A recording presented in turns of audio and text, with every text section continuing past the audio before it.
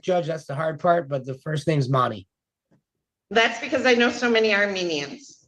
I'm right. Persian, Your Honor. Okay, I'm sorry. You got that IAN, so kind of I know. threw me off. I get that all the time. You know, I'm sorry. Back in ancient days, Armenia was part of the Persian Empire, so we absorbed the name. But you know, I'm not going to get into history lessons. I'm not going to get into history lessons. Well, unfortunately, I had a lot of history lessons because I worked for an Armenian family at one time. So, and they never let anything go. They are close cousins. They're like the closest things to Persians other than Persians. Armenians are cousins. Well, thank you. And I have Isaac Sneed appearing on behalf of the people. This is a date and time set for arraignment in this matter. Mr. Kavajian, have you received a copy of the prosecutor's request for discovery, witness list, and felony information? We have, Judge. All right. And does your client wish to waive the reading of the felony information? She would, Judge. And how do you wish her to stand mute or enter a plea today? Not guilty for today, and we will proceed forward with the prosecutor. All right. So I am going to enter a plea of not guilty on her behalf. Mr. Kavajian, are you available for a pretrial on July 16 at 8:30 in the morning? 1 second, Your Honor.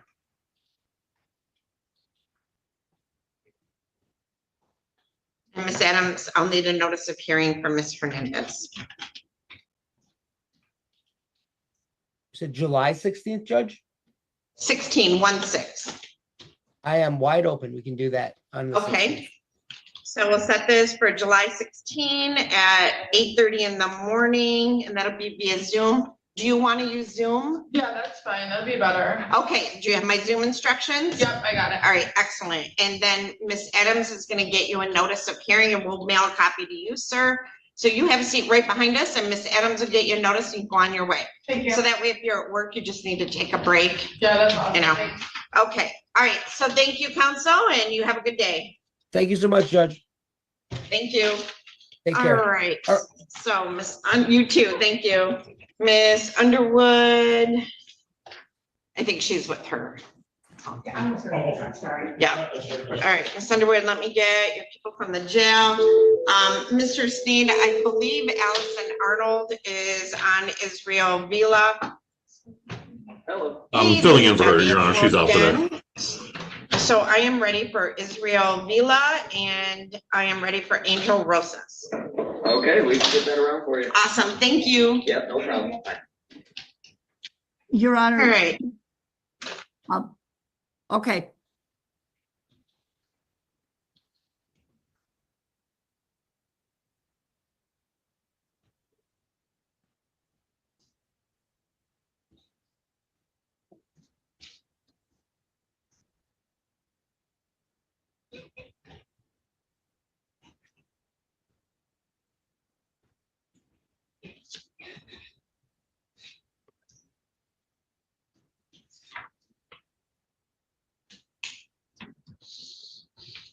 Mr. Jones, do you know if Ms. Teskey's here today?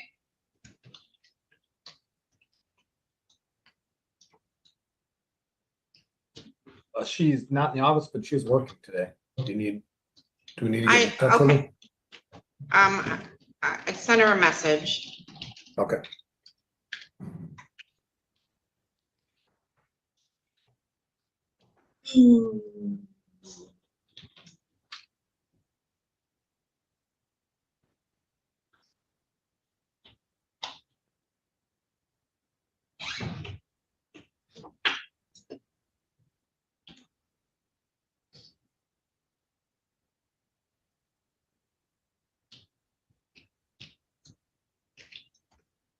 Who's getting sworn in today?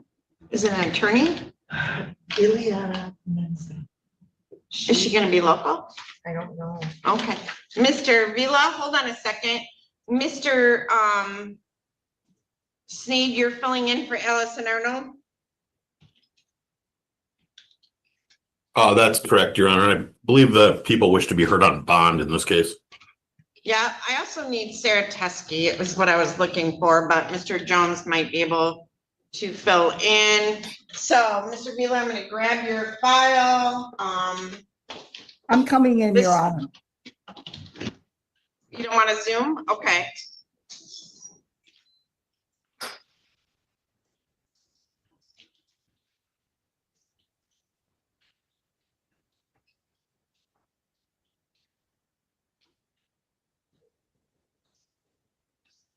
Hey, I got your text. Okay, I was just responding. can you log on?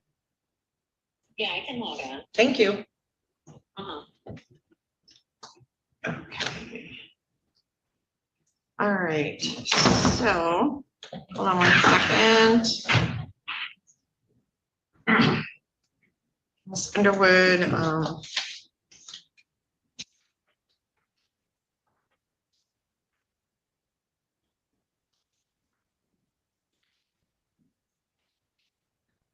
I called the jail for your other one too, all right? Okay, so I have Mr. Coast. All right. Okay, so this is in the matter of the people of the state of Michigan versus Israel Vila Jr., file number 25-22210FH. I have Rhonda Underwood appearing on behalf of Mr. Vila. I have Isaac Sneed appearing today on behalf of Mr. Vila for Miss Arnold. And I did have a meeting with Miss Arnold as well as Miss Underwood at Miss Underwood's request. Yes. No, it Yes. wasn't at my request. I don't know, somebody's, oh, it's my request. Thank And you. so I did have an opportunity to meet with them. I have Darren Coast appearing on behalf of pretrial services. Mr. Coast, do you have anything to report from Mr. Vila? Well, Judge, as part of his bond, he is supposed to do 2 times a week drug testing. He hasn't done any tests since March the 17th. I know he's been incarcerated for some time. The last 2 tests that he did was back in March 10th and also March 17th, and he was positive for THC only on both. So I did talk with Miss Arnold yesterday. I know there's talk about him being released possibly to inpatient. Miss Arnold is against that, just because of his record and history. Did you assess him at any time? I did not, Judge, because typically that's done for the arraignment, but I can do that. Okay, thank you. All right, so Miss Underwood, I think the plea offer that I had for both of you, well, I want to address that on the There is record. no, Your Honor. Miss Underwood, I have a plea offer in my file. Is Right. there no plea offer? That's the only plea offer. So the plea offer was to plead to count 1, which is possession of methamphetamine with no drug sup and no supplements, correct? Correct. Okay, and then he's to plead in district court file number 25-0653FY. There would be a possession with intent to deliver with no sups and no drug sup, with a sentencing agreement of a Killebrew agreement between you and the people. Evidently, they offered a Killebrew to 51 months in the Michigan Department of Corrections concurrent. I'm just verifying for the record, Miss Underwood, if that was the plea offer that was That is the made. plea offer. And then Mr. Sneed, is that the plea offer that you show in your file? Yes, That's Your the Honor. one I wrote down. Okay, so the maximum penalty, were he to be convicted at trial, would be it's a third offense notice, so he'd be looking at a maximum penalty of up to 40 years in prison. But there's a drug sup, so that makes, yeah, so he could be facing a maximum penalty of up to 40 years in prison if he was convicted at trial. So, Miss Underwood, now you may proceed. Okay, thank you, Your Honor. First of all, that plea offer has been relayed to Mr. Vila. He knows it backwards and forwards. Yes. Second of all, I would highly object to any change in the bond today, Your Honor, for one simple reason. Number one, first of all, the court was aware of this exact situation when Mr. Vila was last in court. There has been no significant change. None. Mr. Vila has been Well, he's been incarcerated. and so there has been no change since the last time Mr. Vila was in court and Ms. Arnold address these issues with him here. Second, Your Honor, I think we aren't asking for Mr. Vila to be out running the streets. No one's asking that. What the court, because there's a significant bond on the case downstairs, Your Honor. But what they are offering Mr. Vila, and the judge has already signed off on, is treatment where he goes, as I understand it, at 3 o'clock this afternoon. So what's the offense date of the offense downstairs? I'm sorry. Was the offense downstairs committed while he was on bond on my file, Mr. Sneed? Yes, So any sentence he gets on that one would stack on this one. right. So he could serve up to 10 years minimum in prison and also another prison term on top of that. Because he wouldn't get any credit. Okay. All right. So Ms. Underwood's correct. I mean, bond has never been addressed up here because he was in custody. So I didn't know he had a PR bond anyway. So his bond was set in district court on this file. But you addressed bond when he was here the last time with Ms. Arnold. We had a whole conference about it, and then we addressed it on the record. Maybe, I don't know. And the court didn't change the bond. Okay. So, Angelo, can I say something before you? No, not yet. It's not your turn to talk yet. So when I became aware that he was to be released to treatment, I requested a meeting with Allison Arnold from the prosecutor's office and you both came in to talk to me about it because the jail was asking me for permission to release him. That's why I set up the hearing. So, Mr. Sneed, you've heard the statement from Ms. Underwood. What is the position? Like right now, he has a PR bond on my file, but evidently your office is objecting and wanting that bond changed, which is why we're here. So it's kind of a reverse bond hearing. Usually it's Ms. Underwood requesting bond. So, Mr. Sneed, what are the people's position? Your Honor, the people would request that the cash bond, in this case, be set at $50,000, which is what the district court file is as well. I think the court's well aware of our petition or our position regarding drug treatment. It appears the defendant's only tested positive for marijuana when he was tested. So if he had an issue with a more serious substance, it stands to reason he would have tested positive for it. And I don't think people go to rehab for marijuana these days. So we just asked the court to set the $50,000 bond in this case. And again, we would restate our position that there should not be a condition for release to rehab. Evidently, that is a condition obviously out of district court. I think the people opposed it in district court and the district court judge did, that's my notes, agree to release. That's correct, Your Honor. And we would ask the court to reconsider that. Ms. Teskey, do we have a history with Mr. Vila of him being sent to treatment and entering?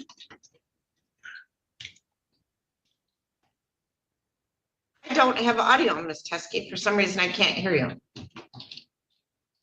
No, you're unmuted. Can you hear me? Yeah, I can hear you. Okay. Your Honor, he was sent to residential treatment in the past and did not follow through or go to treatment. He absconded at that time. He absconded several times, but when afforded the opportunity to go to treatment in the past, he would abscond. Has he done that more than one time? Yes. More than 2 times? Your Honor, as a quick look on his prior case, he violated on 3 different occasions. Okay. Mr. Coast, did we ever try to put Mr. Vila in treatment through pretrial services? I don't believe so, Judge. Okay. All right. And what is this treatment program, Ms. Underwood? It's inpatient treatment. I'm sorry, I'm not cognizant of what it is. But here's what I would say, Your Honor. Mr. Vela has 40 years incentive to complete treatment. But he's still not going to get a jail term. Mr. Vela, this bond, Your Honor, this issue has already been addressed. If Mr. Vela does not. What day did we address it? Because I can look that up. The I don't. last pretrial, Ms. Arnold got up here and gave you chapter and verse, and the bond was not changed. You didn't add a rehab provision, but you didn't change the bond. There's been no material change. So, If Ms. Mr. Underwood, Vela what? does not comply and to the letter of the bond, I'm sure if he absconds, Ms. Arnold, I'm sure, will write the absconding charge in her sleep, Your Honor. And also the courthouse would not be deep enough for where there would be incentive to put Mr. Vela. So Mr. Vela, at the very least, is facing 51 months in prison. Right, He's not facing a county jail term. right. So. He has every incentive to get this right. But it doesn't matter if he goes to rehab or not, because no matter what happens, it looks like he's going to prison. Well, we don't know that, Your Honor. That the case downstairs hasn't even went to a preliminary. On this file, even if he takes the plea offer, he's looking at prison. Right, but that's on the file downstairs. No, this file. That's well, if you want to send him to prison on his tenure. No, I don't. I'm not saying I want to. I'm saying if he gets convicted at trial, he's looking at 40 years. If he takes the plea offer. What's the worst thing that happened? If Mr. Vela gets sentenced to Underwood, prison, but if he takes clean. Stop. If he takes the plea offer, he's looking at 51 months. There's no county jail term here for you. Right, correct. But what I'm saying is allow him, while these cases are going to. All right, here's what I'm gonna say. Mr. Sneed, or Mr. Coast, what does your morning look like? Judge, I have just a few more cases with you, but other than that, I mean, I could go over there this morning. Do you think you could assess him this morning? Absolutely. All right, so I'm gonna have him assessed this morning by Mr. Sneed, and then I'll follow up with you guys at 1:30 today. Your Honor, he's already been. I said I'm having him assessed by Mr. Coast, and then I will follow up with you at 1:30. All right, Mr. Vila, we'll see you back at 1:30. Thank you. All right. Let's see. And then I have Angel Rosas at the jail, so she'll be zooming in.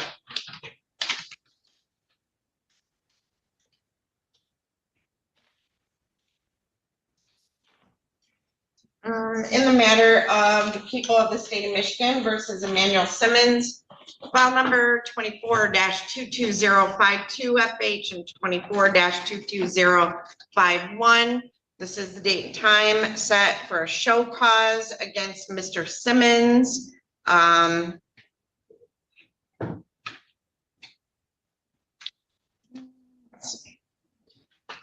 The show cause is that he's failed to comply with bond conditions. Miss Adams, did we get a hold of Mr. Goldstein? I have not tried yet, Judge. I'll do that right now.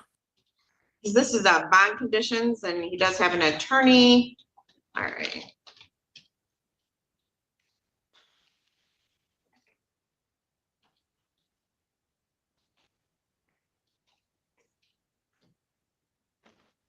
All right, Ms. Rosas, can you hear me? Yes, ma'am. All right, this is in the matter of the people of the state of Michigan versus Angel Rosas, file number 25-22142 FH and 25-22281 FH. I have two files. I have one that is set for arraignment today, and that is file number 25-22281 FH. Ms. Underwood, do you waive the reading of the felony information? We do, Your Honor. Have you received a copy of the prosecutor's request for discovery, witness list? Yes, Your All Honor, the we other- would acknowledge the receipt. I'll be right in. Would you need, wait, you're fine. She's gonna want to talk to you. Let me turn on I don't my believe thing. so. Okay. We're all set. Hold on. Okay. I mean,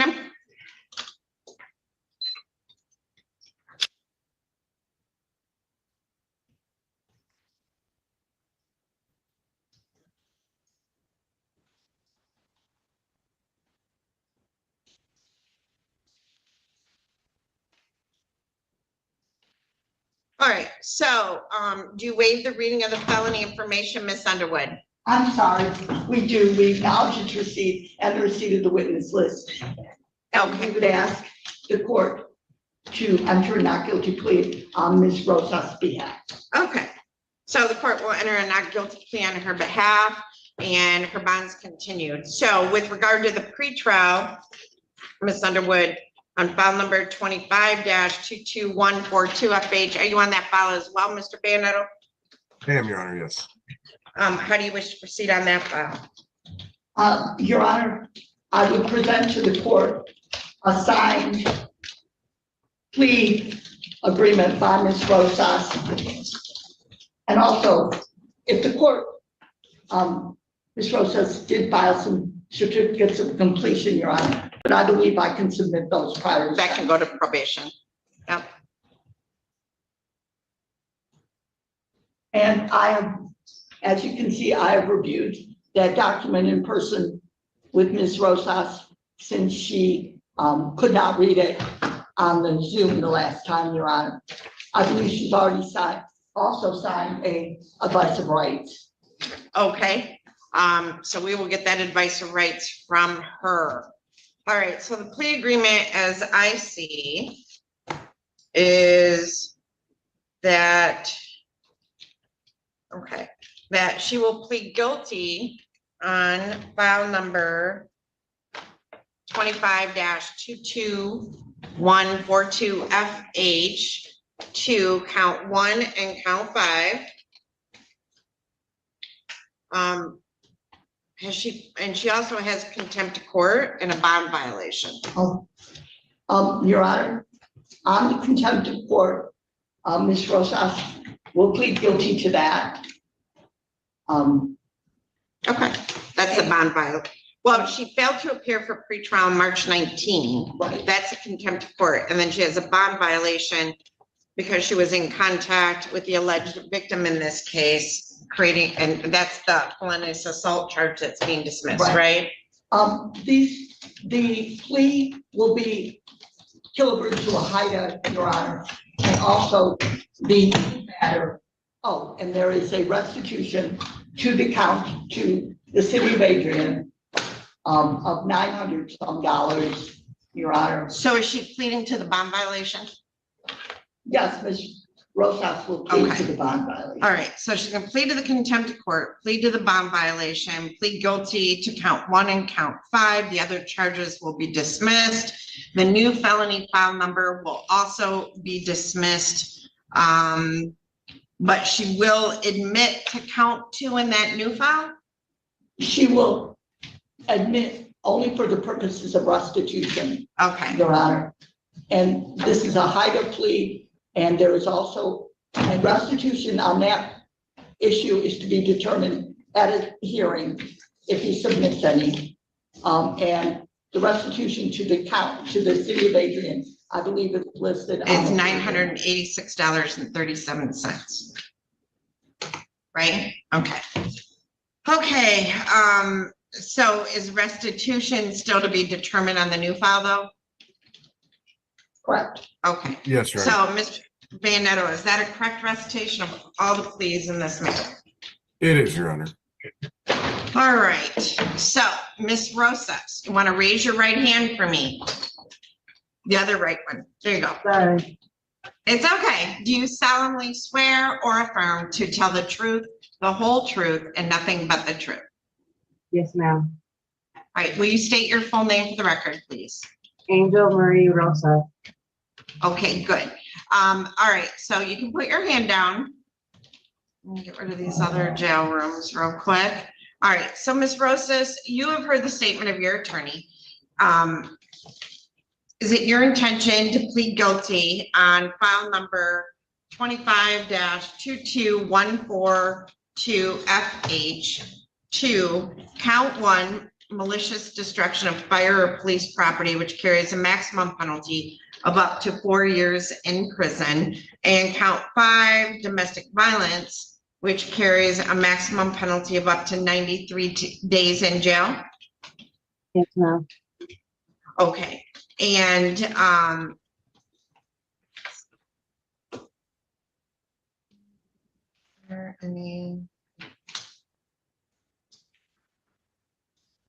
and there's no sentencing agreement in terms of what happens at sentencing, is that correct? Hideout, Correct, Your Your Honor. Other, but jail Outside of term, I don't believe there would be, I'm gonna, I'm asking if there's any agreement There is between not. you and the prosecutor as whether there be no upfront jail or anything like that. I don't see it. I would hope that would be the case, Your Honor. No, I'm asking if it's in the agreement. I don't see it in the agreement. So Mr. Bayonetto, there's no agreement as to whether or not there would be a jail term at the time of sentencing, correct? Correct, Your Honor. Okay, that's all I was asking because I don't see anything in there. But Ms. Rosas, do you understand if you're eligible, you could be sentenced under the Holmes Youthful Training Act, which means basically you're grounded for the next 2 years and you have to do everything I say and honor all the probation terms and not get in trouble. And then these would never go on your permanent record. Do you understand that? Yes, ma'am. Okay. Are you satisfied with your attorney and the advice that she has given you? Yes, ma'am. And then do you understand on the new file for purposes of restitution, you would have to admit that there was destruction of some property in that file, and that you're also pay restitution in that one as well. Do you understand that? Yes, ma'am. All right. Now, we talked about whether or not there'd be jail. There's no agreement regarding that, but the maximum penalty could be up to 4 years in prison. It's not going to happen, but do you understand that's the maximum penalty? Yes, ma'am. Okay.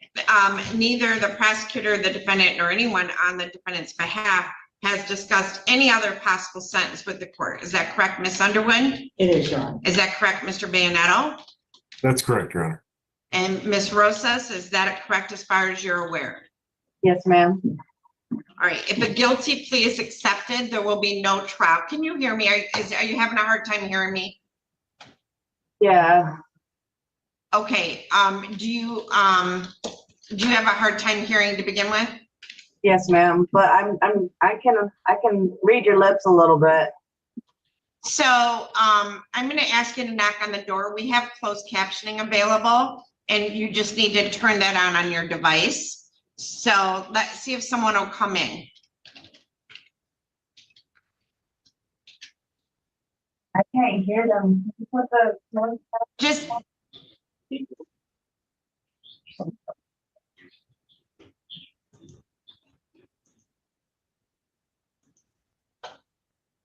so do you know how to turn the closed captioning on? I'm going to tell you if you don't. Why do not, if you could let me know. Okay, go down to the bottom of the screen and you see those 3 dots that says more? I do. Is there an icon? Oh, yep, I for see it. caption? Okay. All right, they're on. Okay, excellent. Thank you. All right. So, Ms. Rosas, you should start to see words streaming. Yes, ma'am. Okay, and you can read, correct? Yes, ma'am. Okay, excellent. So, are you satisfied? So I'm going to start back a little bit just to make sure that you got everything. So you heard the statement of your attorney and the prosecuting attorney. Is it your intention to plead guilty to count 1, malicious destruction of fire or police property, which could carry a maximum penalty of up to 4 years in prison, as well as count 5, domestic violence, which carries a maximum penalty of up to 93 days in jail? So is it your intention to plead to those 2 counts? Yes, ma'am. Now, on the other file, there's a malicious destruction of property, and you're going to admit that for purposes of restitution. Do you understand that? Yes, ma'am. And the restitution in this file is $936 on the file we're pleading to is $936 or $986.37 payable to the Adrian Police Department. Do you understand that? Yes, ma'am. And the restitution on the file that's being dismissed has not been determined yet. Do you understand that? Yes, ma'am. Now, would I have All right. time to find like a job or something before I? Oh, yeah, you'll have a couple years probation to pay that off, okay? Okay. And then the other agreement is that if you're eligible, which I assume you are, your attorney wouldn't have done this. You will, if you are sentenced under the Homes Youthful Training Act and you're eligible, that means for 2 years, I'll put restrictions in place, like a curfew and no alcohol, and you'll basically be grounded for, 2 years. Do you understand that? Yes, ma'am. And then if you successfully complete that, these offenses will come off your record. Do you understand? Yes, ma'am. Okay, do you have any questions about what you're pleading to today? No, ma'am, just a question if I'm getting out or not. Well, we haven't gotten that far yet, so we'll address that. So are you satisfied with Ms. Underwood as your attorney and the advice that she's given you? Yes, ma'am. Neither the prosecutor, the defendant, nor anyone on the defendant's behalf has discussed a possible sentence with the court. Is that correct, Ms. Underwood? It is, Your Honor. And Mr. Bandetto? Yes, Your Honor. And how about you, Ms. Rosas? Is that correct as far as you're aware? Yes, ma'am.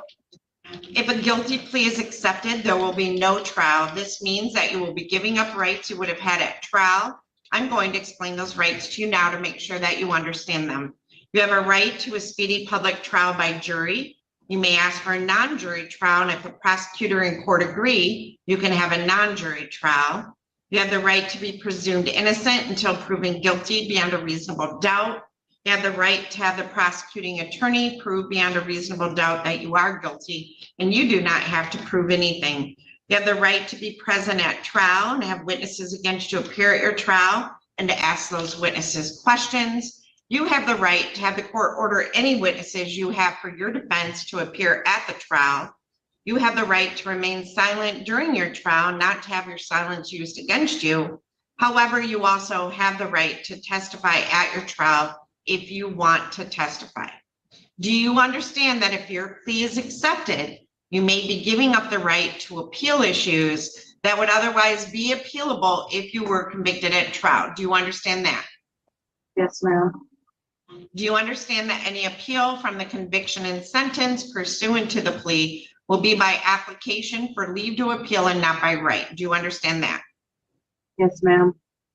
Now, this is important because your attorney may be addressing bonds, so I want to make sure you understand this part of it. Do you understand that if your plea is accepted and you engage in any misconduct between now and sentencing, the court will not be bound by any sentencing agreement or evaluation, and you will not have a right to withdraw your plea. Misconduct is defined to include, but is not limited to, absconding or failing to appear for sentencing, violating your terms of conditions on bond, or the terms of any sentencing or plea agreement, or otherwise failing to comply with an order of the court pending sentence. So basically what that means is if you violate your bond conditions, then I'm free to sentence you however I want. You may not be eligible for HIDA. Do you understand that? Yes, ma'am. Okay. If you are not a citizen of the United States of America, a conviction of a crime may result in deportation, exclusion from admission to the United States of America, or denial of naturalization. Do you have any questions about the rights that I've given to you? No, ma'am. All right. So, Ms. Rosas, how do you wish to plead to the charge that on January 3rd of 2025 in the city of Adrian in the county of Lenawee, that you did commit the offense under count 1, malicious destruction of fire or police property, guilty or not guilty? Guilty. All right, and how do you wish to plead to the charge that on that same date and time and venue, that you did commit the offense of domestic violence in count 5. Guilty or not guilty? Not guilty. Are you pleading guilty to domestic violence? You're pleading guilty to count Oh, 1? yeah, sorry. Okay. Yes, ma'am. So how do you plead to count 5 domestic violence? Guilty. Okay. Has anyone made any threats or promises to you to induce you to plead guilty to these charges other than what we've talked about on the record? No, ma'am. Do you understand that if I accept this plea, you will be giving up any and all claims that your plea is given as a result of promises or threats that were not disclosed to the court on the record during this hearing, or that it was not your own choice to enter the plea? Do you understand that? Yes, ma'am. Is the prosecutor or defense counsel aware of any promises or threats or inducements other than the plea bargain to induce the defendant to plead guilty? Ms. Underwood? No, Your Honor. And Mr. Bayonetto? No, Your Honor. All right. Ms. Rosas, has your attorney promised you any particular sentence or estimated what your sentence will be in terms of probation, fines and costs, or anything else? No, ma'am. Is it your own choice to plead guilty?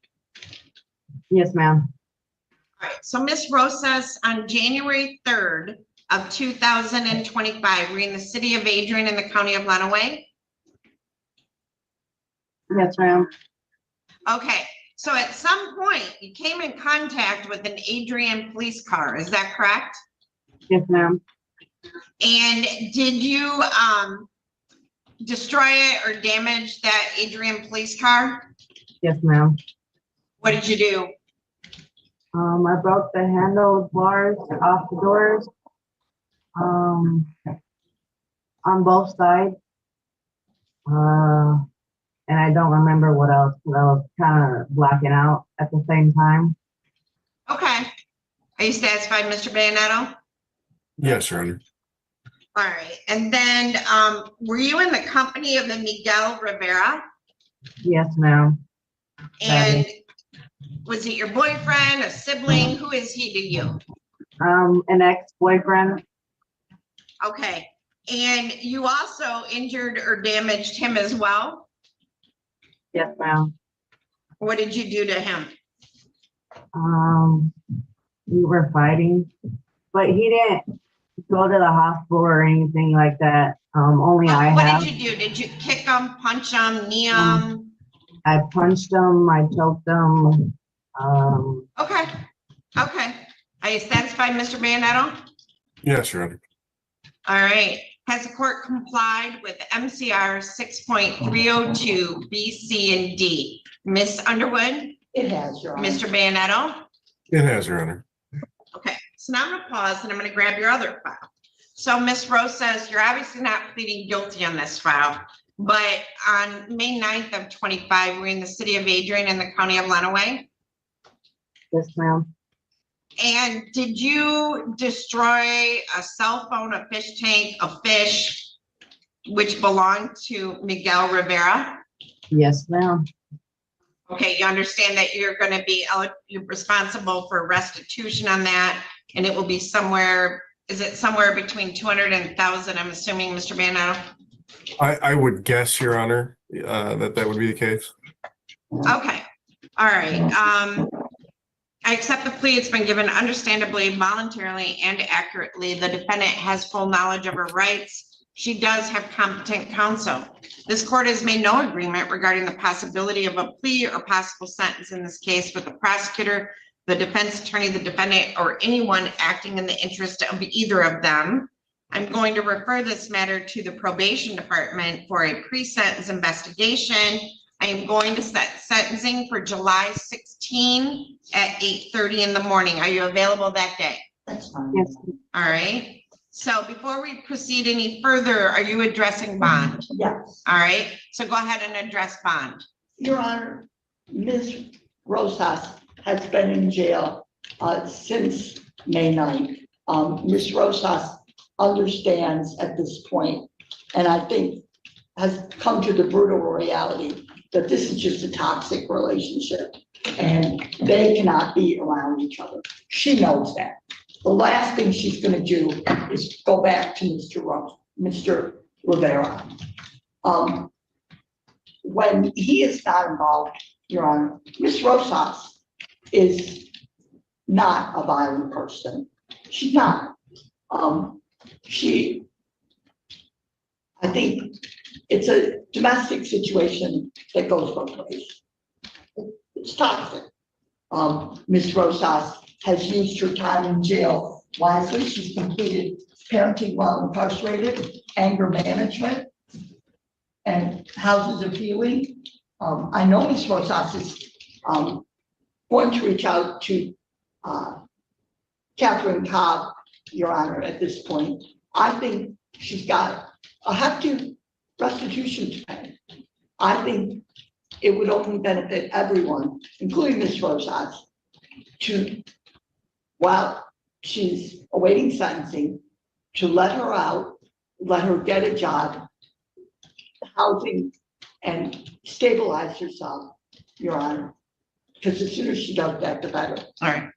Mr. Bayanetto, does Ms. Rosas have a prior record? Or Mr. Coast, have you evaluated her? I did, Judge. On June 2nd, I did speak with her over at the jail. Did a pretrial assessment. She did score a 5 on the assessment, which puts her in the moderate range to be rearrested while out on bond or not appear for future court dates. She scored points to where she has the one failure to appear. She also wasn't working and doesn't have stable residence. The good thing is, though, she does lack a criminal history, and she does not have any substance abuse problems. All right, so we have no substance abuse, no prior record. She doesn't have housing stability, but Catherine Cobb and other places are available, and we have other people out on bond at those facilities. So Mr. Bayanetto, obviously, if she fails to appear for sentencing, she could now have all her charges reinstated, plus another charge of absconding and end up in prison. So Mr. Bayanetto, what are the people's position? I have no position, Your Honor. I would defer to the court's discretion. So Ms. Rosas, I am going to give you a bond today, but I'm putting bond conditions in place. Do you understand? Yes, ma'am. If you don't follow them, I'll issue a bench warrant for you, and then your plea bargain will go away. So it's very important that you follow these bond conditions. Do you understand? Yes, ma'am. So I Thank am you. going to require you to report to Mr. Coast once a week. Okay? You're not to Yes, ma'am. use any illegal, okay, not to use any illegal controlled substances or consume any alcohol, and not to commit any new crimes. Do you understand that? Yes, ma'am. There is a no contact with Miguel Rivera, so you are not to be on his block, in his neighborhood, where he works, nothing. I don't want you to even, if you see him, you run the other way. Do you understand? Yes, ma'am. All right, and Mr. Coast will make arrangements with you on how to do that. So, do you have any questions about that? No, ma'am. All right, and Your Honor, should she report to? hold on, I'm gonna get there. Let me do this. All right, Mr. Jones, I'm gonna put you in a breakout room with her today real quick, but do you want her to report to the courthouse today when she gets out? Yeah, actually, Judge, I won't need to be in a breakout one. Just she needs to report Okay. to her office upon release. All right, so Ms. Rosas, I'm gonna release you from jail today on a PR bond with those bond conditions. When you Yes, get out ma'am. of the jail, you're gonna walk across the parking lot to the courthouse and you're gonna take the elevator up to the 3rd floor. We go Yes, to ma'am. lunch from like 12 to 1:30. So if you come over, just wait for us to reopen. Mr. Coast, you're gonna wanna see Darren Coast, who you just asked for at the clerk's office across the hall from the elevator. And then you're gonna walk down the hall to the probation department on the 3rd floor and get your information from them, okay? Yes, ma'am. I'm gonna set sentencing in person July 16 at 8:15 in the morning, just, what? Would that be July 18th? Oh, well, I've been telling I'm sorry. everybody July 16 today, so we gotta fix that. Or maybe I haven't. So July 18 at 8:15 in the morning. Ms. Rose says I'll make it in person because you are not stable right now, so it'll be easier for you to come in person. When you Yes, meet ma'am. with the probation department, they're gonna give you a time to come back and talk with them. Make sure you come in and talk to them, all right? Yes, ma'am. Thank I'm gonna you. have Mr. Coase have you sign an advice of rights form for us too, that goes over the rights that we've just done. Do you have it? Oh, I already got it. Never mind. Make sure you see Mr. Coast and the probation department. When you meet with the probation department, be truthful about your background and the events that occurred. They'll prepare a report. I'll provide it to Miss Underwood. And about a week before sentencing, you go see Miss Underwood to review that, all right? Yes, ma'am. Your paperwork from the jail will have your sentencing date on it, so don't lose that paperwork, all right? Yes, ma'am, I will. All right, so you're gonna get out of jail, you're gonna come see Mr. Coast, you're gonna come see the probation department, and we'll see you back for sentencing on July 18 at 8:15 in the morning. Ms. Rosas, remember, don't get in trouble, okay? Yes, ma'am. I won't. All right, I won't mess it Thank up you this so- time. all right, thank you. Anything else, Thank you. Mr.? No. All right, I Thank you, do Judge. believe that does conclude our docket. I don't know where Mr. Goldstein is, so we'll adjourn that with his schedule. He's in the district court. He's good. Well, I'm done. So we'll just adjourn it. All right, that concludes our criminal docket for the morning. Thank you. John, can I just ask? Oh, never mind. Hold on. Chris Jones, don't go anywhere. Rhonda, can I see Mr. Goldstein real quick? I have to leave. So I want to see Mr. Goldstein. Give me 1 second. What was your question? Oh, Jacinto Rodriguez, I discussed his extradition with. He already waived it. We're done. Okay. Okay. All right, Mr. Goldstein, you are always here. Mr. Simmons is always usually here. So in the matter of the people of the state of Michigan versus Emmanuel Simmons, file number 24-22051 FH, 24-22052 FH. Mr. Goldstein, a motion affidavit in order to show cause was mailed out on May 16th to your client and hopefully you. He was testing positive for OxyContin and cocaine on April 29 of 25, tested positive on May 4 of 25, and then noroxicodone also and cocaine. So we sent a show cause to him. He did not appear today. Have you heard from him? Judge, I knew nothing about it. I just happened to be in the building. Do you want me to reschedule this? Please, Your Honor. I mean, I'll get a hold of it and find out, but if I could have a copy of whatever was filed. Yeah, we can get you a copy. When are you, like, do you have a date you're gonna be here already? Your Honor, as you noticed, I'm not coming to Adrian very often anymore, I know, we greatly miss you. I don't like it. but as long as I can do this by Zoom, next Of course. Wednesday looks good, Your Honor, the 11th. The 11th? Miss Adams, I have the book. And if she can just email me a copy of whatever was filed, I can get you a copy today or email it. Okay, I'll set it for, I do have, fine. We'll do July 11th at 8:30 in the morning. You're always here. Yes. So I'll do July 11 at 8:30 in the morning and, we'll give you notice of it and then we're good. Thank you, Your Honor. All right, thank you, Mr. Goldstein, and that concludes our criminal.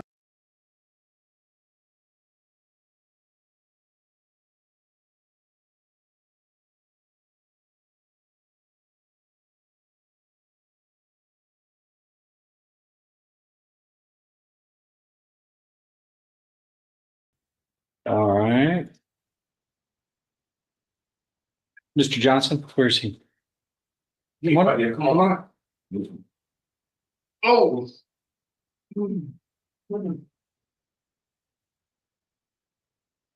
I think we have a sentencing hearing today Yes. here in 24 CR 2150. Come forward. We ready? And we've got to be up here to be ready. Who's on this here stuff? Oh, you're the defendant, Mr. Johnson?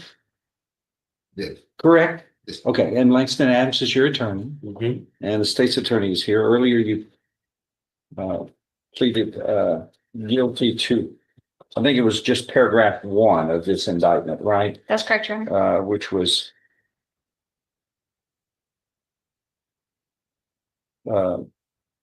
third-degree felony, charging you with injury, causing bodily injury to a disabled individual. And pre-sentence report has been prepared in this case. Have the parties had an opportunity to review it? And are there any corrections or changes to it, beginning with the state No, Your Honor. and defense? No, no. Then it is made part of the record for all purposes. All right, the agreement is whatever sentence shall not exceed a cap of 6 years imprisonment. So I think what we have here is several options. The defendant could be placed on deferred or unadjudicated probation for up to 10 years in length of probation. He could be found guilty, sentenced to no less than 2, no more than 6 years confinement in prison, and that could be suspended and he could be placed on probation. And finally, he could be sentenced to no less than 2, no more than 6 years confinement in prison. Those are about every option available in the Code of Criminal Procedure and the Penal Code. So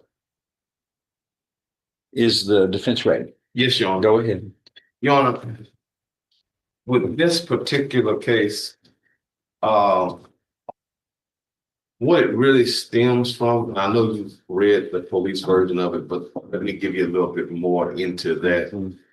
This is his biological daughter. They've been having problems with her posting naked, nude images online. So that's a problem that he's been having with his biological daughter. And they've done things to address that, counseling, talking with her, working with her over and over and over again. Well, on this particular night in question, his current paramour, and she's to my right, and she has a hand up in the courtroom. As you can see, that lady is disabled. She's in a wheelchair, and my client is taking care of her. He's her support. He's everything. The biological daughter got mad at her for some disciplining that was taking place and actually hit her. Now, Judge, I remember a time, and I'm quite sure you do as well, when a child typically would not raise their hand to an adult.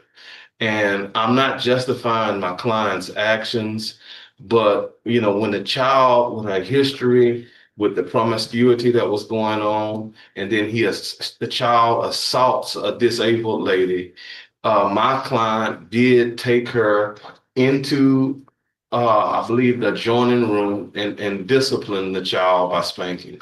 Now, I'm not saying that the extent of the spanking was justified, because I'm quite sure many of us in this courtroom have been spanked. I mean, I remember myself when I was in high school, it was common for the coaches, assistant principals to give corporal punishment.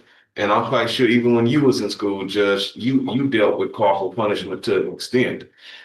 So I'm not saying that, the extent of the corporal punishment was justified, but the circumstances. Well, what wasn't justified that you think?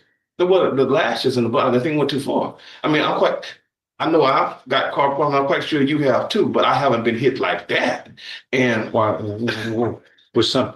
so you're saying something was wrong with that? Yeah, no doubt about it. I'm not defending that. I'm saying something was wrong with that. But what I'm saying is what was the defendant striking the little girl with? I think it was a fishing rod. A fishing rod. Right. I think it was, and don't get me wrong, Judge. I mean, okay. I know in my day when the coach got us, it was a fiberglass rod. No, it was a powder. I got it. And I'm quite sure you got a fiberglass rod here in this bed. Right. Absolutely right. Right. But I'm saying, anybody want that? Anybody want to get struck by a fiberglass rod? No, not at all. Not at all. I'm not asking who would want to strike Rife, because everybody's hands would be raised. But all the defense bars raising their hand. But I'm quite talking about something else. But I'm quite sure he got a powder. The point being There's some disturbing facts. Absolutely. And I want to deal with those, Judge. You How old is the absolutely child? correct. What's the child? This is a teenage girl, right? How old was the child at the time of this? 17 now. She was 16, Your Honor. Yeah, yeah. So, Judge, like I say, I mean, I'm not defending the extent of it. I'm just saying the circumstances in which he lost a little bit of control. Are there any photographs of the injuries? There are, Your Honor. On a USB drive. It states that she had lacerations and cuts on her back and upper right shoulder. She was also missing a fingernail. Say that again? She was missing a fingernail. Oh, well, I thought you said just finger. Fingernail? Did she lost a fingernail in this?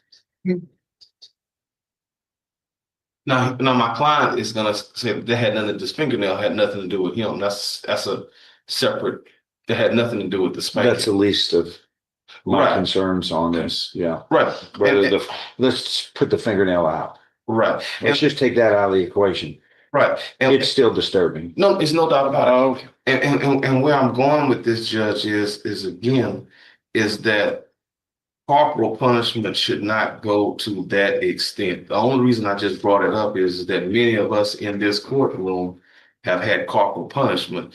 But what I was trying to say, Judge, is the circumstances of this is the little girl hit an adult, and the little girl had been posting nude pictures of herself, and the parent is reacting to that. And the extent that the parent reacted was a little bit, well, not a little bit, was too far. Okay. So with that being the case, our argument for asking you to put him on deferred adjudication is a twofold argument.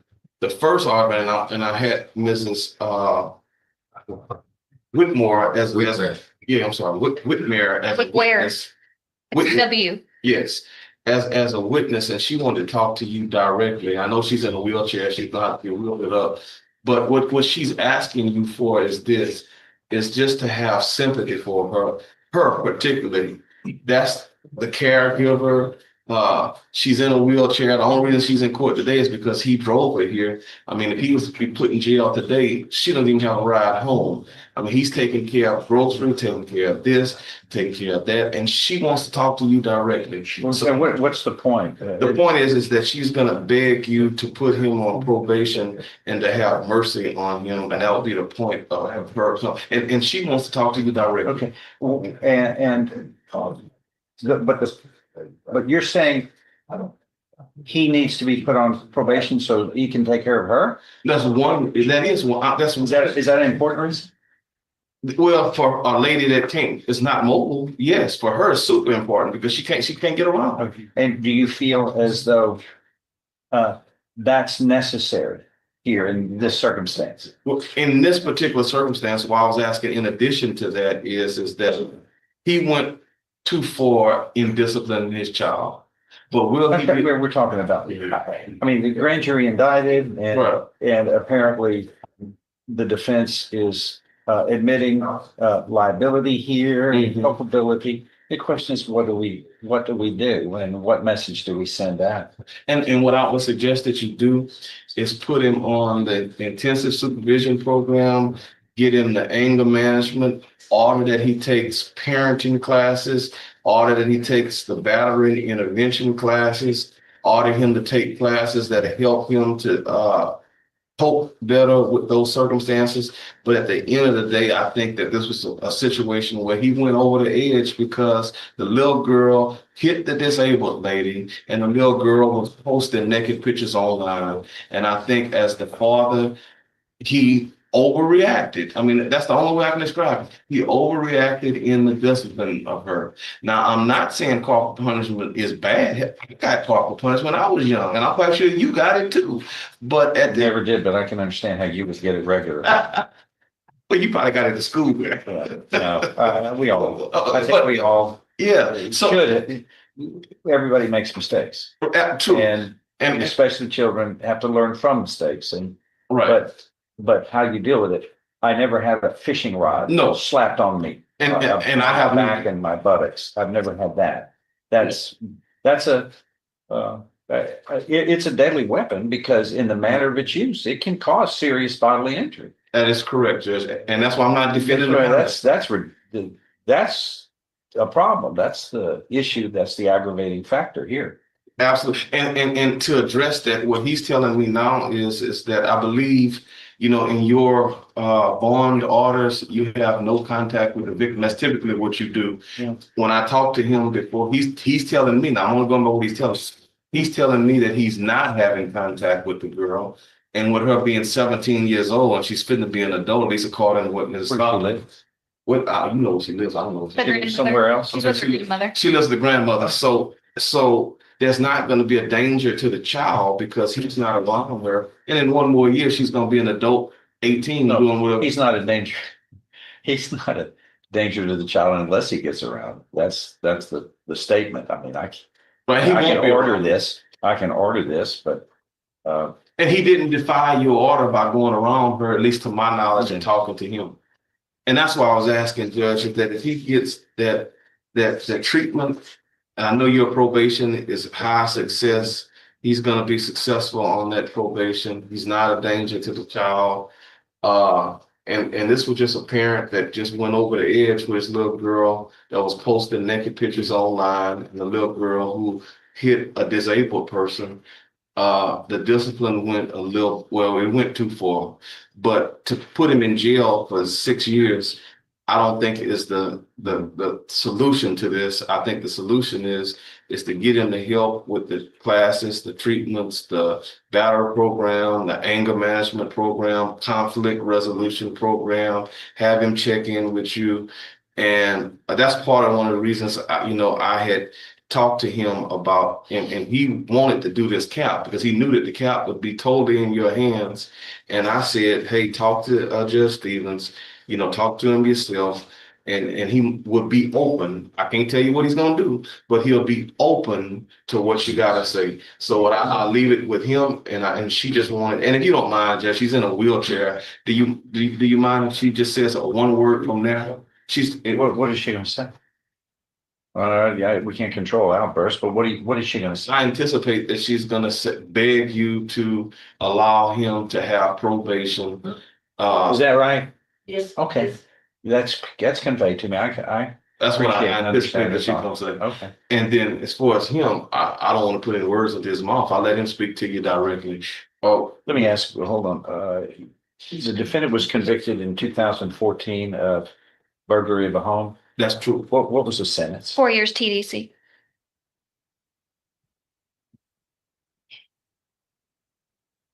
What other criminal history does the defendant have? He has quite a lengthy misdemeanor history, Your Honor, of possession and theft. And then he's got an unauthorized use of a motor vehicle that he got 1 year state jail for, the burglary of a habitation that he got 4 years for, the aggravated assault with a deadly weapon that he pled to a lesser and got 180 days state jail, and then the new injury to a child disabled. Okay, so this is his fourth felony offense. Yes, Your Honor. Absolutely. Fourth felony conviction, or not. It's fourth felony case that he's subject to sentencing on.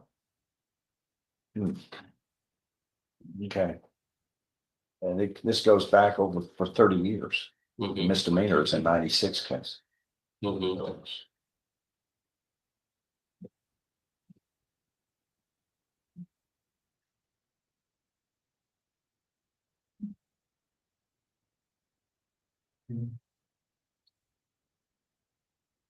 And it doesn't go without notice that in 2018, it looks like he did 90 days in the county jail for assault of another person. So this isn't his first assault either. No, he also had the aggravated assault in 2018. It's his third assault. And Judge, I'm not hiding from his past. His past speaks for itself. It's just in this particular incident, and I know his past, you can't learn from. His past is what it is. You got a little girl. It's never in the past. No, it's the current. What the famous written saying is. Right. And like I said, I'm not justifying his actions. I'm not trying to say that it was right. But what I am trying to say is you got your daughter posting pictures of herself online, and then that daughter strikes stepmama he overreacted to that. Yeah, I wouldn't have gotten a deadly weapon and No, assaulted the you're right. child. Yeah, I agree with you on Okay. that. You're All right. right. But that was the circumstances. No, that's why we're here. Right. Right. And that's why I was asking you to consider him for probation. It's those particular circumstances of this particular case. This is not one of those cases, because I do CPS cases too. I mean, it's not one of those cases where you got the parent who, for example, got the cigarette and torturing that child, or the parent that's not feeding the child. In this situation, you got the parent that was disciplining the child after the child had struck a disabled woman, and after the child was posting naked pictures online. And I think he went too far. But it's the legislature cites it as a third-degree felony. It's Yes, not sir. the least serious type of felony either. Yes, you absolutely Third-degree right. felony where you can go up to 10 years in prison according to the legislature. So it is set forth in the law how important it is and where it places. And the elements is because a child was harmed. And in this case, what's lucky is that I guess that a deadly weapon wasn't alleged in here. I don't know what difference that would really make, since being a child makes a aggravated crime. But well, it would have been aggravated assault. It's a different type of crime. Aggravated assault with using a deadly weapon could have easily been alleged, and it's a second-degree felony, more serious. But you can't harm a child in this way. Then children should be disciplined. That's how way they learn and correct behavior. Nobody's debating that. You just don't use a deadly weapon in the with the device as the instrument to discipline someone. What state says? Your Honor, the defense has really failed to mention what I think is a key part of this case, which is that the child has intellectual disabilities. Just because the child...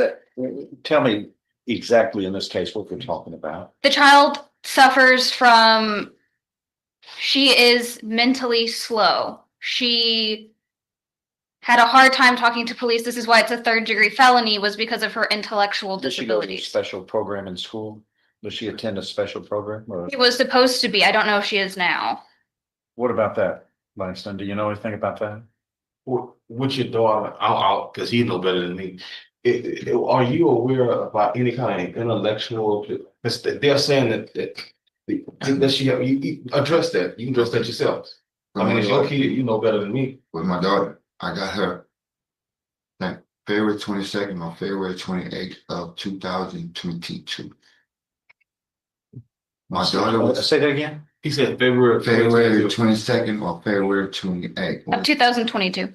The What do you 2000. mean you got your daughter? You got I got my daughter back. He didn't have custody. I never lost my rights, but she was in foster care. She was staying with a lady named Miss Ella Davis. She got put into foster care because she ended up on the second floor by herself at the age of 1 or 2. And I never. Why is she in foster care? She wasn't. She's not in foster care now. Why was she in foster care? Because her mother, she's a drug addict. She left her daughter with her mother, which her mother passed. She left my daughter with her mother, her grandmother, and my daughter ended up on the second floor. And the neighbor, I found this out when I was working. The neighbor called and they ended up taking my daughter into the CPS custody. But the lady didn't want to separate her from her brother and her sister. So she was with this lady for so long, since she was 1 and 2 years old. She was with this lady up until the age of 14. I didn't get my daughter to after that because my daughter, she did something to the lady. She cursed the lady out. She wilded out with the lady. So the lady sent her to her mother. But her mother was not supposed to have her because she don't have no rights over her. So I ended up getting her. at that age of 2000. At the age of 14. I ended up getting her then, but when she was with the lady named is Ella Davis, she never told me that my daughter was like this. I never knew it myself. I thought she was just, normal. I never knew she had this problem or that problem or anything like that. I never knew none of that. How old are you right now? I'm 40. I just turned 47. Go ahead. So, and don't get me wrong, when she was in this foster care with this lady, I was making my duty to take the time out of my day when I was working to go spend time, check on her or getting to know her or whatever, because every person in school told her, they told her she didn't have no daddy. So that kind of broke her a little bit, but as me showing in my physical form, by me showing my face, by me letting her know that you got a daddy that loves you, you got a father that's gonna be there for you. But all this other stuff that's going on, I never knew none of it at all. Ain't nobody never told me that. They kept me in the blind. So I had to go off of what I know, and by learning her when she was with me, that's the only way I learned her. So in summation, what you're saying is that if the state is suggesting that the child has some type of a mental issue or delayed issue as far as mind, whatever, and that was documented, that's something that you did not know about. So you responded. I have no recollection. You had no information about that. Is that right? Yes, I have no recollection of it. I thought she was okay. I have no information on anything but her just being my daughter. That's the only thing I knew, and by me putting her in a government federal program, but she did the pornography on a federal government program. So the school called me and told me I need to check her computer. Right. I need to do this, or I'm gonna have federal charges on me. I can go to federal prison for what she did. I didn't understand. My daughter did this for age 14, 15, and 16. Right, but your response to the state's question that was brought out is that if there's any documents that go to mental issues or whatever, you weren't aware of that. I wasn't aware at all. Anything else? No, well, that's all I got, Judge. And like I say, he and his spouse that's here is basically begging for mercy from the court. And basically, you had a father who overreacted when the child punched her, and when the child was putting those naked photos online. And it was an overreaction. It shouldn't have shouldn't have hit her with the rod. Injuries to her back should not have occurred. Many people get caught like I have, like you and many people, but none of us got anything like that. And I know I've never got hit like that in my life. I've never had where I was bleeding, never, it's not anything like that happened. But what I am saying for the mitigation purposes is that he just overreacted as a dad. I mean, he went too far considering the circumstances in disciplining his child. And there's nothing that the state is saying to refute that this was about disciplining the child. If I could, Your Honor, I can refute that. I just haven't had a chance to speak. You'll get a chance. Anything else you want to know? That's all I want to say. Okay.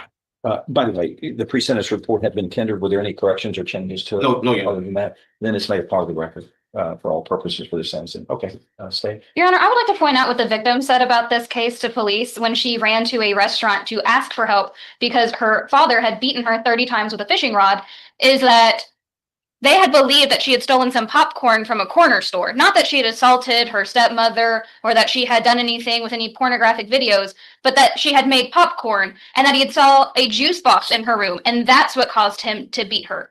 When officers responded to the medical center, they estimated that he hit her 30 different times with that fishing rod. This was not corporal punishment. This was abuse. This was torture. And then in his statement to probation, he said, "I'm upset and disappointed from what my daughter has put me through." Not any remorse for anything that he did to his own child, his own disabled child. He wants to have probation to help another disabled person when this is his 4th assault case and it's his 4th felony offense. I see no reason why we wouldn't give him any less than 6 years confinement. Anything, any summary you want to make? Well, or response? You have Well, a quick response to this is that we said it was discipline for assaulting a disabled person. The state said it was discipline for something with the food or what have you. But at the end of the day, this was discipline, and she can testify if you want her to that she was hit. She's in the courtroom. If there's any doubt that this child hit an adult, the person that was hit in the courtroom, I said, Judge, you can ask her right now. She's here. She'll tell you she was hit. I mean, you're looking at her. So, I mean, she's available. There's no doubt that this child punched an adult disabled lady who's in the courtroom. And like I said, he overreacted. He shouldn't have gone to the point that he went to, but this was about disciplining the child for the pornography and for the assault. And that's why we're asking the judge. I don't think that he's gonna leave this courtroom and be a danger to anybody, go break the laws or go do anything like that. He just want to take care of his wife, who he drove up here today. And matter of fact, if he went to jail this very second, I don't even know how she would even get home. I mean, I don't know. I mean, I don't even know how she would even get home. He's been doing a good job with taking care of her. And I told him, I said, hey, I don't know what's gonna happen. It's a cap of 6 years. The judge will give you deferred. He put you in jail for 6 years. He give you 2 years, 3. I told him, I say, I don't know. I say, but at least one thing for certain, whatever it is, Judge Stevens is gonna be fair. Talk to him and just make your case to him. And I'll close with him. Is there anything you want to tell Judge Stevens that I left out? Before everything seems to be right, this is, I want to be there for her because she needs me, regardless, I'm the only one that's there to do what I need to do for her. I'm not too much worried about me. It's just her. I gotta get her out the bed, help out the bed, help her in the shower. I got to do all that, and she can't. It's hard. She done failed over 5 times, 5, because she's been through so much with the person she used to be with before, and it really made it bad for her. She's wired up on her right side. It's hard for her to walk. I got to cook. I wash clothes. She don't do nothing. I do everything that's possible that I need to do for her.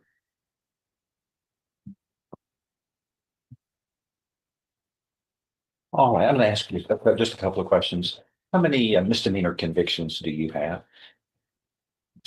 I mean, it's your life. No one would know better than you.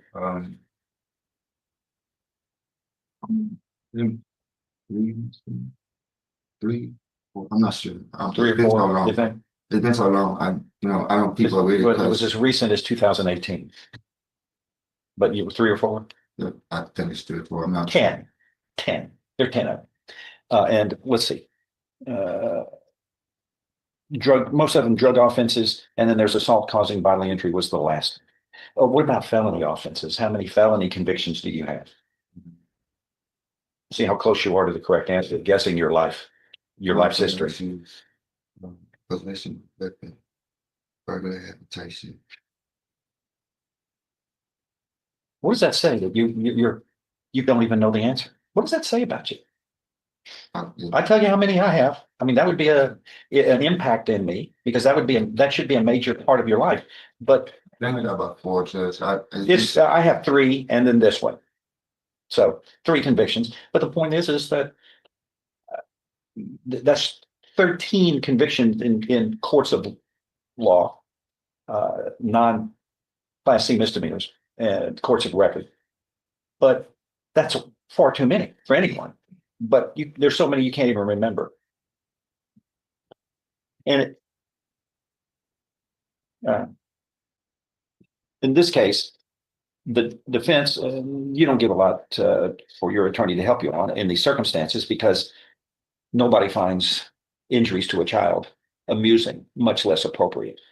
It's completely and totally uncalled for. Yes, they need to be disciplined, but you don't take a deadly weapon like a fiberglass fishing rod and beat the child with who ended up with, let's say, multiple welts, obvious welts on her back, both arms, backside of her legs, bleeding, swelling, and redness of her injuries. Nobody feels sorry for you. Nobody feels sorry for you. And you've said in your whole set of defense and statements here, the motivation was her actions, her actions.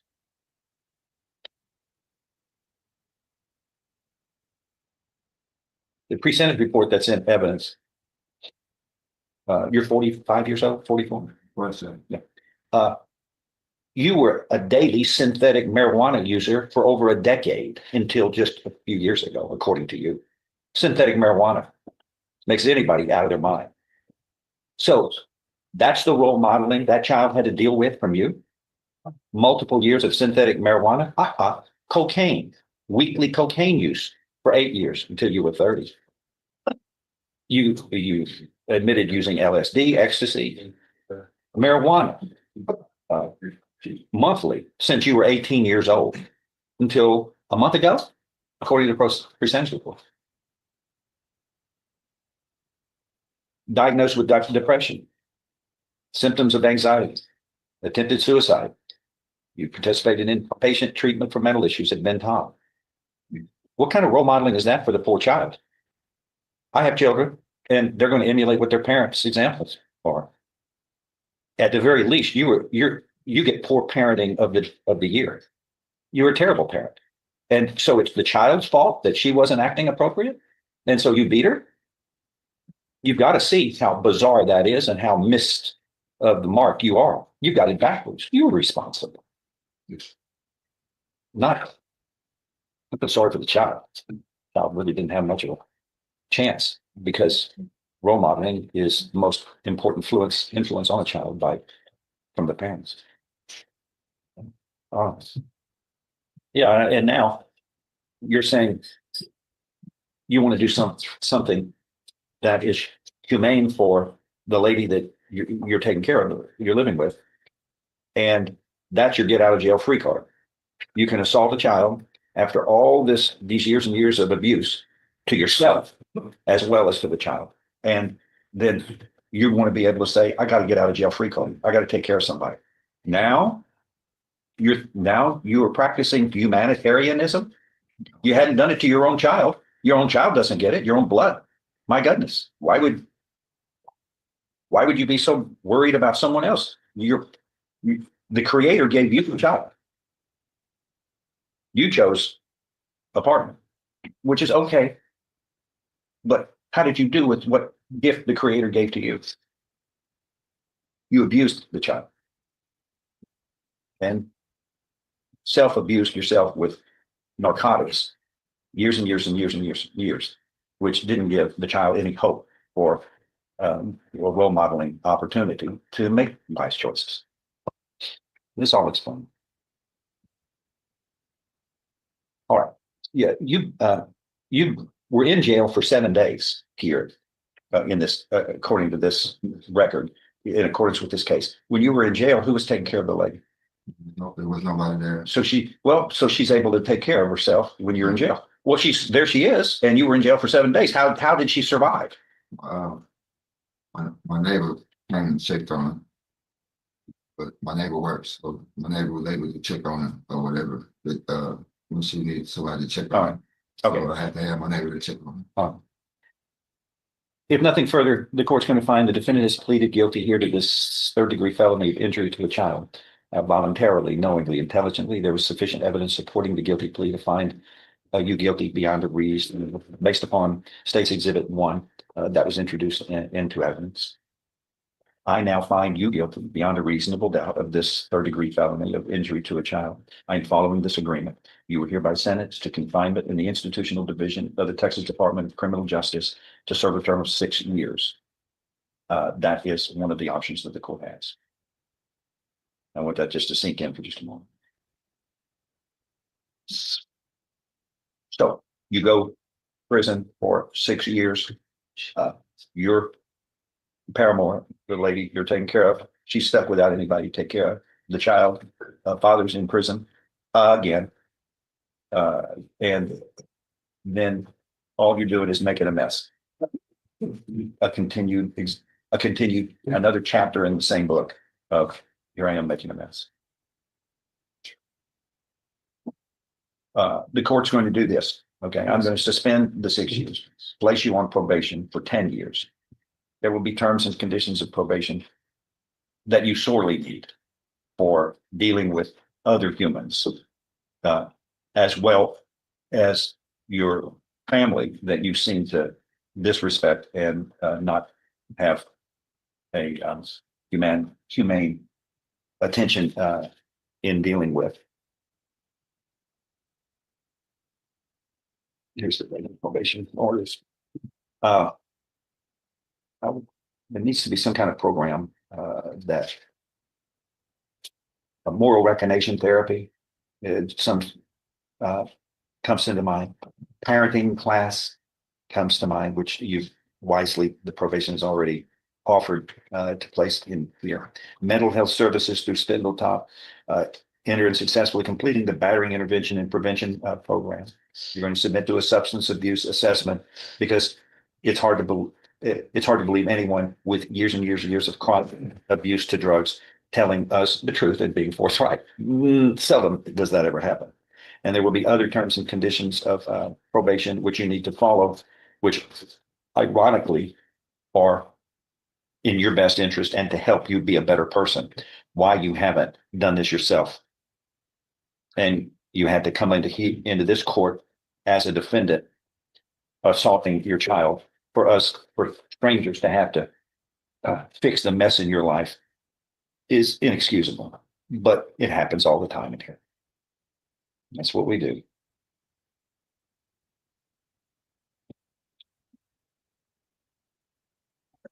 That's not all. When you harm a child, it goes with a price. You're going to serve 180 days in the county jail, and we'll do that on weekends. You're going to have to work some way to have this lady taken care of. But you don't avoid responsibility and punishment that's due by using the helplessness of others. Like, no, she didn't have anybody to take care of her. You got to figure that somebody's got to help her. For those, you report on her before 6 o'clock p.m. each Friday. They will release you on 6 o'clock on Sunday, and you'll do that until 180 days are served. Do you understand? That's the price that this court sets because children should not be harmed, especially tortured.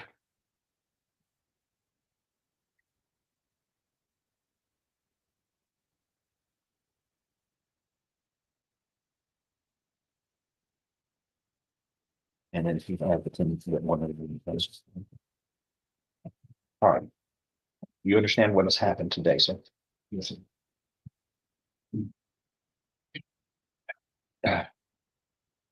This is what is called justice. This court deems it to be the appropriate method, and it has its seriousness for the consequences and the circumstances of the harm to children and your self-harm that you have performed on yourself by not respecting yourself, by abusing drugs and committing so many offenses. You need to fix all of that while you're still alive. Anything else? I don't have anything. I have something. Yes. When does the jail time begin? It's Friday. Yes, sir. Mhm.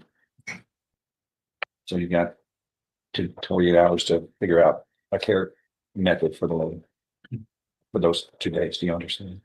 Anything else? Please see the probation officer. Thank you. Tara, up down. To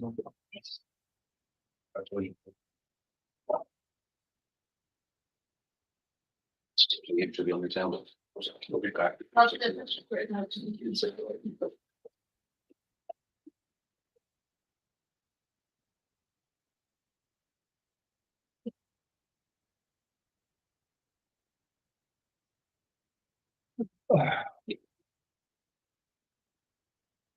You anxious to go next after that? Oh, yeah.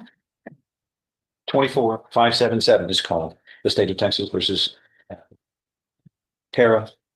Is it Devanana? Devonna. It's spelled really weird. Yeah, You can pronounce it Devanana or there's a Devonna. syllable in there that's not being stated. My brother's name is Micah Devin. And so my mom decided it would be cheeky to go with Devin Anna, but that's just a mouthful. So we just always say Devonna. Yeah, that's 4 syllables. Yeah. And your last name is Hoffbauer. You were here with Mr. Dusler, your attorney, and the state's attorney does the defendant. For the formal reading of the indictment and arraignment here, can we proceed in summary? Yes, sir. In summary, this indictment alleges that on or about February 12th, 2024, in Jefferson County, Texas, you committed the second-degree felony of assault on a peace officer by kicking the complainant. Do you understand what you're charged with here? Yes, sir. Second-degree felony. No, Judge, she's pleaded lesser included. That's correct, Judge. Okay, it was second degree felony was checked, but we missed the box completely. But That's tablets really active. It's what is class A? Class A misdemeanor.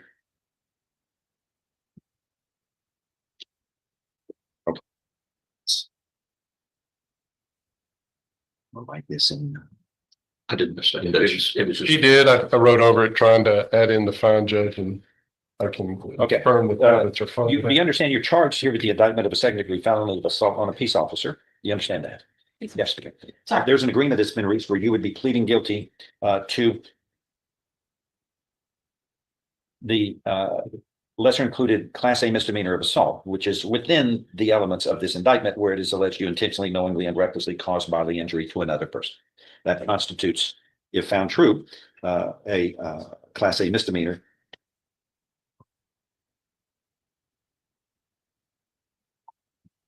Which carries with it. It's horrible, Judge. Sorry. I'm going to rewrite the punishment range because it won't even allow us to erase to be able to clean it up, Judge. Mine, when I write, it's about 2 seconds later that shows up. It was the ghost writing that okay. Which carries with it up to 1 year county jail and or up to $4,000 fine.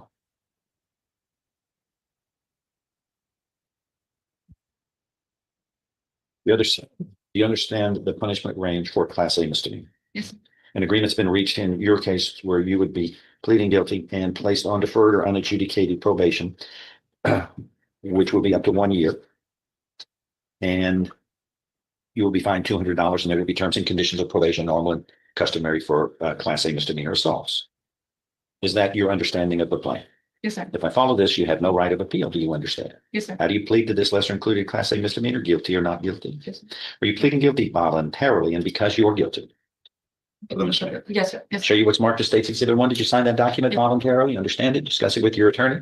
Are the contents all true and correct? Yes, sir. State's Exhibit 1 is tendered into evidence without objection. Among other things, the state you are mentally competent to enter your guilty plea, and it's freely and voluntarily made. You know what you've been charged with. The indictment's been read to you. You've read it. You were guilty of the crime charged and any lesser included offenses, such as the one you have pleaded guilty to today, the class A misdemeanor of assault. You are giving up your rights to a jury trial and the rights to the appearance, confrontation, cross-examination of witnesses. You're totally satisfied with the representation provided by your lawyer. All of this is through a state, so help you God. And the court makes findings in accordance with this State's Exhibit 1. Is all of this true? Yes, sir. State's Exhibit 1, part of the record for all purposes, pre-sentence report. Yes, sir. I'm going to follow this agreement and find that there is sufficient evidence supporting this guilty plea to find you guilty beyond a reasonable doubt of the lesser included offense of class A misdemeanor of assault. And I'm following this agreement, and you are not going to be found guilty, but any finding of guilt will be deferred. You will be placed on deferred or unadjudicated probation for 1 year. There will be a fine of $200, and there will be other terms and conditions of probation, which are normal and customary for this type of offense. Please make sure you follow it. If you fail, your probation could be revoked and you could be sentenced up to 1 year in jail. You know, okay, good. I'm certain she's never she has nothing on the record besides this, Judge. We'll move on to her. There's always a first. Question is, will there be a second? Let's fix that. Okay. Work very hard to change my life. Oh, good for you. Please see the probation officer. My purse. Thank you. Good luck to you.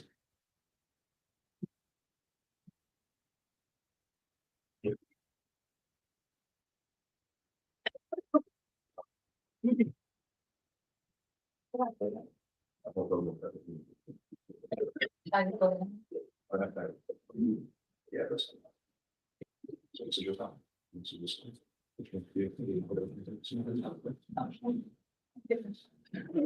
at all that notes over there. Is that you?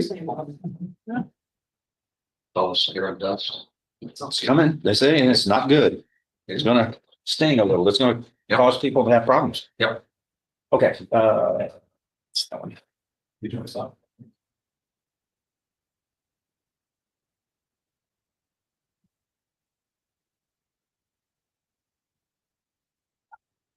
These tablets are. And I know it's Jacoby Manuel. And this is cause number 24CR2329.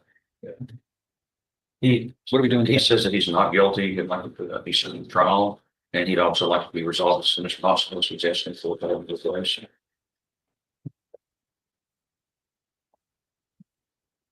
The offer was a deferred probation.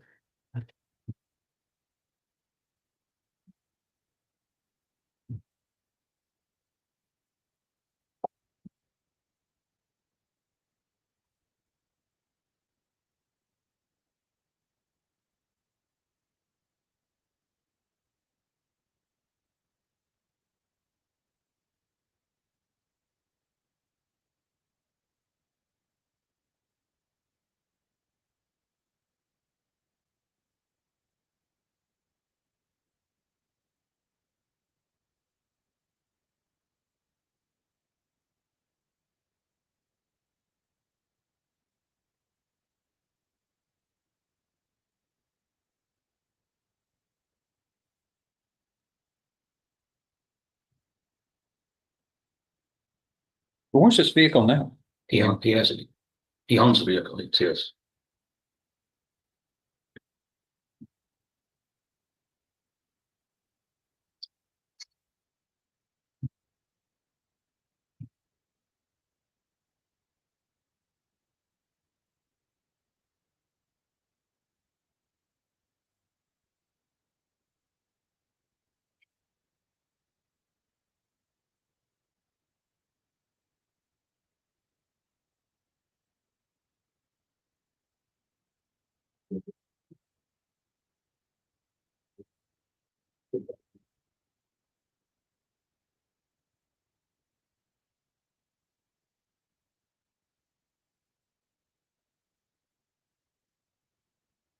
Y'all have a title on this? Does the state have a title? In the victim's name says it is. Paid cash, signed the title, provided it. Yes, I think, yeah, we do. It's this guy's signature's on the back of the title. It was identified by his distinctive weapon, which for the record, I noticed when he approached the benching court today. What's the date on the title? Yeah.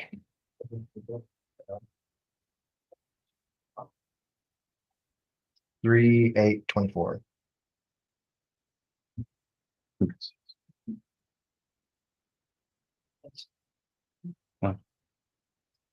It's his car, you say? That's what he tells. Where's the title? Do you have a title? Where's the title to? That's what counts in the state of Texas. Do y'all have a title you can produce? So yeah. Yeah, have a title for the car? Yeah, I do. Where is it? It's in the vehicle. Go get it. I don't have the vehicle here to have a break. But I also had so it was two different times. I had one in my car and I had another. So I had two times to the vehicle because I thought I lost the person. But due to the fact that the man, I don't even know who this guy is that's accusing me of $4,000 because he never gave me $4,000. I have no idea who he is. But my brother had my car in the process, so I had to let my brother borrow my car. But no guy's gave me $4,000 for a car. That I have no. Well, a title is what dictates it, and signatures have a distinct similarity to them. That's what counts. I mean, if this is know this person, do you even know this guy? I don't know him. I don't. Okay. So, okay. Well, I mean, if they want a trial, they get a trial. But I mean, if they would provide me some of this information, I might be able to look at this. But I mean, no one said anything to me. I gave them an offer and they rejected it, and now it's up for trial. Yeah. Are you able to hire a lawyer? I can't afford. Why not? Because the reason why they're expensive, but the taxpayers, I don't want to pay for a mess that the grand jury says you caused. It's a presumption of innocence, but still, I'm not going to pay for it with my tax money. I don't want to. And that's what the people who put me in office say too. We're not going to just freeload people who are charged with crimes because there's an investigation that's done and the grand jury indicts, and procedures are used to make sure that any person charged with a crime, it's not done frivolously. It's done responsibly, deliberately. And then that's your problem when you're charged with it to pay for the mail. I'm sorry. You don't have a job at all. Yeah, I just started working a job, but I can't. I barely can afford my bills. I'm only in Bowman. You just have to have less bills. I'm only in Bowman right now. I was in Katy, so I'm only in Bowman to this case. What do you do? What is your job? So I just work at I work at Home Outlet. A what? It's like a sort of like when you can cabinets and things like that. Well, you have tax returns, right? You file tax returns every year? I just started working. I haven't filed a tax return, so last year I didn't have a job. When was the last time you filed a tax return? 2 years ago. Okay, where were you working then? I was working in Canada when I was out of here. I'm sorry. What were you doing? Oh, I was a supervisor at one distribution center. Like, what was your income then? I had pretty decent income. I was about 65,000 a year.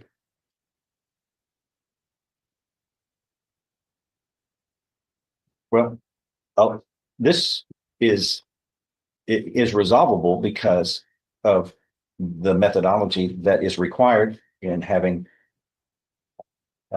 registration and titles.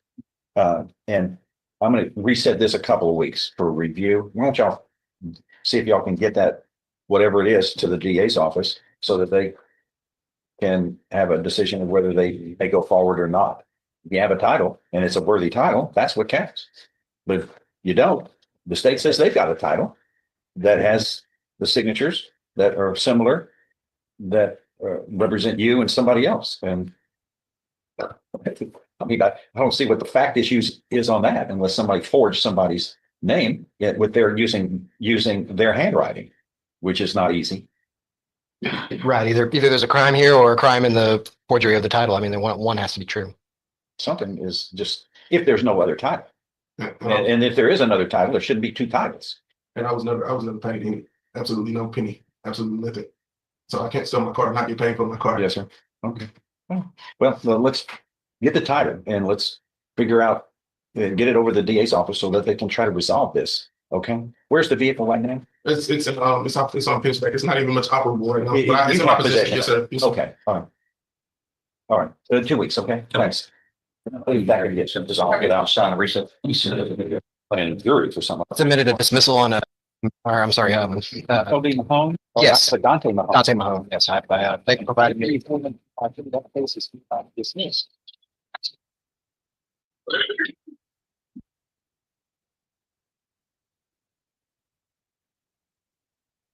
Probably next week. I have Willie Cowich. Yes, Your Honor, in custody. Yeah.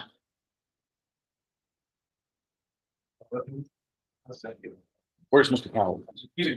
What is this? Probation, Judge. Okay, we're gonna have a hearing on it?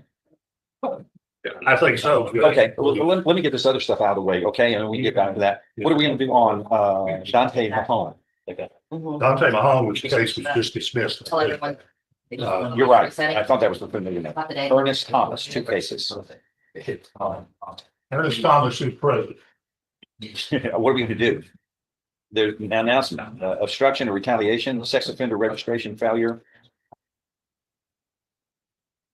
Was indicted on a new case. I don't think Mr. Grove has discovery on that one. I don't know about the new case. I discussed it with Mr. Thomas today. Mr. Thomas here's my home. Mr. Thomas is not guilty of these cases. Now, the new case, which I'm not aware of, I can't really comment on what. It was a surprise. I've never been to jail for it. It's just a warrant popped up. So does he have a warrant now? No, I'm not a warrant. Well, but this one's, look, the failure to comply with sex offender registration is cut and dry. Either, what is it showing for his registration? I mean, if there's, y'all have anything? I mean, he's not guilty, but he's supposed to be registering. There's got to, yes, sir. There has to be proof of registration for this because he is required. I've been registered, sir. You haven't You've been registered in Louisiana. Is that correct? I'm registered here. Where's your certificate or proof of registration? You had Mr. Hamlin computer last time, remember? I don't. I've got 5,000 cases. Right. I don't remember. Truly, I really don't. That's for y'all. I've been arrested ever since I was born out. Once y'all can't copy from Louisiana. I've been arrested ever since then. I arrested every year on my birthday. From Louisiana? No, here. So this December coming, I got arrested again.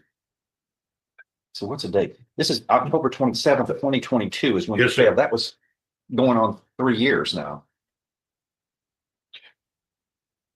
And that's the question on or about October 27th, 2022. Did you fail to register? Even though that's almost 3 years ago. I don't know. That whole time I was in Louisiana. I just got it doesn't matter. Were you failing? Beaumont says you were supposed to be registering to them. Do you have some kind of registration in Louisiana you have to perform? I'm not under them no more. That's what I'm saying. But when I didn't go register down there. Oh, no, that's. Well, back in That's why I 2020, jail for it in Louisiana. back in 2022, you were required to register in Louisiana. When you were registered then is, even though that's 3 years ago, Judge. I believe that's it. And we go back and forth. He also has been in Orange County, I believe, but different registrations. It says, the probable cause says the defendant had been living in Beaumont since February of 2022 and had not checked in for his annual verification of change in status as required by the Texas Code of Criminal Procedure. Right, so he had deregistered in 2014 and said he was moving to Louisiana. And then we were alerted that he had been arrested in some misdemeanor offenses here in Beaumont and was providing an address that he was living at in Beaumont at on Magnolia Street. 3438. Right, and so that was what prompted the initiation of this case and investigation. Now you see what happened with that was in 22, I was working in the hurricane in New Orleans. I came here on the weekend and got in that trouble. That's what happened. But I was working in New Orleans. I got proof of it. But you registered in Louisiana. Louisiana, that's what I'm saying. And then when I failed to pay them, they got me for not registering because they was stealing money from me. Stayed there every 3 months. I was paying them $60. And when I found out I was supposed to be paying them $60 once a year, I just stopped going. And that's when they came with the failure to register. And that's when they picked me up. I was locked up in Orange County. Louisiana come got me from there. Then Texas come got me from Louisiana once I finished with Louisiana. And when I got out of jail here, I got out of jail here. I went downtown Beaumont and I registered. So Judge, I'm going to add Mr. Grove to the discovery in Mr. Thomas's new case. I would suggest that they have some time to look at discovery in that case, and then we can all come back. Okay, now we've got another case that was indicted in March. It states that on or about February 15th, that you committed the third-degree felony of obstruction or retaliation. And you all not in retaliation. This isn't a debate. It's what the indictment reads. The grand jury indicted you for that. That's what I'm telling you, which carries with it up to 10 years in prison. But so what are you living in Beaumont or not? That's what it is. 1385 Fairway. I'm registered in Beaumont. I live 1385 Fairway, Beaumont, Texas. I can follow up with the registration detective here in Beaumont and see if there's any validity to all this timeline. But either way, they're going to need time to look at the driver's license. No, sir. Let me see it. What do you have? So you're driving a car? No, I ain't driving a car. What identification do you have? The only thing I got in here is what? All right. The reason why I ain't got no, I don't want. I just want to know. Everybody has identification. No, I got one. But this wallet here, you carry around. You don't carry around any identification. My car just got me wrecked, sir. So you ought to have your car. Yeah. You're driving a car? No, the car I've been in. My sister let me use it to go to work. You're driving a car? Yes, sir. Well, you have to have a driver's license. Where's the driver? Where's your Texas motor vehicle? Don't interrupt me. My question is, where is your Texas motor vehicle driver's license so that you can drive the car that you're saying you're driving to and from work? You don't have it. That's a crime. I mean, the rules don't apply to you, but they apply to everybody else? So you're not going to trick me and try to take my wallet and flim-flam me. I mean, it didn't take long to figure out you're not following the rules here. That's why you got 2 indictments. Oh, I'm not guilty of anything. You can't. You've already admitted to operating a motor vehicle. You don't have a driver's license. That's a crime. Anything else you want to add? All right, I got a license, but the license that I have. Now you have a driver's license. It's just like I ain't got none because. You said enough. It's hard for them. All right. You said enough. It's hard for them to switch it from Louisiana to here.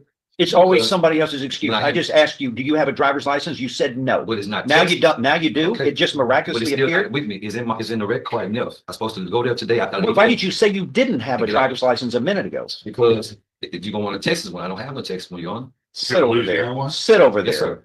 I do got Louisiana. I'll tell you. Sit over there. We'll deal with you later. What's his bond? You don't lie to me like that. What's his bond? We're going to change that. Brittany, what are we going to do on William Walker?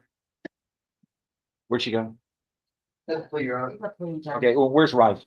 Rife had to go to another court, but case needs to be reset because there's a new drug case. Don, what are you going to do? You need to reset it before everything. It's kind of a new case telling you. On Charles Johnson. Yes, he's Where's right. Mr. Johnson? Come on up. You're Charles Johnson? You're charged with the second degree felony of burglary and habitation. Mr. West is your attorney. What are we going to do today? Oh, need about 4 weeks reset. Got 4 weeks. Get a resetting. Thank you.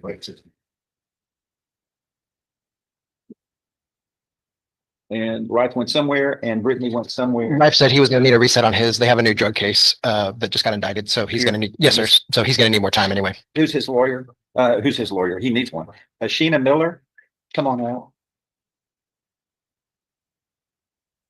And in 24 CR 2453, you're charged with the state jail felony of, it's like, unlawfully acquiring a copper. Yeah. And that carries with it up to 2 years in the state jail. Your attorney, Mr. Kimler, we're going to reset that 3 weeks. You need some more time for something. And did you say there was another case coming? Yes, sir. I think Mr. Kimler was just aware of it recently that she got indicted on some new case. No, We're waiting on that. Oh, I'm sorry. That's what it was. All right, how long do you think that? It's a drug? Yes, sir. Matter? Okay, well, they're going to test it to see what the drugs may be. October 24th. It's the same thing. All right. Okay. Out of the same arrest? Yeah. Okay, so it's out of the same arrest is what they're. Reset for three weeks. Okay, get a resetting. Wait, Thank you. which one? Get a resetting. Both of them. Both cases are reset. Yeah, we're not going to handle one. We're not going to do one in an installment and keep the other one. We're going to work them together. So Okay. just get a resetting. Brittany, come on out. Thank you. On William Walker. Yes, he's in custody. Mr. Walker.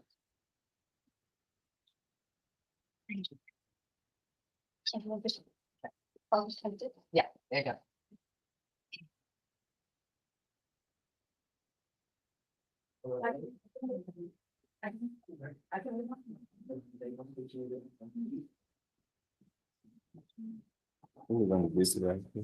Thanks. And 2 years TDC judge. Mr. Walker. Okay, I don't have any papers yet. Raise your right hand. These were orange, another your papers and other stuff like that. Your right document. Look at that right there. Yeah, one more time. I need it much darker than that. I'm not scanning this. Okay. What is it right there? Okay, you can go see it, apologize.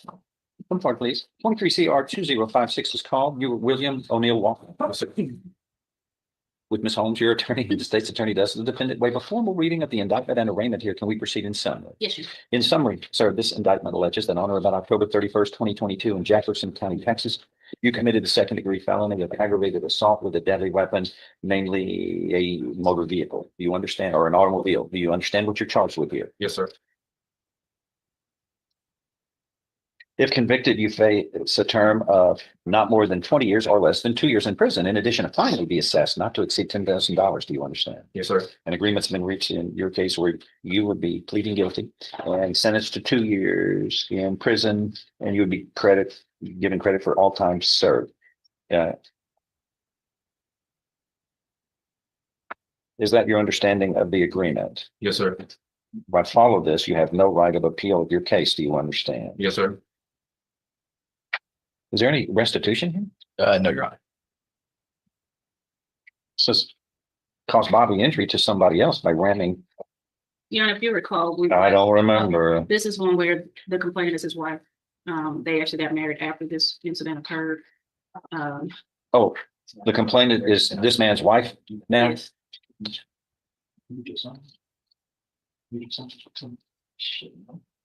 This occurred during courting? Yes, they got married after then this charge was indicted. I can understand why they don't want to get married since he's charged with aggravated assault to the job, to the lady. That was never my method of trying to ingratiate myself to a date by assaulting them. I never thought that was the right way. Sorry. The right way to court and, yeah. Yes. Okay. Did y'all get married ceremonial? Yes, sir. With JP or a priest or somebody? No, sir. It was in the court. Yeah. Who did it? A judge in Mississippi. A judge in Mississippi. Well, I'm sure they do the same thing. I mean, you go through a formality of pledging your love and devotion to the other person. Did y'all do that? Yes, sir. What happened here? This isn't the way. That's not the way. You understand? I guess here you are. You are accepting responsibility. You made a mistake, but you understand, if you have a composure problem, the last person you're supposed to harm is somebody you pledge your love to, right? Yes, sir. Okay. Is that fixed? Yes, sir. Okay. You're devoted to this lady? Yes, sir. Promise? Yes, sir. Forever and ever? Yes, sir. That's what they probably said. Words to that effect. Then do you show love to this person every day? Yes, sir. If I follow this agreement, you have no right of appeal of your case. Do you understand? Yes, sir. How do you plead to this? Guilty or not guilty? Guilty. Are you pleading guilty voluntarily? That is on your own free will and because you are guilty. Yes, sir. I'm going to show you what's marked as State's Exhibit 1 here. Did you sign that document voluntarily? Understand it. Discuss it with your attorney. Is everything true and correct? Yes, sir. State's Exhibit 1 is tendered into evidence. No objection. Without objection admitted. Among other things, the state you are mentally competent to enter your guilty plea. It's freely and voluntarily made. You know what you've been charged with. The indictment's been read to you. You've read it. You are guilty of this crime and any lesser included offenses. You were giving up your rights to a jury trial and the rights to the appearance, confrontation, cross-examination of witnesses. You were totally satisfied with the representation provided by your lawyer. All of this is true, so help you God. Yes, sir. State's Exhibit 1 made a part of the record for all purposes. You're saying this report as well? Yes, sir. All right, I'm going to follow this agreement and find there is sufficient evidence supporting your guilty plea as you have entered your plea voluntarily, knowingly, intelligently from State's Exhibit 1 here. That is enough to support your guilty plea to find you guilty beyond a reasonable doubt. I now find you guilty beyond a reasonable doubt of the second-degree felony of aggravated assault with a deadly weapon, namely an automobile. I am following this agreement. You are hereby sentenced to confinement in the institutional division of the Texas Department of Criminal Justice prison for a term of 2 years. The minimum. You will be given credit for all time you have served in connection with this offense. The judgment must reflect a deadly weapon, namely an automobile, was used in the commission of this offense as indicted in this case.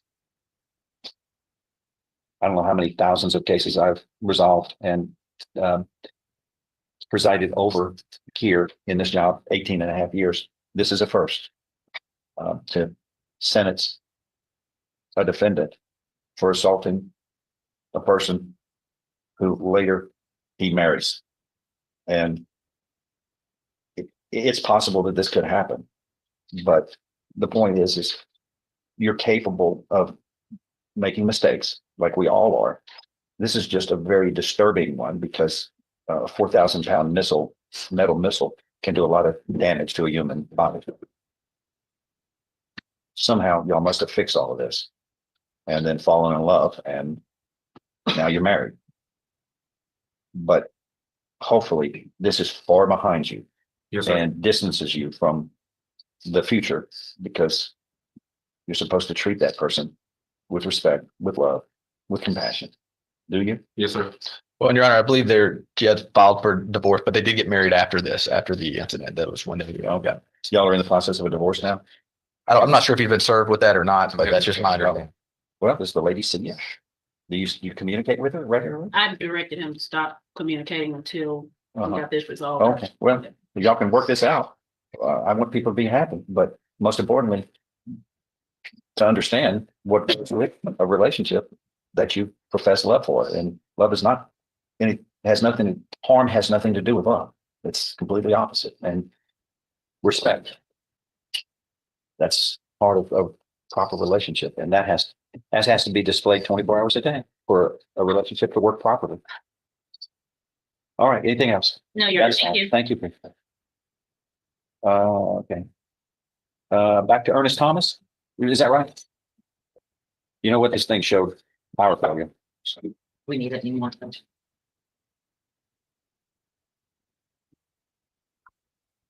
Well, back here.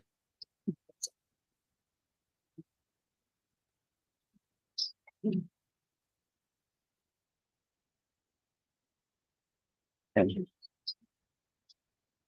hey, what have we been doing, Willie Coward? Willie Coward's a hearing judge. Okay. There's some strange facts, background on that, but it is hearing art. Welcome to every case in this room. Oh, yes, sir. If you would ask Mr. Thomas's bond, on the failure to register case, his bond is $15,000.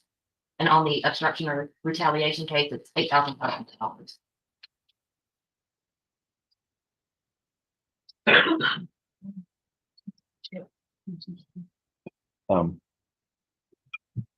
Okay. And Judge, Mr. Eckhart said that he would give me discovery in the new case, but I don't have discovery in that case, although I do the dated register case. All right, what, let's deal with that. That's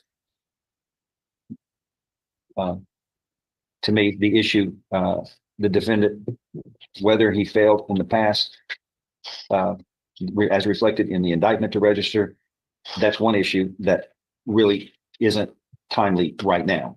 The question is, no one posts a bond.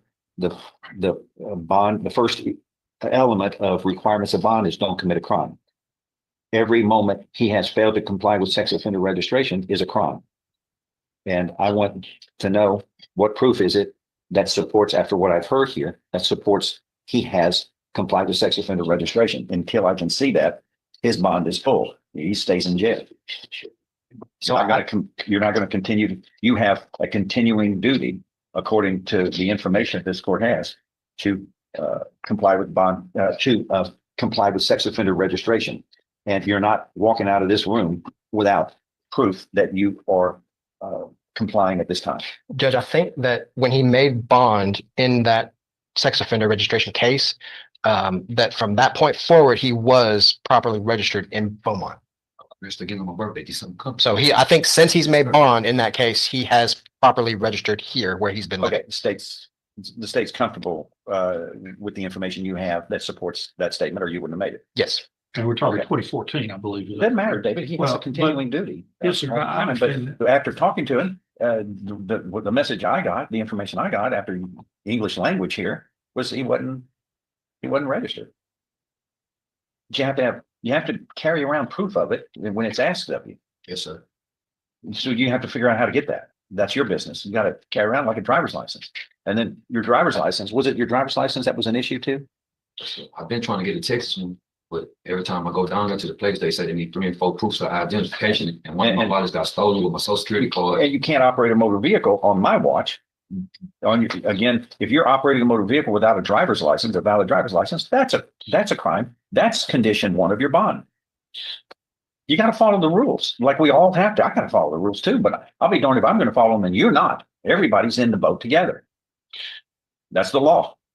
Mr. Thomas, do you have a Louisiana driver's license? Yeah, that's what I was telling him. I didn't want to get in trouble. That's why. Okay. Where is it? It's in the red car nil. I was supposed to go there the day after the car just got towed. And after that wreck, yes, sir. Okay. You're ordered to come back tomorrow with the information. If you don't come back tomorrow with the information, your bond will be revoked. A warrant will be issued for your arrest on these 2 cases. And you need to be back here and you have to produce a valid driver's license. Do you understand? Yeah, sir. You're supposed to have it on you and you don't. You can say that. Well, I could say that. Yeah. Oh, I've got one. It's in Alaska. Well, good. Thank you. That helps. That's verification. Or on Mars, something like that. It needs to be in your possession if you're going to operate a motor vehicle. Yes, period. All right.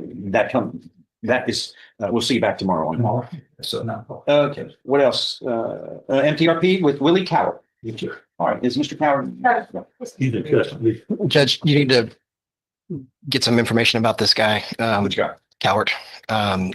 This is the individual that more or less went to TDC, basically told his supervising officer with probation that he didn't want to report, that he had credit for his time and wasn't going to report. So once he was released from TDC, the first month that he did not report is when this revocation, right, so that's when this revocation was filed. The problem is that there is a restitution owed, about $4,000 something. And so we don't, either way, we're going to have to, cut a loss somewhere, I think is our problem in this case. Ready to go on this? Yes, sir. And I would ask, since we have a probation officer. Hold on, let's call the case. 18-30013 is called the State of Texas versus Willie Franklin Coward Jr. Is that you? Yes. Present with Mr. Grove, your attorney and the state's attorney. Now, there is before the court a motion to revoke probation. It was filed August 11th, 2023. Actually, going on 2 years. And does the defendant waive a formal reading of this? Can we proceed in summary? Yes, Your Honor. And raise your right hand, sir. Do you solemnly swear or affirm any statements you make during this hearing will be the truth, the whole truth, and nothing but the truth, so help you God? Yes, sir. Logan. In summary, this indictment states that on September 9th, 2019, you were sentenced to 10 years in this court, and that was probated for 10 years for the state jail felony of theft. There must have been prior convictions that elevated it to a Yes. pleaded true to paragraphs. It was the amount, I 1 believe, and Mitch. 2. So 1 and 2, 2012. Okay, so it was the punishment was enhanced to third-degree felony punishment because those were 2 prior convictions on the same day. And it was a state jail felony, but it's punished as though it were a third-degree felony because of your prior convictions in paragraphs 1 and 2 of paragraphs 2 and 3 of the indictment. And then allegation 1 states you failed to report to the Jefferson County Probation Office on or about April 6, 2023 in violation of condition 4 of your probation order, which says you must report timely. And number 2 alleges in the motion that you failed to report to the probation office on or about April 27 in violation of your probation order. And how do you plead to those allegations 1 and 2, failing to report as required, true or untrue? It's true, Your Honor. Or is it true? Yes, I did. Wait. I guess. I've been free, Your Honor. I was trying to give you this for the last time I was here. Yeah, we need everybody present to deal with that. And the probation office, everybody needs to be dealing with this. Since you were sentenced to prison in 2019, were you ever released? Yes. You've been in prison since 2019?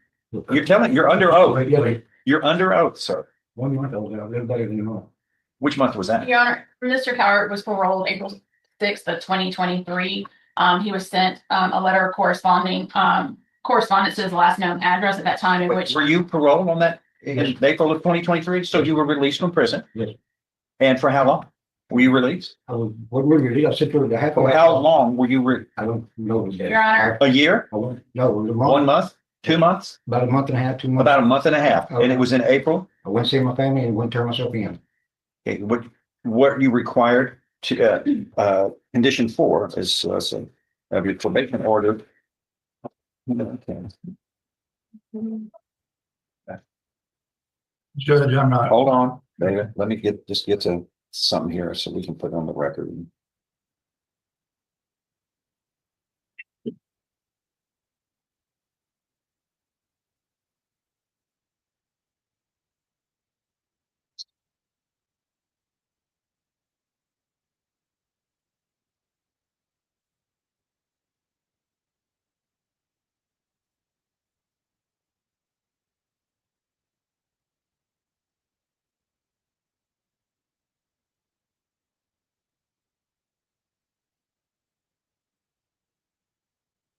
This was a cap of 4 years on the deal. You could even sentenced to 4 years in prison, but I gave you that opportunity for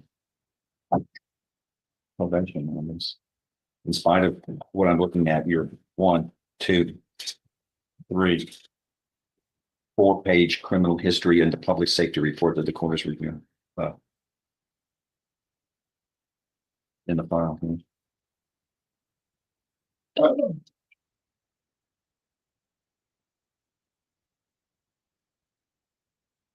All right, report is directed by your probation officer and obey all rules and regulations of the Jefferson County Probation Office. And I guess the probation officer who's here will support that when you were released, you were you had to report, which was on or about April 27th, 2023. And Your Honor, may I interject? Yeah. Your Honor, when Mr. Cowart was paroled on April 6th of 2023, he was paroled to a halfway house here in Beaumont. Okay, hold on. How was he paroled? He was sentenced to 10 years in prison, probated for 10 years.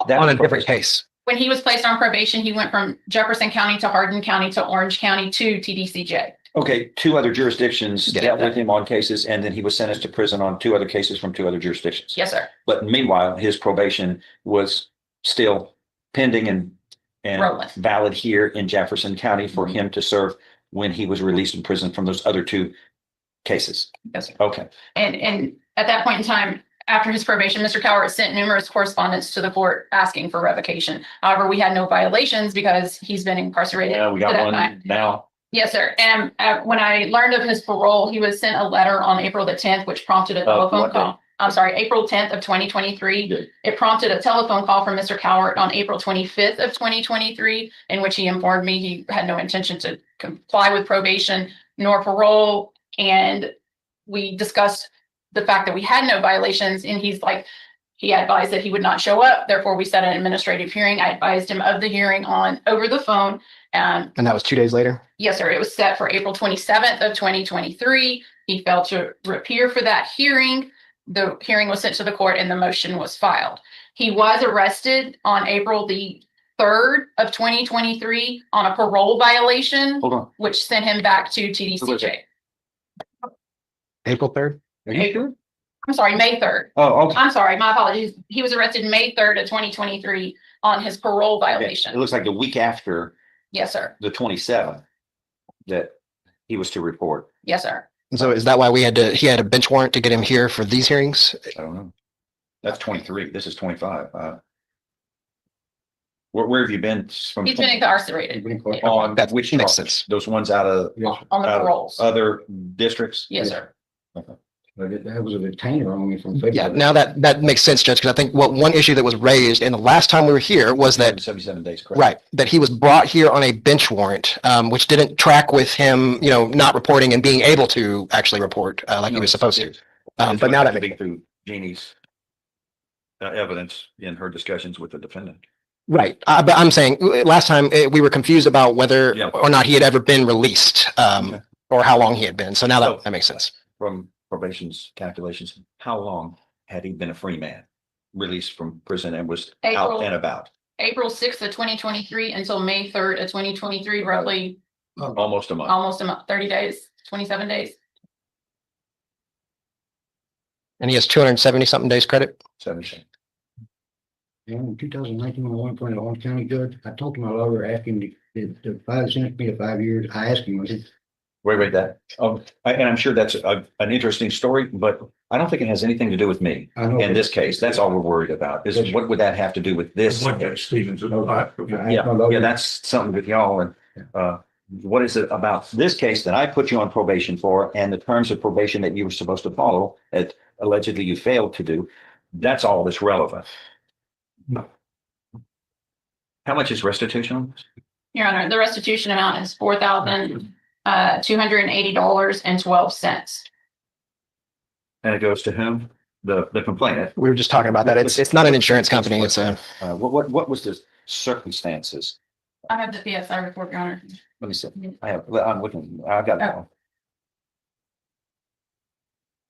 County Home and Outdoors in Needham. It's a business, I believe Mrs. Law said, out close by the jail.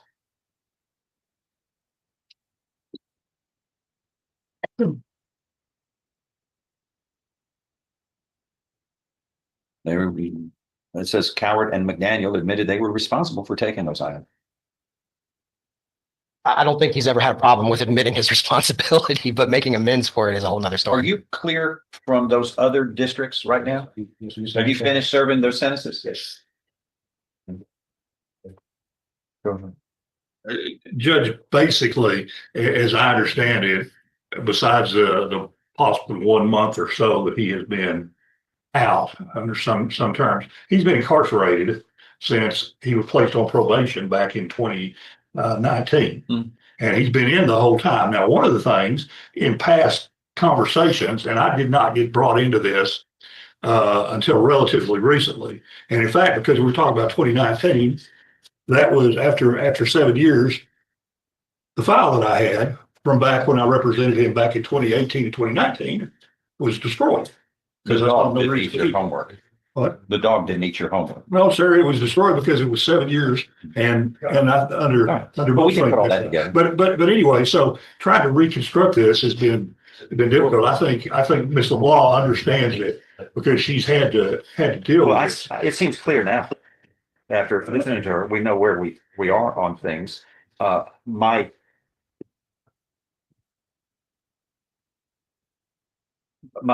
feeling here impulse is to get him going on probation so he can active probation to complete this thing so he can get the people paid back who I'm sensitive about victims. And there's $4,000+ here of loss. The only problem with that, Judge, is that he's made it very clear with Ms. LeBlanc that he has no intention of doing probation. Okay, well. If that's not true, then. If that's true, then it would be easy. It would be easy and we wouldn't be wasting a lot of time, but my impulse is to give him a chance to help fix this for once in his life and be successful on something here, pay these people back who are owed and move on with his life and do better. Well, Judge, but everybody has free will and that's where we're going to be, Mr. Coward. We're going to ask you. Yeah, you're going to be under oath here. Or if you say, I refuse to follow the terms and conditions of probation, which include restitution, it'll make it real simple today and it'll be cut and dry. But I'm giving you a chance to take the honorable route. Judge, there may be some other factors that might be mitigating. Do you have any medical conditions that keep you from being able to work? Yes. I played with 6 screws in my neck. Okay, we're going to raise your right hand. You solemnly swear or affirm that statements you make during this hearing will be the truth, the whole truth, and nothing but the truth. Will help you. Lower your hand. All right, now I know that we could make this go on for hours, but we don't. But to be rather and to get to when the did point, you get? What are your problems? Yeah, what are your medical problems? My medical problems. I wrote this out. I was playing 6 screws in my neck. I fell 20 feet head first on concrete. When? Hurricane Ike, was at Nederland Apostolic Church working and fell off the scaffold. I played 6 screws in my neck. I got a rod plate and 7 screws in my left arm. I got a lumbar on the side of my shoes and L4, L5, that's one. I had 7 pins in my right foot. And bad in prison in my left eye for the key. I got mental issues that I don't even know. I've asked them since 1999 what's going on with me. The last time I was here, I had like a spell. They say it's Asperger's. I don't know. They said it's conversion disorder. I don't know. Another one was I took a psychology class just to find out what's wrong with me. You know, and I got a certificate on Adobo that they just started in prison last year. I feel like it's an epinephrine mixture that's gone awry or something because it happens. Is that your medical diagnosis? Yeah, extensive training. Basically, yeah. Well, while you got these diagnoses, though, you got those from the Texas Department of Criminal Justice while you were incarcerated. Right. It's not like you were out seeing a doctor at a hospital.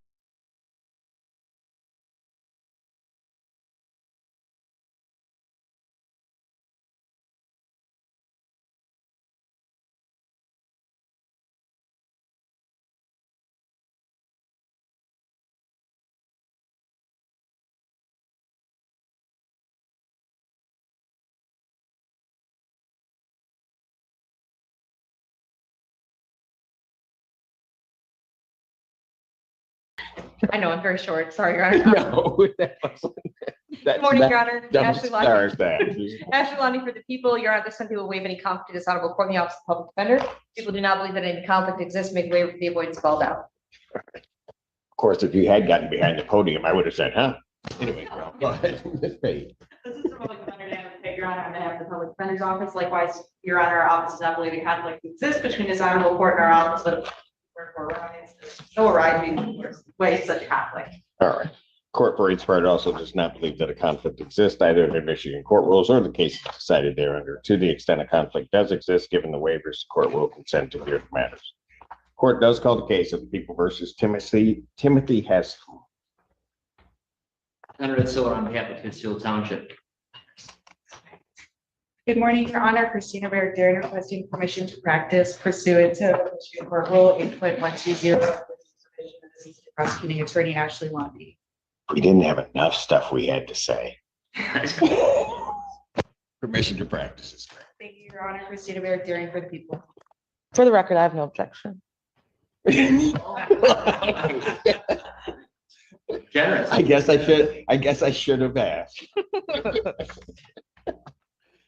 Your Honor, is Mr. Hess, did Macomb County sign in? The facility emailed this morning, Your Honor, they were unable to sign. Well, then I'd ask for an adjournment, Your Honor.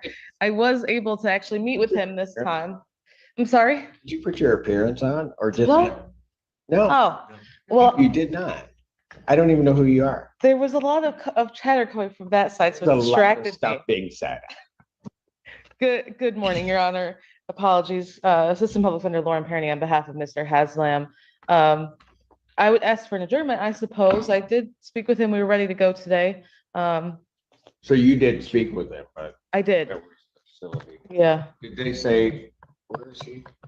Macomb. They just didn't, let us know ahead of time. They didn't have space for it. Got it. Okay. I'll adjourn it out. I'll adjourn it. Oh, we got 2 weeks and you're gonna give me a date. June 18th. All right. June 18th, 2025, 9 a.m. Has everybody met Miss Levin? You haven't met her? We did. Did you? Yes. Did you like her? Yeah. Okay. It's her birthday. You're right. Happy birthday. I was supposed to remember that. I couldn't remember that from Monday. Well. Oh, is that what that said? I didn't know. I thought it was like a St. Patrick's Day thing. All right. June 18, 2025, 9 a.m. Thank you, Your Honor. Thank you.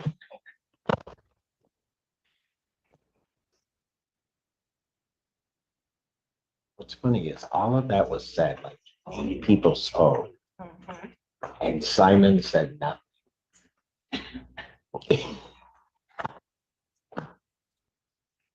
But that may all end. Court does call the case People versus Ronald Altman. Good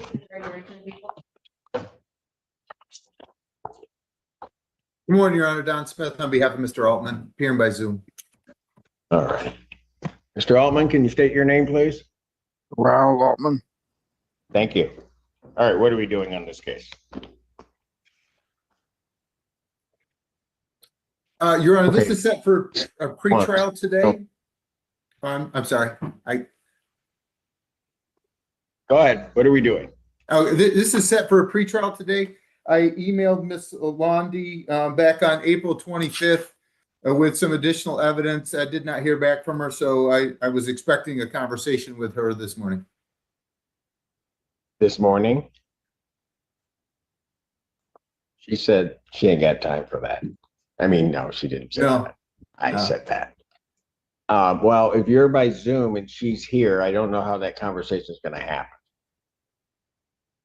Okay, I apologize. I appear in various places and oftentimes there is an ability to do that. And if there isn't, then I apologize. I guess at this point, we would ask that it be set for settlement and trial.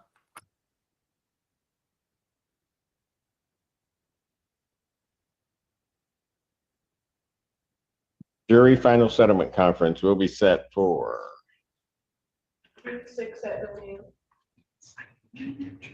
Are you guys ready to go on Friday? Yes, sir. Yeah, no, Your Honor, I have a settlement conference and which will. Why don't I do this so you guys can have a conversation? Did you want to say something? Your Honor, Ms. Londi may not be available. She was asking for August dates if possible. Oh, jury final settlement conference, August 8th, 2025, 9 a.m.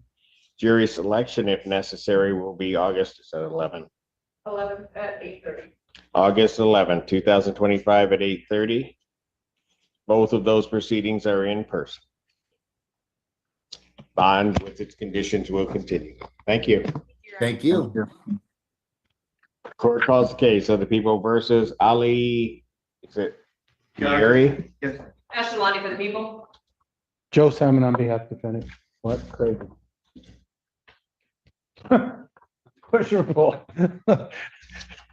State your name. My name is Ali Hayari, Your Honor. Yeah, He has not been arraigned on that. That's correct. Way from reading standing, Your Honor. Defendant having waived formal reading standing, court will enter a not guilty. Your Honor, with regard to the pretrial, I've had a couple of discussions with Ms. Londi asking to request the.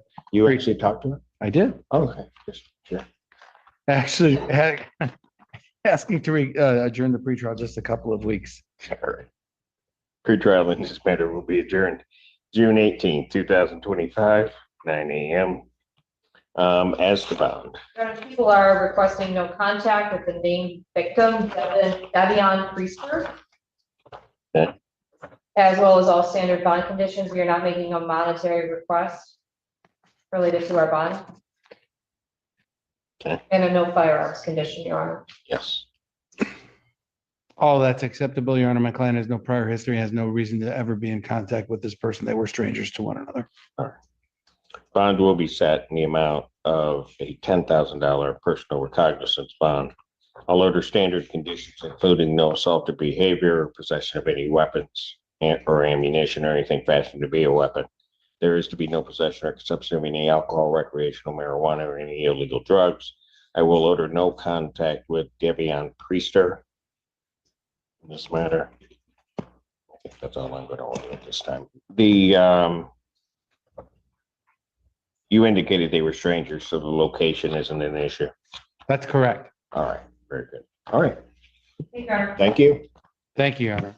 Wait for me out. The court does call case People versus Jillian Sartori. Ask your lobby for the people. Your Honor, good morning. Joe Simon on behalf of Ms. Sartori.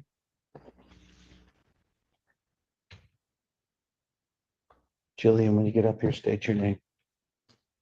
Jillian Sartori. Morning. All right. With respect to arraignment, Your Honor, waive formal reading and stand mute. Waive formal reading, standing mute. The court will enter not guilty plea. Your Honor, I referenced with respect to the pretrial, I told Ms. Londi that my client is going to be undergoing some things that I want her to have time to complete before I approach her with a proposed resolution. What is I'm afraid this might hit my vacation. What is the next available pretrial after June 18th? When's your vacation? The 24th to the 1st. And we have that day. No. July 2nd. July 2nd. Well, is that that's a Wednesday. That's the day I come back. Oh, okay. So you come back on that day. What's the next day? July 16th. Thank you, Your Honor. I'll adjourn the pretrial in this matter to July 16th, 2025 without objection at 9 a.m. As to bond. Your Honor, the people's bond request in this case is no going to any Target store in the state of Michigan. We are not making a monetary request for bond. We would also request standard bond conditions and standard supervision of community corrections. Yeah, the only thing that I would oppose in that request is the community corrections. There's no real history here. There's not the issue that prompted this. It's more of a mental health matter, which is what I was alluding to. I didn't want to really state on the record as what I want my client to get completed. Understood, but is there any indication of substances or anything along those lines? And we approach. Just to be clear, who's testing today?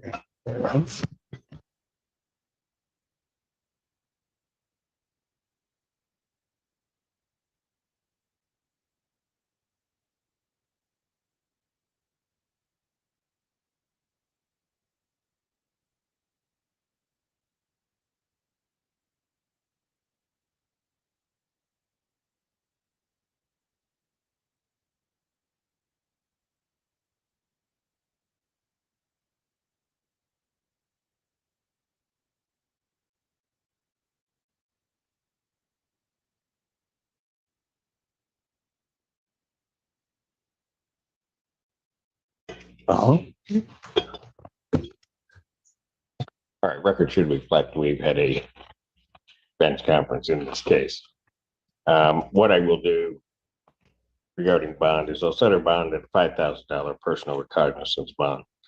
And I'm going to order standard conditions, including no assault behavior or possession of any weapons or ammunition or anything fashioned to be a weapon. Do you understand that, ma'am? Do you understand? Yes. Yeah. I will also order there to be no possession or consumption of any alcohol, recreational marijuana, or any illegal drug. You are to not enter any Target store in the state of Michigan. I am going to order that you report to community corrections for drug testing. That'll be one time per week. Drug testing. All right. So I suggest before you leave the facility here today that you report over to community corrections, get that process started. All right. Thank you, Your Honor. Thank you. Thank you, Your Honor. And just wait for me outside, okay?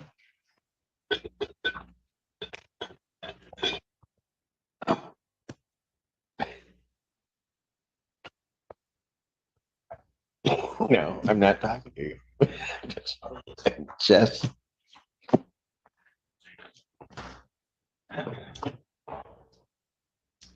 $5 to $7 grand, Mr. Simon. Your Honor, I'm always willing to learn.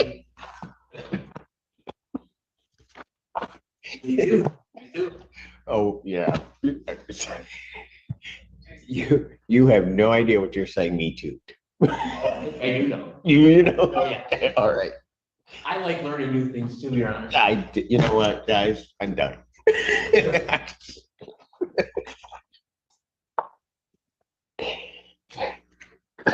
Court calls the case, People versus Aaron Salazar. Christina Richter for the people.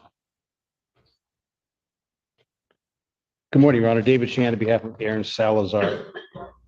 Good morning, sir. What's your name? My name is Aaron Salazar. Thank you. Your Honor, we did have this set for a plea the last time we were here 2 weeks ago, and you felt it would be better for the defendant to have a translator, just to make sure that he understood everything that was going on. The goal is still the same. He would enter a plea of operating while intoxicated, and the more serious charge of operating with a high BAC would be dismissed. All right. And he does not need a translator, or we were going to line one up, but if you want to start and see how this goes. All right. I don't mind trying to take the plea. Is your native language Spanish? Yeah. Okay. So if it doesn't go like we can try to order then one off. Okay. But we'll try it this way. All right. May I have him sworn? Do you swear or affirm the testimony you're about to give will be the truth, the whole truth, and nothing but the truth, so help you God? Yes. Okay, go ahead and lower your hand. Say and spell your name out. My name is Aaron Salazar. Can you spell it? AARON SALAZER. All right. Let me just do this because my file here is a mess. And he's going to plead to the charge of operating while intoxicated. Correct.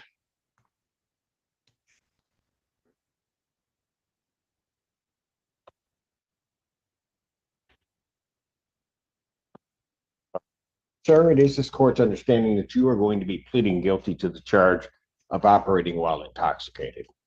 That is a misdemeanor punishable by up to 93 days of jail, $500 fine plus court costs. The court could order community service or any rehabilitative services the court deems necessary. The court could also order your vehicle immobilized, could order you to pay the cost of the prosecution as well as the cost of any emergency governmental services. You understand that, sir? Yes. I guess we'll wait.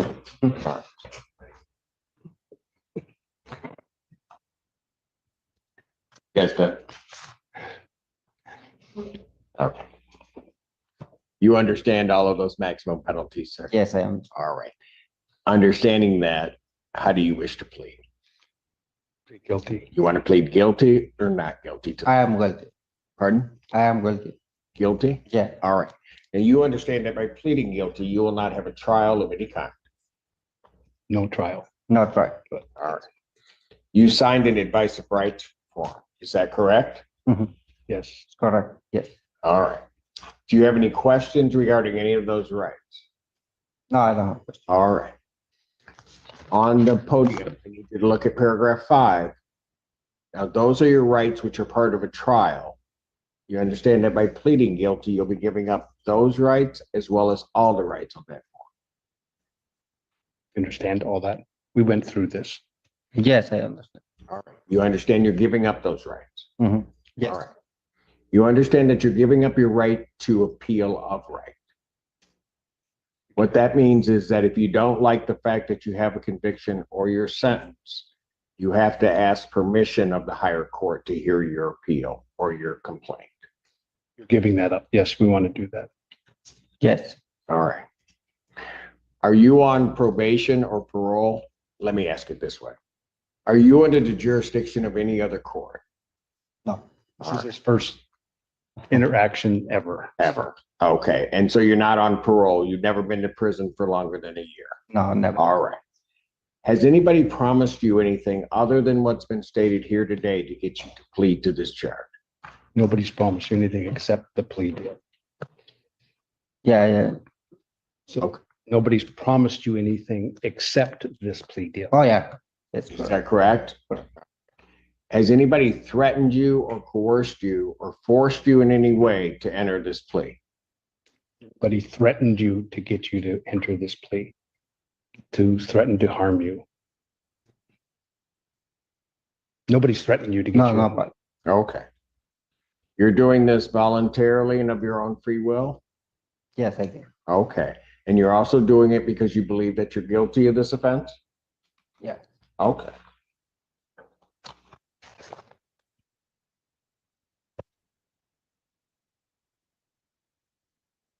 October 21st, 2024, at Oak Valley Drive near Target in Pittsfield Township, Washtenaw County, state of Michigan. Were you driving a car?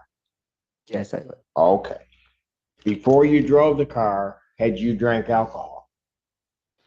Before? Yeah, were you drinking prior to driving? Why? Were you drinking prior to driving, drinking alcohol prior to driving? Yes, I was. Okay. Were you stopped by the police or was there an accident? There was an That accident. was an accident. Okay, what happened? I was having problems with my wife, so I made a wrong decision. I was drinking, and I was go home, and what happened? The accident. What did you hit? A signal for the pedestrian. Got it. All right. It's a crosswalk sign on Oak Valley Drive there. Did the police arrive? Did the police come? Yeah. Okay. Were you arrested? Yes, I was. Okay. Were you taken to the hospital for a blood draw? Yeah. Okay. Do you know the results of that blood draw? It's 0.176, Your Honor. Okay. Do you have any reason to think those blood test results are wrong? Did you think they were wrong that you? No, I don't think so. All right. All right. Counsel, have I complied with the court rule and would it be proper to accept this defendant? Yes, Your Honor, the people are satisfied. And defense is satisfied, Your Honor. All right. Court will accept the defendant's plea of guilty to count 2 DOWI. Count 1 is dismissed. Defendant is referred to Von Schwartz for an alcohol screening and assessment and the victim's impact panel. Sentencing in this matter will be June 25th, that's Friday. June 25th, 2025, 9. Bond with its conditions will continue. I think that also may be a vacation. Your Honor, can I get the next date after June 25th? What day? July 9th. I would really like to stay married. You know, I outkicked my cupboard, so I don't want to lose it. July 9th, 2025, 9 a.m. Thank you, Your Honor. All right, thank you. Bond continues.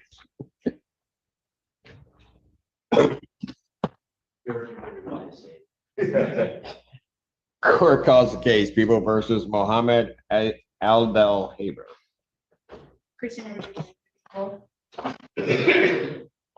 Your Honor, good morning. I'm Mohammed Abdel Jabbar. Okay, you don't have an attorney on this case? Negative, sir. All right. Where are the rest of your pants? Oh, sorry, I'm going to work right Next time after you this. show up, we'll Yes, sir. make sure you have all of the pants. Absolutely. All right. Okay. Why is this on my docket?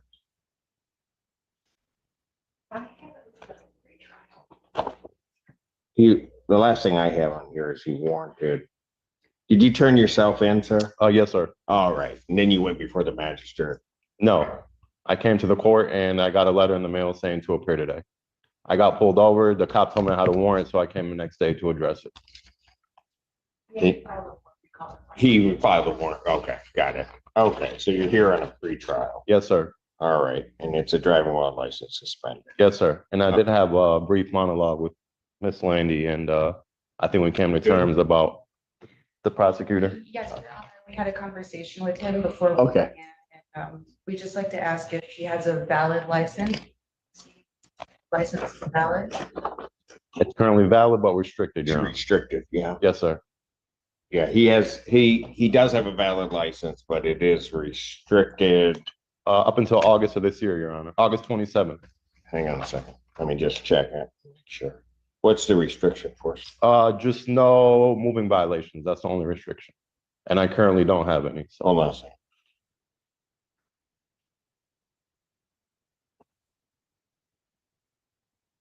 Oh, I see. Yeah. When I'm looking.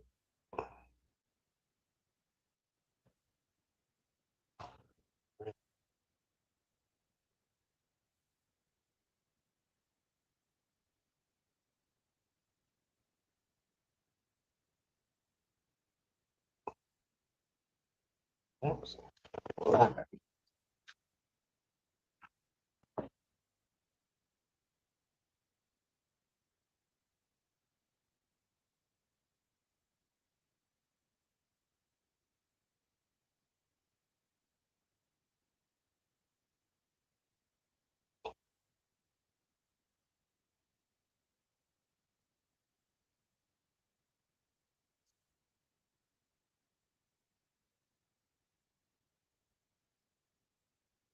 Yeah, okay.